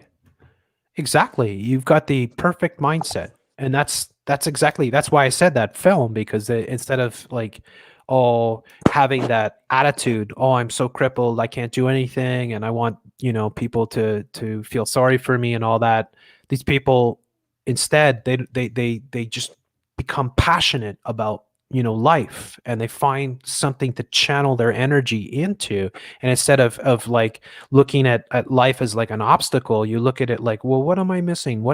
I can do all these amazing things. And you've got the perfect, because with the ableist sort of crap that they throw out there, you've got the perfect mindset for being in that situation. So that's really awesome that you're doing that.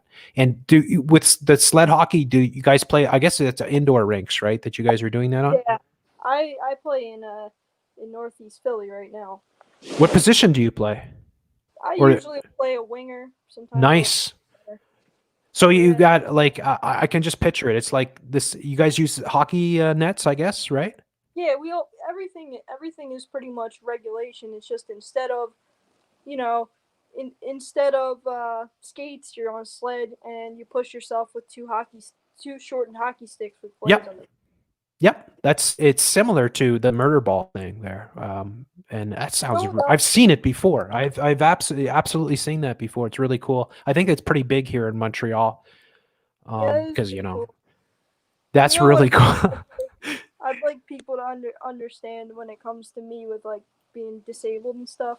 Yeah, it's like on some level I almost like, and this is gonna sound weird, but on some level it's almost in some ways an advantage because I have, it affects my whole body, so there are things that are, a lot harder for me to do, but I can do them because I think, I can think outside the box. I can look at something and I can be like, how do I do this? How do I do this? And it's gotten to the point where I also learned how to repair most things on my own, even my own wheelchair. Like, I don't really... So important. I don't really look at things and be like, oh, I can't do this. I look at things, I'm like, that broke, or I can't get myself to this door that easily. How do I fix that? Yeah, and it's like too, like, okay, maybe your legs can't be built up, but your chest and your arms and all that, and your endurance and everything can. And you could feel really good, right? So like, and I think that's so important. Like, for instance, what you mentioned with your being able to fix your chair, if SHIT hits the fan, right?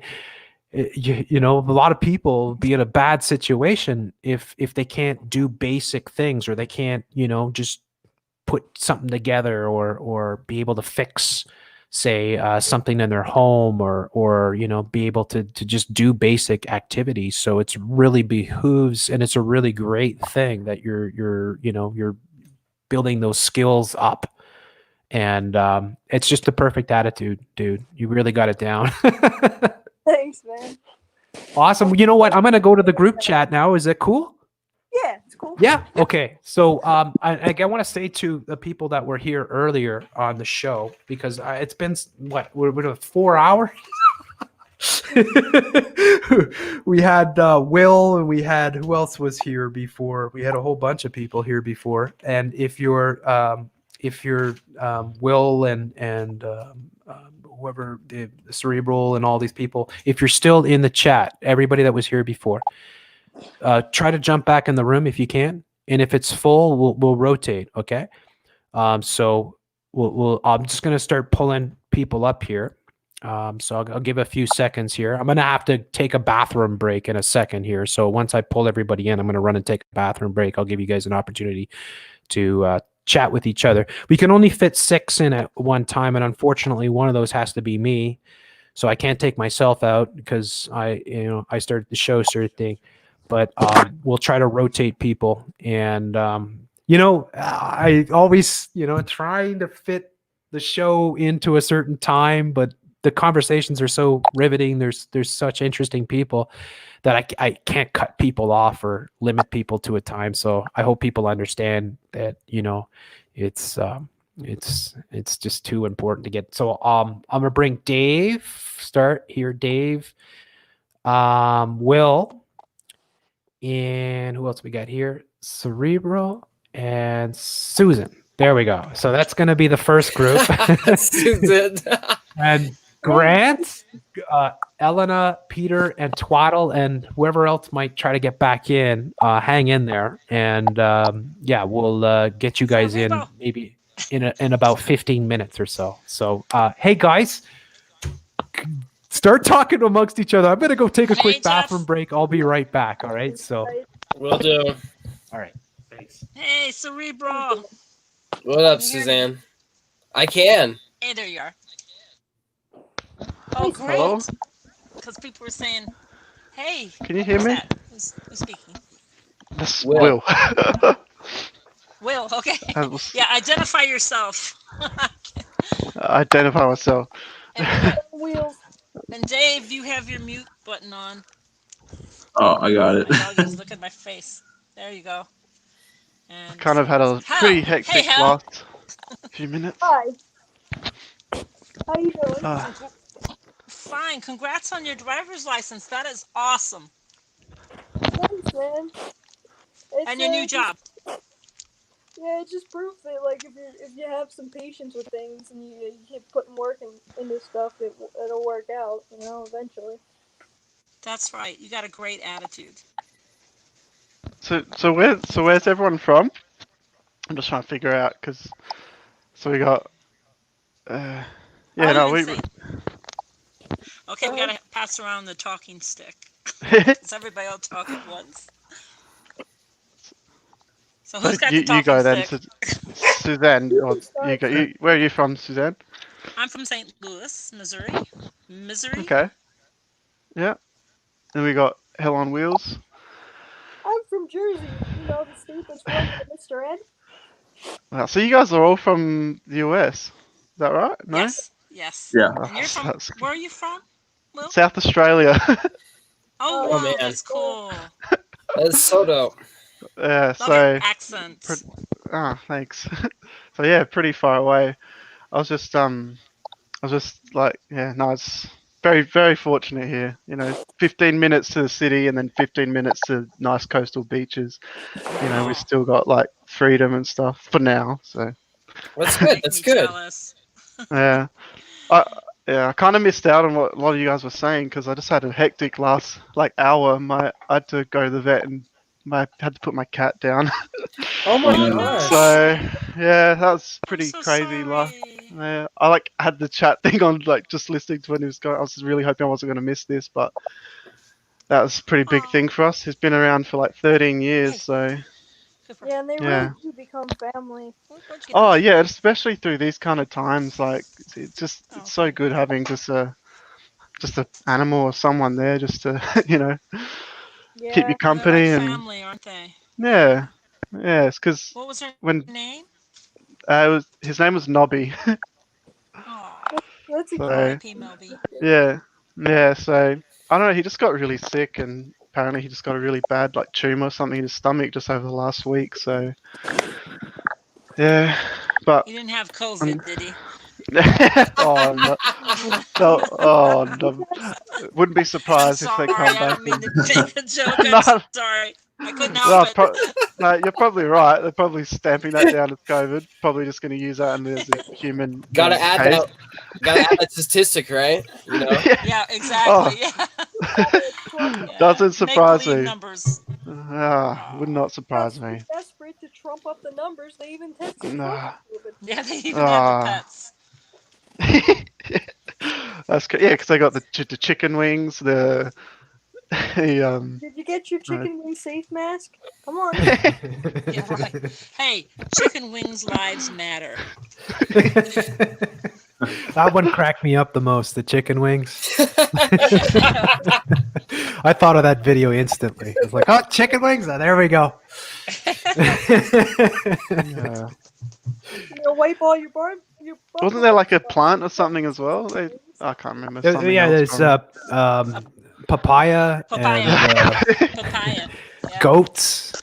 I love the Tanzanian story. That was the best. It was like they're like they didn't trust the. I mean, like, why didn't any other governments do this? Like, are we gonna trust these tests? Let's go try it out on a few different things, right? And that story that should have been it, right? Once that came out, should be okay. The whole thing's bogus, right? But unfortunately, they just. You really need to test it on your like Sack Squatch and your Loch Ness Monster, because then you know it's really real. If the Loch Ness Monster and the Sack Yeah. Yeah, he got COVID, right? So it must be real. Yeah, there you go. It's really interesting because I heard you guys talking about like Sweden a bit earlier on before I had to go do something, and I forgot to mention this earlier, but because you know how you're talking about how Sweden doesn't have any lockdowns and all that. It's really interesting because I think well, I'm pretty sure I haven't looked into it heaps, but apparently I'm pretty sure Sweden's like fully cashless, and they've been cashless for like the last 40 or so years, and they're like they've been one of the first countries that pushed the whole. Lots of them have like the chips in their hands and stuff to, buy stuff and all that kind of thing. Yeah, so. When I thought of Sweden not having all these cases and lockdowns and stuff, I'm just thinking, oh man, that could be them saying, oh well, look at Sweden, they're the ones with the chips in their hands and and because I think I bought my car a year ago or something. The guy was Swedish and he was like telling me all this stuff, and I was like, oh, this was before all this. I was like, oh really? You're cashless stuff? Yeah, no cash for like the last 40 years, and. Yeah, so I was just thinking far out. Like there you go. As you said, can't make this shit up. Yeah, that's exactly. Well, that's exactly because like there's an angle, right? It's like wait a second, how come and oh, there you go. So cashless society. Yeah, right. But it's crazy because what they'll do is New York Times will put an article saying, well, in Sweden actually because they're cashless society, right? Sweden's the new Disney World. Come here, we'll protect you. Just get your chip, scan it on the next little like scanner. We got you right there. Yeah, right. But aren't they all on drugs? Did anybody see that movie Midnight Summer Dream? Midsummer. That creeped me out. Oh. Yeah, Midnight. Midsummer. Yeah. Yeah, Midsummer. that's very it. cultish. That was in Sweden also. That creeped me out so much. They kill off their old people. That's from A24. That's like their hardcore kind of NWO production. I watch a lot of their films because they're actually quite well done. But yeah, that one's pretty creepy. Midsummer. They work very closely with the company I was working with that I was going to be using to put out a lot of my productions, which is the Alamo Draft House, and they're one of the predominant movie theaters that was in the United States. Interesting. Yeah, and I always thought it was interesting that there was a lot of corporations they were working with, Jeff, and like I'll never forget when I first started working there. The first thing I noticed was on our logo they had the rainbow, right? And I was like, oh my gosh, what have I gotten myself into? And I'm like, okay, like I know there's a business aspect into this and everything, and like eventually things are gonna hit the fan, but went ahead and worked there. And eventually an individual gets hired, dude. And this guy was really like keen, and he like noticed all the imagery and stuff. And he was like, man, you guys are like super PC here. And I just like started laughing in my head. Didn't make it past the training day. And I was like, yeah, I know, because this is crazy. This isn't normal. This is absolutely insanity. This is what the New World Order wants. And it's being built, and we're living through it right now, Yeah, exactly. It's it always starts with the film studios, man. Yeah. Hell, do you think you could turn up your microphone a bit? Because you're a little bit soft there. I want to make sure people can hear you. Yeah. Maybe I'm doing it. I'm doing it on my Now you're fading. I actually studied visual effects and animation, and like for movies and stuff. And just after the couple of years of study, I'm like, just kind of rethinking the career path. Just after knowing like the lifestyle they go through and stuff, and the consistent pressure you put under, and just all the stuff and the genders they're pushing, and because. All these pentagrams and stuff that are put in movies, it's all like post visual effects. I don't want to do that. Like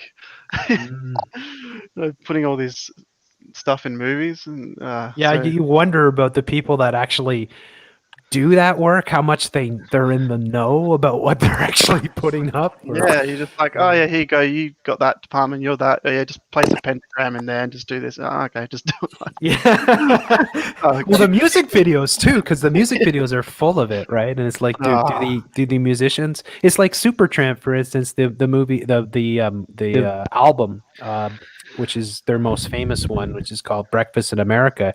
It has the 9/11. It's like it's uncanny, right? It's like whoa, because you look at it, like it has 9/11 right on the World Trade Center, basically, and it's like, did they know? Probably not. It's probably the person who designed the album that had some connections that was told to insert that perhaps in the album, sort of thing.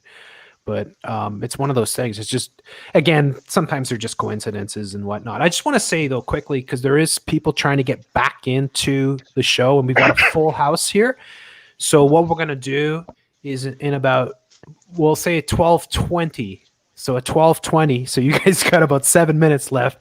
I'm gonna ask you guys to step out and allow another group to come in, so we can get those Yeah, people sounds that want to good. try to get in. So you guys, I hate cutting people off, but we have been going Can you guys super hear late. me now? Yeah, you're much better now, Hal.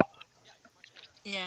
Ah. I'll step out, Jeff. I gotta go to bed. I gotta work tomorrow. I'm an old lady. Oh, I'm past okay. my bedtime. Thanks so much, Suzanne. Take Really care, appreciate Suzanne. it. It's great talking to you. And I'll bring. Yeah, sorry. Go ahead. I got the talking stick. Come on.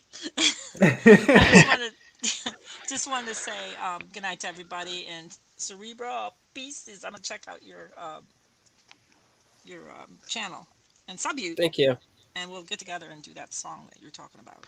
Yeah, I'd appreciate that. Anything to help inspire and like I said, as a Trojan horse, I really do think music is a great way to. People tend to not, if they don't see a video or anything, it's just gonna go. They'll just listen to it. They'll give it the chance, and it's a great way to sneak in truth to people. It's amazing. That's right. Just like they're doing to us. Yeah, I mean, they use right? it for Reverse their psychology. propaganda. Exactly. Yep. Well, you guys take care, and thank you, Jeff, again. You're awesome. My pleasure. You're the only person that does this, and it's so nice to get to know, thank you. everybody and put faces and voices to people and personalities. So it's fantastic. We love you so much. Oh, thank you so much. Love you too. All right. You have a good one. Take care. See you later, Suzanne. All right. Night. Good night. Good night. Okay, so I'm gonna bring in Cerebral. Grant. There you go, Grant. You're in the house. Do you What's up, want to Hal? know a trip to how to? Do you want to know a trick to how to make it past training day in the New World Order Hollywood? What's that? Just tell them to put more sixes to work every time. Yeah. I've attempted to use several different forms of imagery and other things, and these people are very, very cunning. And I have friends that have actually, they've been on Jimmy Kimmel. They've become bands like 303. The guitarist for 303, actually, I know personally. We went to high school together. There's a lot of people I know, and those people don't talk to me anymore, and they're in their own little kind of secluded bubble. So I don't think they actually get to even hear or see. They're so busy doing so many different things. They keep you on this track if you're not one of those people that'll fall for their stupidity. So it's a whole interesting world, even in the world of entertainment. Yeah, I would say that a lot of these people, they probably don't know as much as a lot of us would think they would know, right? And that they're more or less useful idiots in many ways. That maybe some of the bigger ones make the deals and are hardcore and understand to a certain extent what's going on. But I think a lot of them are just useful idiots that they suck into their propaganda machine, sort of thing. And they're, as you say, they could be shielded from hearing this type of information, and especially down this part of the world. Yeah.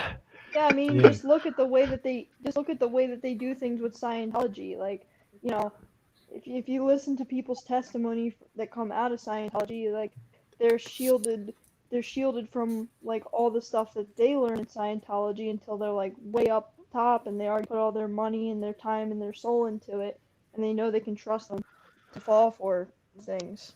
So I wonder if it's the same in Hollywood. Definitely similar. Absolutely. Yeah, the secret societies and Scientology's like Scientology and Mormonism are two types of cults that, and I know Mormons listen to the show, so I'm not here to knock your religion, please, but I know that there is a structure to that sort of. There's a hierarchy, and there's a, you know, just a way of grooming people up through the ladder, sort of thing. So they kind of work in that function, and a lot of these cases, it would be you would know very little until you get to a certain. Well, Freemasonry's like that, right? You move up, and you each time you get to a higher level, there's more secrets that are unlocked to you, and it's not like all these celebrities are Freemasons. You know, that some of them are parts of certain cults and stuff like that, and whatnot. But yeah, I think in a lot of ways that these people are just probably not as nearly as knowledgeable about what's actually going on as we might tend to believe or give them credit for. Well, I think with a lot of the celebrities, especially if you got somebody in their mid-20s or something like that, and you can, kind of coax them into a Faustian bargain type thing. Yeah. And then, 10, 20 years later, they're like, what did I get into? And it's like, yeah, that thing that you did, way back then that you, didn't think was a whole little ritual that you did, that was actually life. And sorry about your luck. Well, like the Epstein sort of thing, right? Where the Lolita Express, and like if you can blackmail a whole bunch of people, getting them, like one of the big things that people used to talk about a lot with celebrities is that or politicians in particular, people in power, because they need to control those people. Like the celebrities is kind of a done deal. Like if you've reached that point, you're under their control completely. But if with politicians, they've got to get you at some point. If they want to control you fully, they have to have something on you, right? And that's why most of these celebrities, I would imagine, like people like the Clintons and so many of these people that rise up in power, they've got major dirt on these people that they could ruin them at any moment if they don't do what they're told, sort of thing. So. Dan Andrews. Yeah, you wonder what I could see Dan Andrews like dressing up and as a woman at night.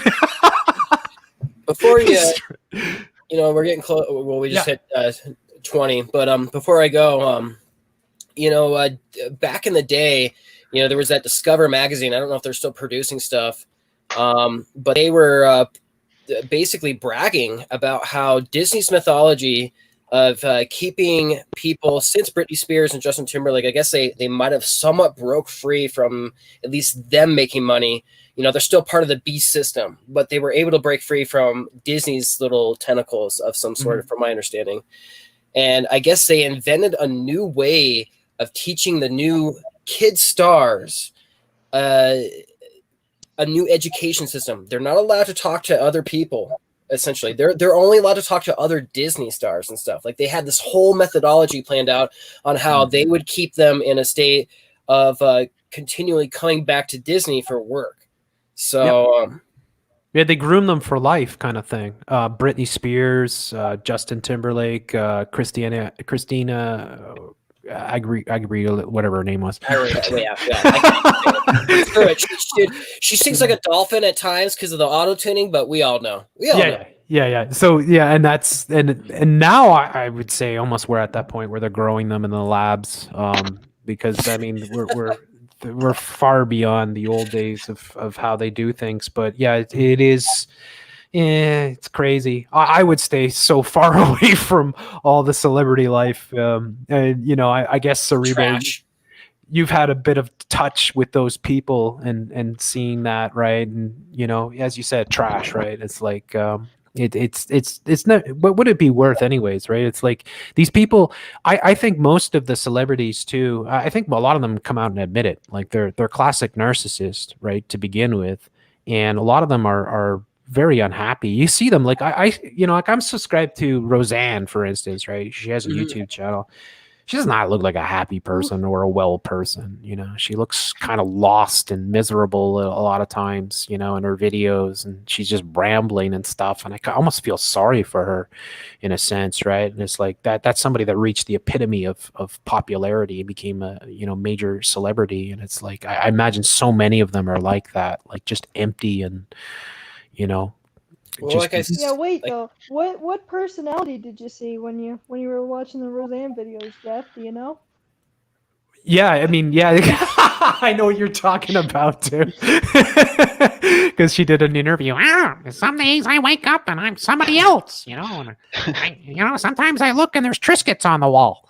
I mean, one way to look at it is part of their job is playing a persona. Also, you know, like they are the Roseanne is a character, Yeah. and everyone, you know, it doesn't matter who you are, but when you portray and you act like that all the time, it eventually eats at you, and you become part one with that. That's why when you see even interviews of Beyonce, you know, she's been doing all these different characters over the years, right? And she doesn't know who she is anymore. Yeah, yeah, I've heard this saying that she's on so many drugs because of like everything she's been through from the trauma from going through this system, that she's a broken creature in a sense. Like she ain't human anymore. Yeah, apparently that's like similar. Oh, sorry. No, go ahead. To what happened with Heath Ledger, how he just got so involved with like the role of the Joker that like that just took a toll on like his mental health, and then he just drug overdosed. Like he really just like I saw some Go look really at good Johnny method Depp. acting, right? Yeah, Go, you can actually see through Johnny Depp's performances through all the career, and like you'll notice that he becomes the Mad Hatter. Is he a Satanist though? Like, He is a Satanist, all Yeah. right. But there are a lot of these people are into that. I mean, we already know Lady Gaga and spirit cooking and all that stuff, right? And this is the occult is a real major thing. I've had friends contact me because they all got interested in esotericism because I was doing a lot of research on Jordan Maxwell back in the day. Because I was like, who is this character, you know? And they'd come back to me and be like, dude, I got invited to this party down in downtown Denver, and they were like, it was like Eyes Wide Shut. They had, everyone was wearing masks. All of us initiates didn't wear masks. And they had a bunch of women on this table, and there was just a bunch of nefarious things going down. I kid you not. All right. And these are, I mean, Steven Kubrick is literally grabbing reality out of things that some of us see down and even in the lowest levels of the entertainment industry. Yeah. And they, as you know, Jeff, they steal us right away. They try to blackmail us and do many other things. It's despicable. Yeah, absolutely. That's crazy. It's just a whole nother world. And why would anybody want that world, right? Like, I wouldn't touch it with a 1,000-foot pole. I'd be like, no, thanks. Because it's all about self-love and this, and it's all about you and self-empowerment, and everyone sees that, and hook, line, sinker. It's a negative state. It's like just a really bad place to be, period. That's why fame is so toxic. I really think fame is just awful. It's like, it's something that, and so many people, it's like they intoxicate people into thinking it's, wow, that's the greatest thing. You'll be famous. And it's like, no, look at all these famous people. They're all degenerates. They're all, and most part, they don't look like good people. They don't look like happy people either, you know, and a lot of them end up miserable. And then, you know, whether they die or whatever happens to them, right? You know, like it's that type of lifestyle seems to manifest that sort of, you know, outcome. And it's not a good thing. So, but with that said, I do have to change her up here because it's getting pretty late. And I just want to say, I hate having to cut anybody or ask anybody to leave, but we do have people that have been patiently waiting to jump in the show.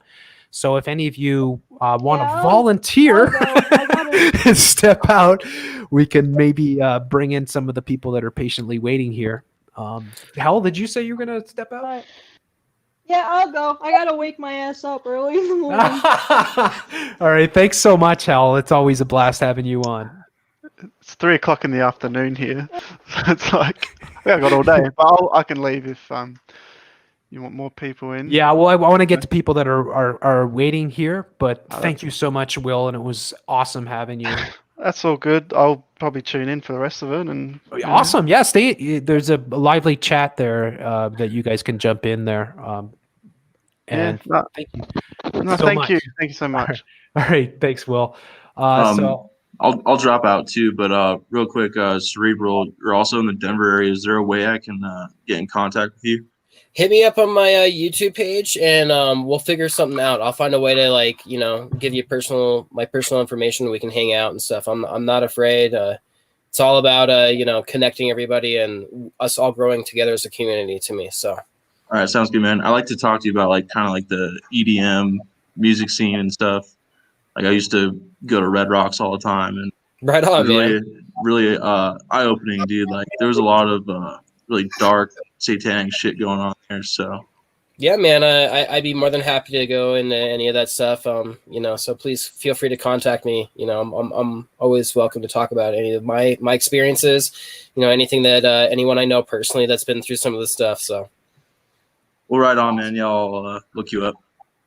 Peace out, brother. Hey, Dave, thanks so much, eh? It was great talking with you. Thanks for hosting. Keep it real down there in Colorado, man. Yeah, we'll try.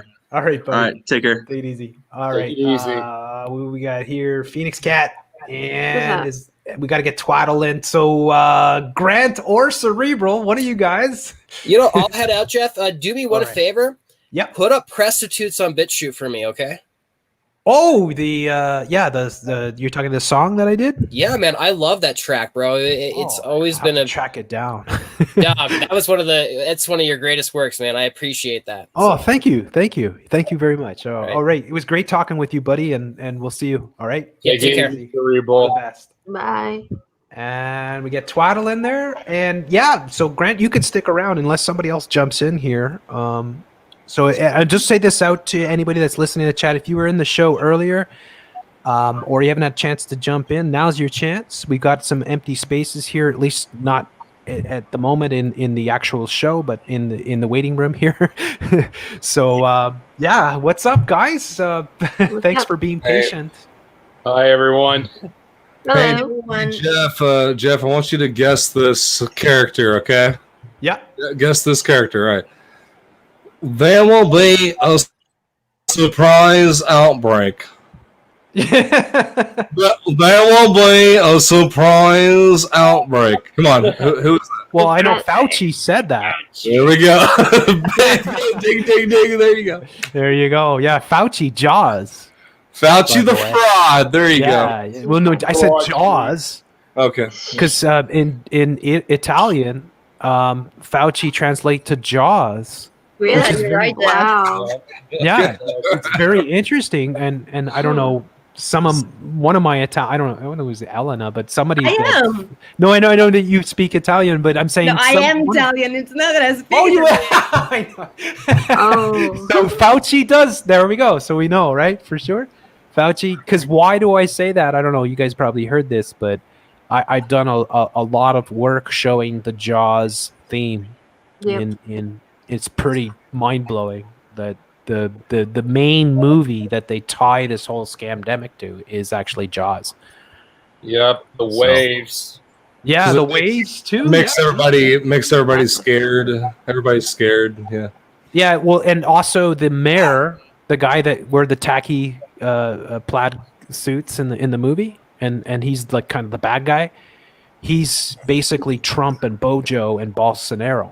And so even in Brazil, they were putting out articles like they were in the United States and in the UK, equating those leaders to the mayor of the Amity, or I think it was called Amity, which was the little fictional town in the New England sort of island community that they had there in the movie Jaws. So I find that really fascinating that they used Jaws and how many times. It was bizarre. I was doing a video maybe 2 weeks ago, and there was this doctor in Toronto, and his name was Sharkavy. And he had a Jaws poster right next to him. Yeah, I saw that. What? That can't be, it's like, whoa. Anyway, They also it said something about also having to murder a whole bunch of sharks to make the vaccine or something like that. Yes. Good So- call there, Phoenix. Yeah. I mean, because what's the deal with that? Yep. Because it's more of the shark theme, dealing with the whole thing. In the water, the waves. Yeah, the waves. They keep doing that too with like the whole amoeba is gonna like eat your brain if you go into any if you just enjoy yourself in any lake. Yes. Like if you're just going there just to enjoy yourself, like like you're gonna die. Your Like, brain's gonna be eaten. by the Don't go into amoeba. the water. Yeah, don't go into the water. The water's dangerous. Well, didn't they Dangerous have the water. flesh? At some beaches, they had the flesh-eating virus also. Well, yes, that's So they had- yeah, I live in Texas. I live in Texas, and like it was funny because I was just I hear the propaganda that other people are watching, and that was what was going on, and it was like, this eating amoeba in Texas, you better not go into fresh water. It's like, what the hell are you talking about? Like, I mean, that's like a really rare chance, okay, that you're actually gonna die from it, okay, but still, you should be scared of it. It's like the fear. It makes no logical sense about it. Think about it though. Okay, so what happens in Jaws? Like I theorized this when I talked about it one of the times. I was saying, like, hypothetically, if you take the scenario of Jaws, hypothetically, there could be no shark. Like, you could panic a whole town or community, coastline, whatnot, on the fear of a shark in the water. So everyone's afraid to go in the water. And there's even hoaxing going on with the shark, where there's kids that put on the fin or the dorsal fin on their back, right, and pretend to be the shark and panic the whole beachers. But the thing is, ultimately, people are terrified of the water, and this is what happened, because Jaws is one of the most important movies of all time. Why? Because never before had a movie had such a psychological impact on people. Like, literally for decades after. True, it really Jaws. did. They were scared. They were scared to go in the water. Yeah. And sharks were hunted massively, right? Like, and seen as dangerous predators, which isn't really true for humans, because sharks don't really want to eat humans. We're way too bony, and what I mean, come on, seriously. You look at a plump, juicy seal. That's what they want, right? If they attack a human, a great white, for instance, usually because they mistake it for a seal. A human on a surfboard sort of thing, right? Paddling in the water, looks a bit like a seal from below. But yeah, it's just a very crazy, interesting sort of thing that they play, because I think they understand. They understand how to program the masses, and they understand that Jaws is the perfect metaphor for this whole virus, because it does pit people against each other. Like in the film, the mayor is trying to preserve the economy, right? Because they all depend on 4th of July. So he thwarts the advice from the sheriff and from the ocean expert Richard Dreyfuss character, right? And says, oh, it's a propeller or whatever. And it gets the authorities to say it's in a propeller. So, but it all fits into that theme, because everyone becomes paranoid of the water, and then everybody's, doing what, or not going into the water, doing what they're told to do, or they have the fear in them. Fear works to control the masses. So the masses, so much so that it goes beyond the movie, because you should leave the movie and say, yeah, that was a great film, but it's just a movie. I'm not really scared of the ocean. But how many people grew up terrified of the ocean because of the movie Jaws? Because I saw it when I was a kid, and I was sometimes when I was in the swimming pool alone, I'd be like scared. It's a little kid. What if a shark got in, kind of thing. I'll be honest, I saw it when I was a kid, but I just didn't care. I was like, that's stupid. I don't remember. I'm not gonna lie. Like I said, I'm not gonna not enjoy the beach. Even if come on, you gotta enjoy the beach. So even if the shark is real in that metaphor, I still think we're going to need a bigger boat. Yeah. Yeah, exactly. It's interesting because bigger boat, I think that's tied to A24. Cerebral was here before talking about that, and he'd probably know. But there's this film studio called Bigger Boat. But they have been like, sometimes you can look into this stuff too much and you can see things because you start to put patterns together, and that's inevitably like people like myself do. But there's definitely something to it. There's so many articles that have been put out with the Jaws theme with COVID, right? And it's just, and then Fauci, of course, that just is perfect with the whole thing. Fauci, And of course, yes, he did say. Sorry, go ahead. No, I said Fauci, such a despicable man. Oh my gosh, eh? And no, speaking of movies, if I may say this, the movie The Purge? Yeah, I've never seen it. Yeah, like The Purge election. The Purge. Yeah, it's manifesting because like a couple of weeks ago, people broke into my house. Oh my gosh. Wow. Yeah, and that's why I could not sleep. I'm still, scared. Yeah, and because, crimes are rising because so many people lost their jobs. Yeah, all the looting, all the vandalism. So they broke into our house because I live with 2 flatmates, and they tried to steal my flatmate's BMW. Oh, wow. Wow. The Purge was actually played several times in this whole scamdemic. Not like the movie has been front and center, and there's the newest version of The Purge, which relates directly. It's called Election Year, right? Yep. Yeah. But the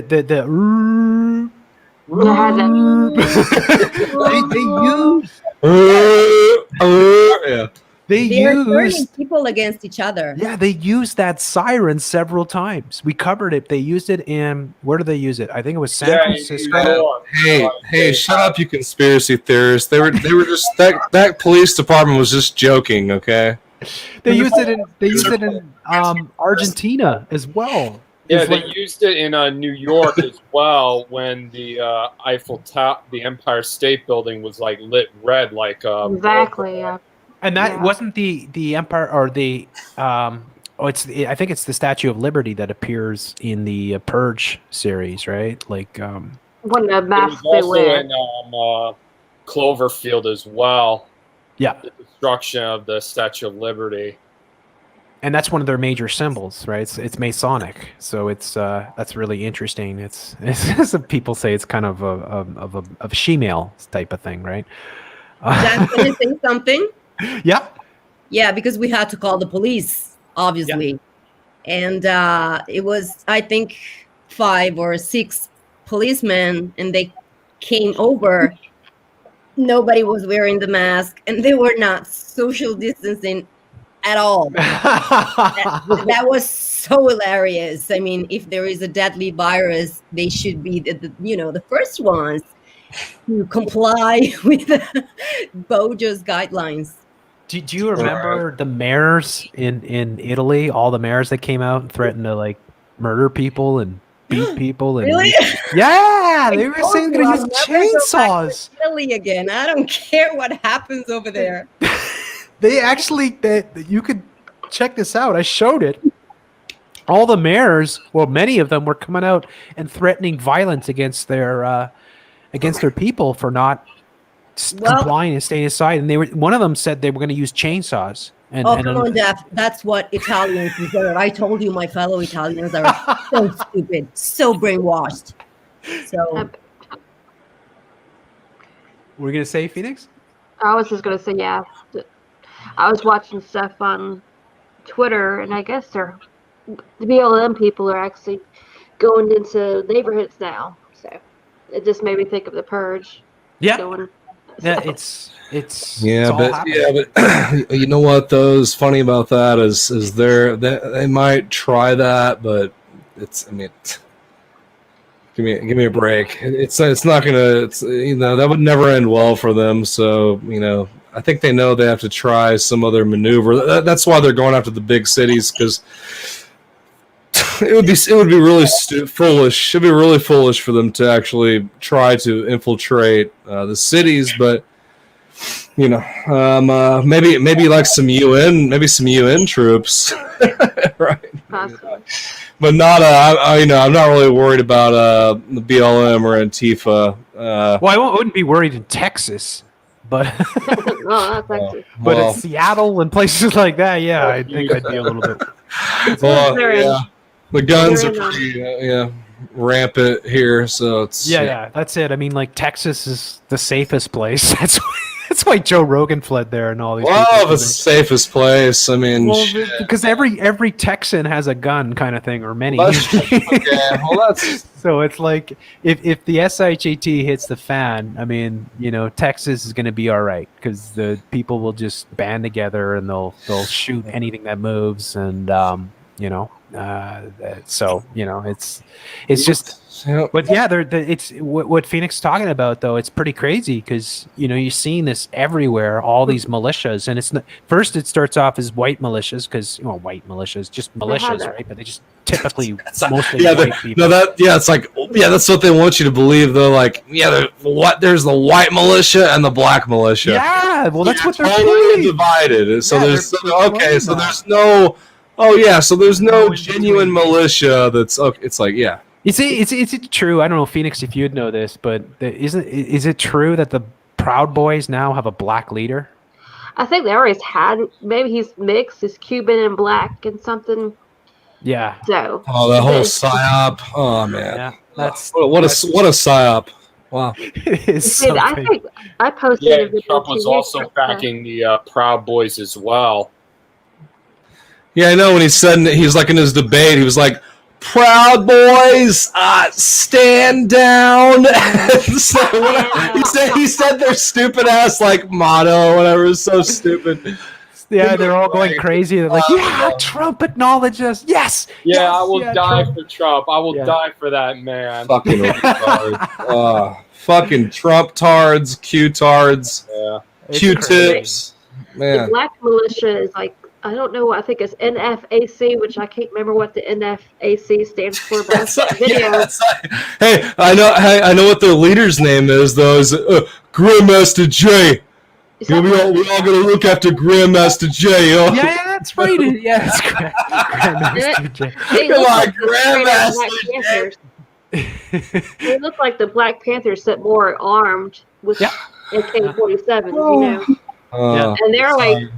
Civil War is fixing to break out in America. I mean, that's all it's about. Yeah, that's what we're saying before. They said that group you were just talking about. It's like he goes. You know what? Pretty soon we're going to be coming into.